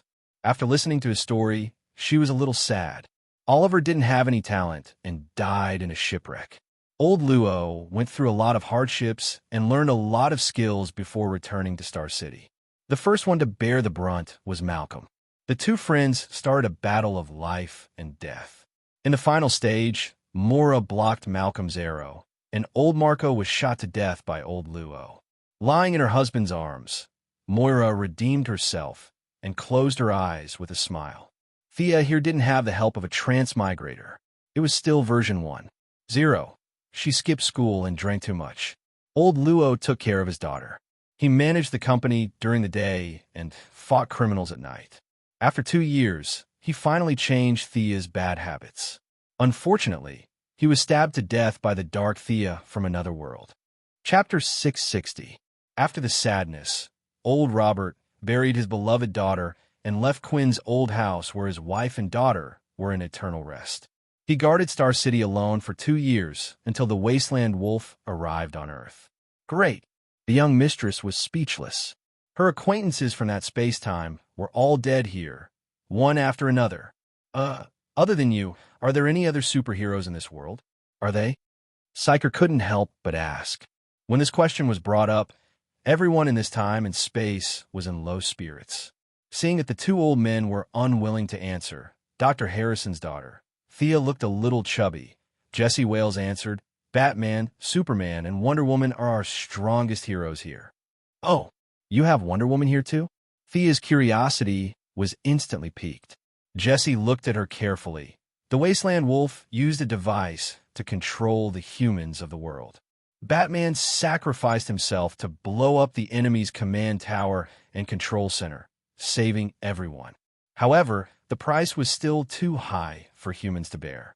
Superman was captured, Batman sacrificed himself, and I heard that Wonder Woman was killed by the Wasteland Wolf's sneak attack. The superheroes that protected the human world are no longer here. Whoosh! The temperature in the room had already returned to normal, but now it was visible to the naked eye that the temperature in the room had dropped by a lot. Thea asked in disbelief, What's the name of your Wonder Woman here? Jesse looked at his father and then at old Robert. The three of them shook their heads to show that they didn't know. Is it like this? Thea transformed into Diana, dressed in the same beginner god costume. Jesse was just about to nod when Barry quickly ran to Missy's side to comfort her. Your wife is living well at home. This has nothing to do with you, right? Even though Thea understood this, she still felt unhappy. Extremely unhappy. That bastard Wasteland Wolf. He actually killed Diana in this time and space. If I don't chop him into pieces, I won't be able to vent the hatred in my heart. He took a few deep breaths and tried his best to clear his mind before continuing to ask. Then, who is your current superhero leader? Jesse didn't know the answer to this question. Old Luo said tiredly, It's still Batman. It's just that the current Batman is his father, an old man who's even older than me. For his son, he put on his armor again. Sigh, Thea was actually a little sad to hear about Batman's death.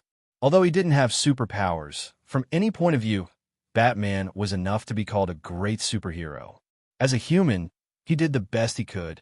Superman had been captured and turned into an enemy. Diana and Batman had both died in battle. No wonder the world was so miserable. Are there no other heroes other than Batman? Thea did not expect much from old Batman. His son could cheat, but he himself might not have the ability. Moreover, according to old Luo, old Batman was older than him. Wasn't he almost 70 years old? Jessie Fatter. This young lady whose original name was Jessie Wales. When she introduced herself, she said that her friends called her Jessie. Quick guess. The young lady didn't see where she was, so perhaps it was more appropriate to call her Fatter. Of course, this Fatter was Sia's inner respect for her. This young lady wasn't too fat, just that her face was big, and her body was very well proportioned, with an extra layer of meat compared to ordinary people. The lady's face glowed as if she had mentioned her idol. She said excitedly, Hawk Girl is now the representative of the superheroes in our world. After the fat lady finished speaking, she glanced at Thea and Barry. She was a little surprised when she found that they were normal. Hawk Girl doesn't exist in your world. Barry directly said that he had never heard of it. Thea scratched her head. Horace was killed by her, so Hawkman and Hawk Girl should no longer exist. However, this was in her world and her timeline. The fusion of new gods was unique, but the old gods, especially the gods of faith, had different laws. There might be gods with the same name and divine title. Therefore, it was not surprising that there was a Hawk Girl in this time and space. However, Hawk Girl was actually the strongest superheroes in this world. This was simply a tragedy. That poor little bird that only knew how to swing a hammer. Thea felt that she could beat her when she was still skateboarding. Now that such a character was carrying the burden, it was no wonder that this world was filled with despair. Jesse also introduced a few human superpowers who resisted the tyranny of the Wasteland Wolf. There was Sandman, Iron Captain, Atom Smasher, Dr. Light. They were all half-black and half-white characters. The main reason they rose up in revolt was that the Wasteland Wolf did not give them a way out. The situation was not optimistic. If they wanted to rely solely on these heroes of Earth to save this world that Thea named Earth 2 in her heart, unless a miracle happened. She felt that she was the representative of this miracle. Barry, here you go. She suddenly remembered the USB flash drive that Reverse Lightning had given her. Although he was dead, she should still let Barry take a look. The coding of this Earth was slightly different from that of their original Earth. Fortunately, Dr. Harrison was still an amazing scientist. He fiddled with it for a while and read the information of their original Earth. It was a magical feeling to see someone who looked exactly like her talking on the screen. Barry was only left with shock. He did not expect Reverse Lightning to leave this video behind. Other things aside, at least his father could be cleared of his crimes and stand in the light of day again. Although Thea had secretly pushed for his father to be released for medical treatment, Barry was still very excited to be cleared of all his crimes. Psyker did not know how to persuade his good brother. The few of them had complicated feelings towards Reverse Lightning. They had trusted him so much before, but he had betrayed them and now he was dead. However, when they looked back, they did not know what to do. Do you want me to send you back to deal with your father's matter first? Thea felt that Barry's condition was very bad. He would not be able to provide much help in the upcoming army-level battle. However, just as she finished speaking, a low voice sounded around them. He's not going anywhere. Become my speed. A figure mixed with blue lightning approached quickly. The air was compressed violently as it carried irresistible kinetic energy. The enemy's target was Barry. Was this extreme speed? His speed was so fast that even Thea could not keep up with his movements. This guy's speed surpassed all the people and gods she had ever seen. Even Barry, the son of extreme speed, was not his opponent. However, attacking the enemy's weakness and pulling the opponent down to your level before defeating him was the value of magic. Time stop. Thea crushed the gem she carried with her and released a store time stop. In the relative time stop, the difference between extreme speed and Barry could be seen. Barry's movements were very stiff. He could barely maintain a running movement. However, extreme speed was able to maintain a relatively high speed movement. The difference between the two of them seemed to be a few levels. Sensing his own abnormality, extreme speed, who was wearing a black leather suit, turned his head to look at Thea. What are you looking at? Ever since she came to this world, she had never been in a good mood. A truck full of acquaintances had died, and there was also a dark Thea causing trouble in the multiverse.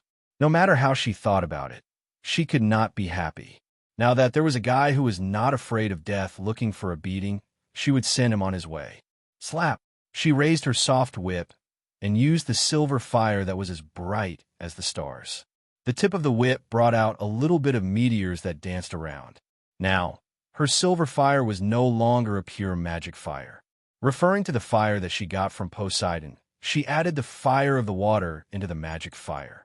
The small flame collected by the goddess of the ocean, Amphitrite, spent a long time in the deepest part of the ocean and gradually accumulated it bit by bit.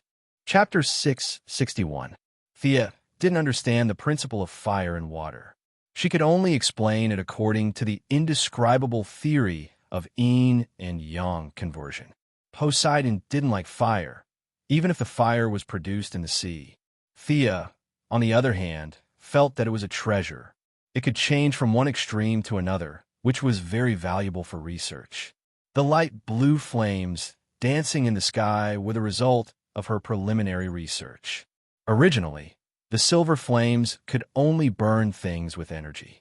Now, the new flames could burn everything, and the water in the target's body could increase the intensity of the flames. Amidst the overflowing flames, there were also countless whip shadows. The wind pressure that was originally caused by the extreme speed of the whip changed, and the air became extremely hot and unbearable. The paper on the table began to emit crisp sounds, accompanied by fine smoke that ignited. Extreme Speed looked at the flames in his sight. The few people in the room were still in a state of stillness. The flames reflected their red faces. His intuition told him that he couldn't take it head-on. Even if he was in the range of time stop, he could still maintain a relatively high speed. With his agile figure and still swift speed, he was confident that he could get rid of Thea and then reap the harvest of the extreme speed from another time and space. However, he underestimated Thea, or rather, he believed too much in what he saw with his eyes. Confusion. This was the characteristic of her divine power that Thea had discovered long ago. She mixed a lot of illusions in the air. That day, even Apollo was fooled by her, let alone the extreme speed of a mortal. After hitting 3 flames in the air, Extreme Speed realized that something was wrong. The initial temperature of the flames was not high, but there was a tendency to burn more and more. Whether it was slapping or wind pressure, it was ineffective against the flames. Instead, with his movements, the flames showed signs of expanding. What the hell? In the time that Extreme Speed was stunned, Thea's whip was already in front of him. This guy had 10 times more combat experience than Barry. He turned around and ran for more than 10 miles in one breath. Thea's magic range was not so large, and Extreme Speed soon found that he had recovered his original speed.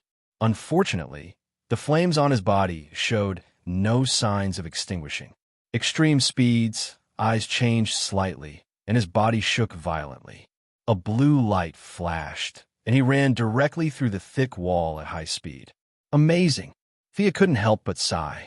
This guy had made the already buggy lightning speed even more buggy. Using its own vibration characteristics, it achieved a kind of atomic resonance with the wall, and then passed through it. His own flames definitely couldn't follow the vibrations, so he left them on the wall. The principle behind this move wasn't difficult, but finding the frequency of the wall's vibrations and making his body resonate with it required a lot of time and experimentation. Thea put away her time stop and teleported them out of the basement. The cramped environment restricted the other party, but it also restricted her. Caitlin, she shouted. Frost Killer, who could be considered to have been trained for a long time, immediately activated a large spell around them. The heat within a radius of 100 meters was completely absorbed, and the temperature plummeted. This move was both offensive and defensive. It had been effective against reverse lightning back then, and it would be effective against Extreme Speed today as well. Caitlin had just unleashed her ultimate move when she was already in front of him from miles away. As soon as he entered the range of 100 meters, Extreme Speed's body began to lose heat rapidly, which greatly reduced his speed. Unwilling to give up, he once again widened the distance and rushed over from another angle. The result was disappointing. Caitlin's move was actually quite stupid, but he really didn't have a good way to break it. The freezing effect on Extreme Speed was too fatal. Even if he was the fastest in the world, he couldn't break through in a short time. The Flash. Your speed is mine. After a few consecutive attempts, Extreme Speed knew that he would most likely return empty-handed today. His mouth was useless, but he still wanted to use a wave of words. Barry was just about to reply when Thea stopped him. Physics? Magic can't be resisted like that. 5 fingers spread out, aiming at Extreme Speed from afar. Thea softly spat out a syllable. Internal explosion. So what if Extreme Speed could shake off his flames? Magic was controlled by spiritual power, and it had directional properties. Temporarily changing the atomic structure could shake off the magic, but unless he maintained the resonance frequency of the wall forever, once he returned to his original state, the magic would entangle him like gangrene attached to the bone. Some wizards' curses could last for thousands of years with the bloodline. Now that Thea had hurriedly cast the spell, it didn't need to last that long, but it could still last for dozens of minutes. If extreme speed disappeared without a trace, his spiritual power wouldn't be able to detect it, and there would be nothing he could do. But extreme speed stopped and wanted to use his mouth to escape. How could Lady Caitlin let him run away after showing off? Relying on the connection of spiritual power, Thea directly transformed the contaminated water in Extreme Speed's body. A small ball of fire was born in his body, and then it was directly detonated by Thea. Extreme Speed could also be injured, and his internal organs were not much stronger than ordinary people. Extreme Speed was shocked when he felt the abnormality in his chest and lungs. He didn't have time to think carefully and turn around to run. In less than 1,000th of a second, an explosion occurred in his body. Although he had run more than 10 miles away, a bloody hole was blown out from his liver to his kidney to his entire abdomen. The explosion happened too suddenly and too strangely. Extreme Speed was not prepared at all, and he started to bleed profusely. He could no longer maintain his high speed and stumbled to the side of the road, vomiting mouthfuls of blood. His chest and abdomen were badly mutilated, and his special anti-wear suit was blown open. Blood flowed freely from the wound, and the whole ground was completely dyed red. Kill him quickly. He's an accomplice of the Great Plains Wolves. Dr. Harrison Whale shouted. When Barry was still thinking about whether to kill him or not, Thea nimbly flashed a few times and rushed up. Taking advantage of his weakness to kill him, this guy would definitely be a disaster if he was left alive. While she was rushing, the soft whip in her hand did not stop. A large amount of flame was attached to the tip of the whip. As long as Extreme Speed was entangled, he would definitely be burned into ashes. Bang! The distance between the two was quickly shortened. Thea's speed was indeed not as fast as Extreme Speed, but when one of them stood still and the other ran, it was not even 1/10 of a second. She raised her arm slightly, and the soft whip rolled towards Extreme Speed, who had no resistance. Her movements were considered fast in the eyes of ordinary people, but in the eyes of Extreme Speed, it was still very slow. He knew that he had to dodge, but unfortunately, his injuries were too severe. With this level of injury, even if he sped up the cell healing, it would still take him more than half a day to recover. He watched as the soft whip, wrapped in flames, drew a beautiful arc in the air and rolled towards his neck. His limbs were weak, and he barely took half a step back. At the critical moment, bang! There was an explosion, and a portal rose up on his left. 3 people jumped out of the portal. The white-haired woman in the lead raised her hand and launched a fierce ice blast without thinking. The tip of the whip was blocked by her for a moment, and Thea could only shake her wrist to retrieve the soft whip. The remaining 2 people hurriedly pulled her back. Chapter 662. F***CK. Thea looked at these troublemakers and couldn't help but curse. The woman who blocked her attack first had white hair and black eyeshadow and was wearing a leather jacket. The man behind her had fire in his eyes, hair, and hands. The other was short and wore a long trench coat and sunglasses. Huh, I'm dying of laughter. Psycher, Caitlin, look at your image in this world. Here, Extreme Speed is a bad guy. Psycher, Caitlin, and Ronnie are also bad guys. Thea held her stomach and laughed. Extreme Speed was the biggest threat. These guys looked scary, but she didn't take them seriously. With a whoosh, little Flash finally came to her side. Looking at the familiar strangers in front of him, he was also a little confused. Extreme Speed didn't have time to talk nonsense with Mississippi. His hands moved quickly and wrapped around his wound. Only then did he stand up shakily and looked at Thea with hazy eyes. What are you looking at? You guys are living so happily. You must have surrendered to the Wasteland Wolf, right? You even betrayed the world that gave birth to you. How dare you stand in front of me? A bunch of scum. Hearing her words, the expressions of the people opposite her were different. Extreme Speed's face was covered so tightly that she couldn't see their expressions. She only heard him snort in disdain. The evil version of Firestorm chose to ignore him. Psycher and Caitlin were a little unnatural, but they quickly recovered. Be careful. This woman is very powerful. She seems to be a new god like the Wasteland Wolf. Extreme Speed whispered to the few of them. In the past, he didn't even care about these useless people. But now that he was seriously injured, he had to unite them. Yo, looks like you have been to many universes. You are indeed knowledgeable. You even know about new gods. Barry, you go and deal with. Barry, be careful. Thea was just about to let Barry deal with the seriously injured Extreme Speed when she saw a blood-red blade appear out of thin air and stab towards Barry's back.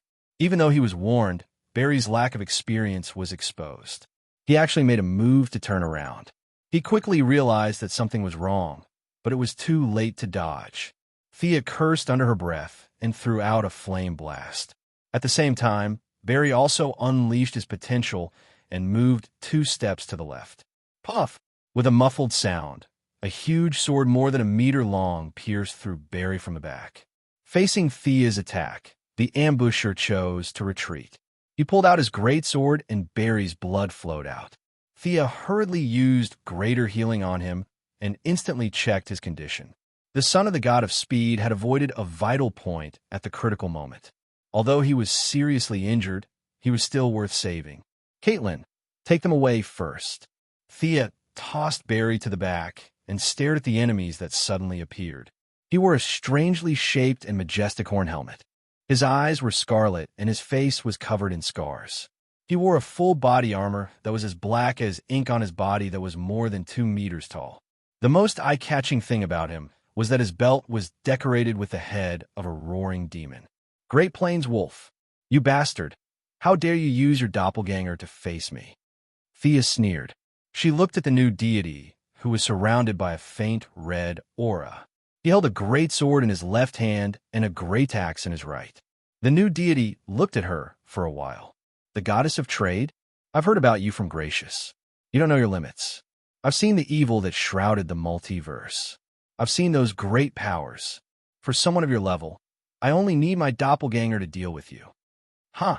She didn't know what he was really capable of, but this guy's bragging skills made her feel ashamed.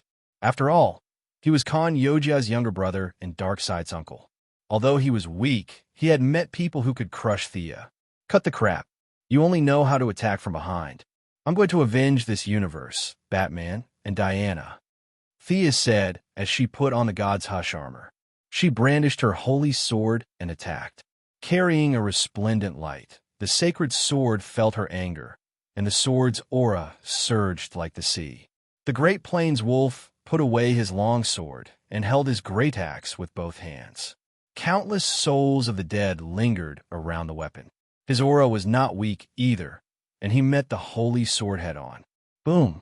There was a loud explosion at the point where the two of them met. The road that originally belonged to Star City was shattered by the shockwave. Many abandoned cars on the road were crushed into dust by the huge force. The evil quartet retreated a few hundred meters. On the other side, Caitlin was also treating Barry while commanding a few ordinary people to retreat.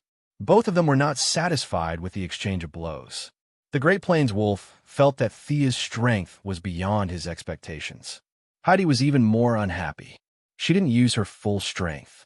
Instead, she was estimating the strength of her opponent's main body. The result was not too optimistic. The fact that her opponent's doppelganger could exchange a few blows with her spoke volumes. The god's hush armor crazily transformed the thunder magic and added it to the holy sword. The sword was originally 1 meter long, but now it was surrounded by dense lightning. It was even longer than before. The Great Plains Wolf also began to accumulate power. A large number of souls of the dead were gathered on his great axe. There seemed to be wailing in the dark red light. These were the lives that died under his great axe. Now, they were used as sacrifices to increase his attack power. His great axe seemed to have endless power. Thea didn't take it head-on. Instead, she defended and attacked. She constantly used the magic on her holy sword to wear down the souls of the dead on his great axe. The Great Plains Wolf saw through her intention and attacked even faster. The two of them exchanged 3 blows. When the Great Plains Wolf blocked Thea's attack and the two of them passed by each other, he directly took out his great sword and turned around to stab at her. Clang! His greatsword was knocked away. Thea was already prepared for his sneak attack. She blocked his sneak attack with her holy sword and took advantage of the momentum to cut his waist. The Great Plains wolf's lower abdomen shrank slightly. The evil ghost head that she thought was just a decoration suddenly came to life and bit at the holy sword. Although it was burned to ashes, it also bought time for the Great Plains wolf to pull away. Although it was only one move, the Great Plains wolf, who had rich battle experience, could see that Thea had been hiding her strength. She maintained a stalemate with the previous few moves just for this last move. She was really insidious. Thea was also a little regretful. She always thought that it was just a decoration. Who knew that this armor of hers had such a function? She wasted a good opportunity. Even if it was a clone, the main body would lose a part of its divine power if it was killed. She had been silently suppressing her strength in order to make the Great Plains wolf think that she was just SOSO. Now that her plan was ruined, she didn't regret it anymore and attacked with all her strength. "You bastards, come at me together." Facing Thea, who was going all out, the Great Plains wolf didn't have the pride he had when he was bragging. He hurriedly shouted to the ground. Just now, Thea's move was fast and urgent. If he didn't have some trump cards, he would have been cut in half. The evil four people on the ground looked at each other. "Didn't you have internal conflicts before? We thought that it was a one-on-one fight. You should have said so earlier if you could gang up on us." Chapter 663. Actually, the Great Plains wolf was in a dilemma. Who knew how a new god like Thea would appear in his territory? His main body had just returned to the Apocalypse Star, leaving behind only a clone to command the army. He also didn't want to expose himself and asked for help from the ants that he looked down on before. But facing Sia, who was at full power and whose strength, speed, and divine power suppressed him in all aspects, he really couldn't do anything. If he used his doppelganger against Sia's main body, he would basically die. Helplessly, he revealed his true strength. Ignoring the others, Extreme Speed, who had always been unruly, stared at the Great Plains wolf thoughtfully. Even if he was heavily injured, his speed should still be extremely fast. In the end, after hearing the order, the first one to rush up and attack Sia was Firestorm. Perhaps considering the pressure Thea would bring, Extreme Speed still joined in the attack. As for how much effort he put in, only the heavens knew. Firestorm wantonly unleashed raging flames, finally giving the Great Plains wolf some time to recover. The remaining Frost Killer and Evil Cisco, codenamed Echo, cursed silently. "Are you stupid? Why are you working so hard?" However, facing the Great Plains wolf's ferocious gaze, the two did not have Extreme Speed's confidence and did not dare to slack off. They braced themselves and surrounded Thea. "Since you want to die, I'll send you on your way." The young mistress was so angry that she laughed. Did they think they could win with numbers? There was a qualitative difference. She was not afraid and charged towards the five with her holy sword. Extreme Speed was slacking off and was instantly sensed by her. The Great Plains wolf was also conserving his strength. Frost Killer and Echo dealt with it reluctantly. The only one attacking fiercely was Evil Firestorm, who did not know what was going on. Thea secretly cursed him for being an idiot. Even if she was stronger than them, it was not that easy to take them down. The Great Plains wolf and Extreme Speed were both very good at sneak attacks. She had to split more than half of her attention on the two of them. Firestorm's strength was also not to be underestimated. He was like a human-shaped nuclear reactor, constantly releasing a large amount of energy. Moreover, as the battle dragged on, the nuclear energy in Firestorm's body also intensified. The external manifestation was that the power of his attacks was increasing, and the frequency of his attacks was increasing. Firestorm's strength was one of the best even among the first-rate heroes. Thea did not have an overwhelming advantage. Coupled with the support of the Frost Killer and Echo, she fell into a stalemate. With a slash of her sword, she slashed apart the energy impact of the Firestorm and dodged the sharp axe of the Wasteland Wolf. Flames and frost flew together, and shock waves and thrown lightning flew around her. Thea deeply felt the feelings of Hades when he was besieged by the Greek gods. These guys were not as good as her, but they relied on their numbers to beat her up. We have to break their formation. Thea switched her sword to her right hand and began to chant an incantation with her left hand. Interrupt her. The Great Plains wolf was a pure warrior, so it didn't understand what kind of spell it was, but it didn't need to think to know that it wasn't a good thing. Firestorm and Extreme Speed began to attack fiercely. Thea directly crushed a gem, activated a defensive spell, and focused on casting spells. She was preparing to cast a legendary spell. Even with her current strength, she still needed to make some necessary preparations with hand gestures. A faint golden barrier blocked their attacks. Firestorm and Extreme Speed clashed a few times. The barrier seemed thin, but it was abnormally sturdy. Extreme Speed shouted, "Echo, use your ability." Evil Psyker's eyes glowed with a faint blue light, and his hands released a high-frequency vibration wave. The barrier started to shake violently with the vibration wave, and finally shattered in a powder like an eggshell. Extreme Speed's eyes showed a hint of mockery. Thea was also a little surprised. Psyker's ability was very strong. She was currently casting high-level spells, and the defensive spell, just now, was already the highest level spell that an ordinary wizard could cast. However, she was fearless. She had mastered the gem magic, and she had robbed Hades' treasury. She still had a few sacks of gems that stored such spells. Extreme Speed watched as Thea crushed another gem, and the same barrier as before reappeared. He signaled for Evil Psyker to continue. After shattering 3 of Thea's barriers, their expressions turned ugly. The other side's defensive barrier was endless, and Psyker was already exhausted to the point of exhaustion. High-frequency vibration wave required a lot of mental and physical strength, and it required a lot of physical strength. This was Evil Psyker, not Whitebeard, and his body was not that strong. When he sensed that something was wrong, he quickly turned around to take a look, and he almost spat out a mouthful of blood. That bastard Great Plains wolf wanted them to risk their lives for him, while he himself hid 8 zhang away. Moreover, from the looks of it, he was preparing to retreat. There was no need to talk nonsense. He quickly noticed the joy on Sia's face and the energy flowing between her palms, so he also ran back without saying anything. Now you want to run? It's too late. Thea's hands glowed with a faint green light. This was a legendary undead spell called Torlaton's Killing Cloud. As she raised her hands, the entire sky and earth were covered by countless acid clouds. Just looking at them would make one's eyes burn. Thea sensed that Barry, Caitlin, and the rest had already left the city and no longer had any worries. Such a dilapidated star city should not exist in this world. Destroy it. A huge amount of mana was injected into the acid clouds, and the clouds quickly covered the surroundings.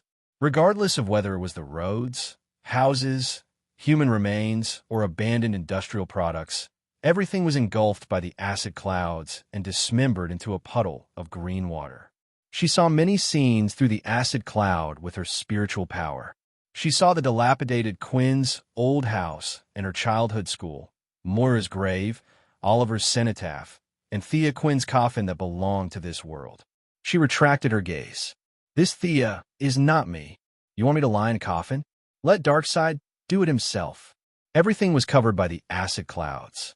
Large amounts of materials, regardless of their structure, purpose, or meaning, were all broken down by her and returned to the natural world.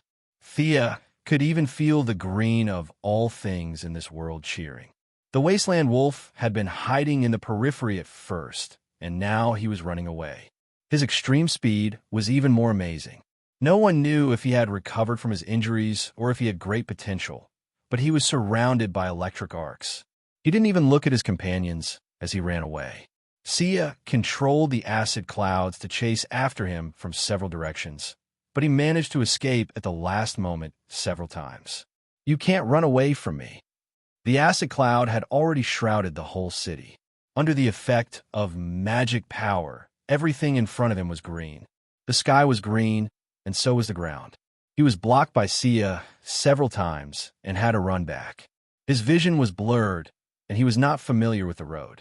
His sensitive perception had been warning him, but unfortunately, he could not run out. The 3 friends he had abandoned did not have super speed. In the face of the corrosive acid clouds, the three of them huddled together for warmth. The Frost Killer and Firestorm were desperately using their energy to buy some time for Echo to open a portal. As for where they would be teleported to, they did not care. They just wanted to escape. Evil Psyker was already at the end of his tether after continuously relying on the vibration waves to shatter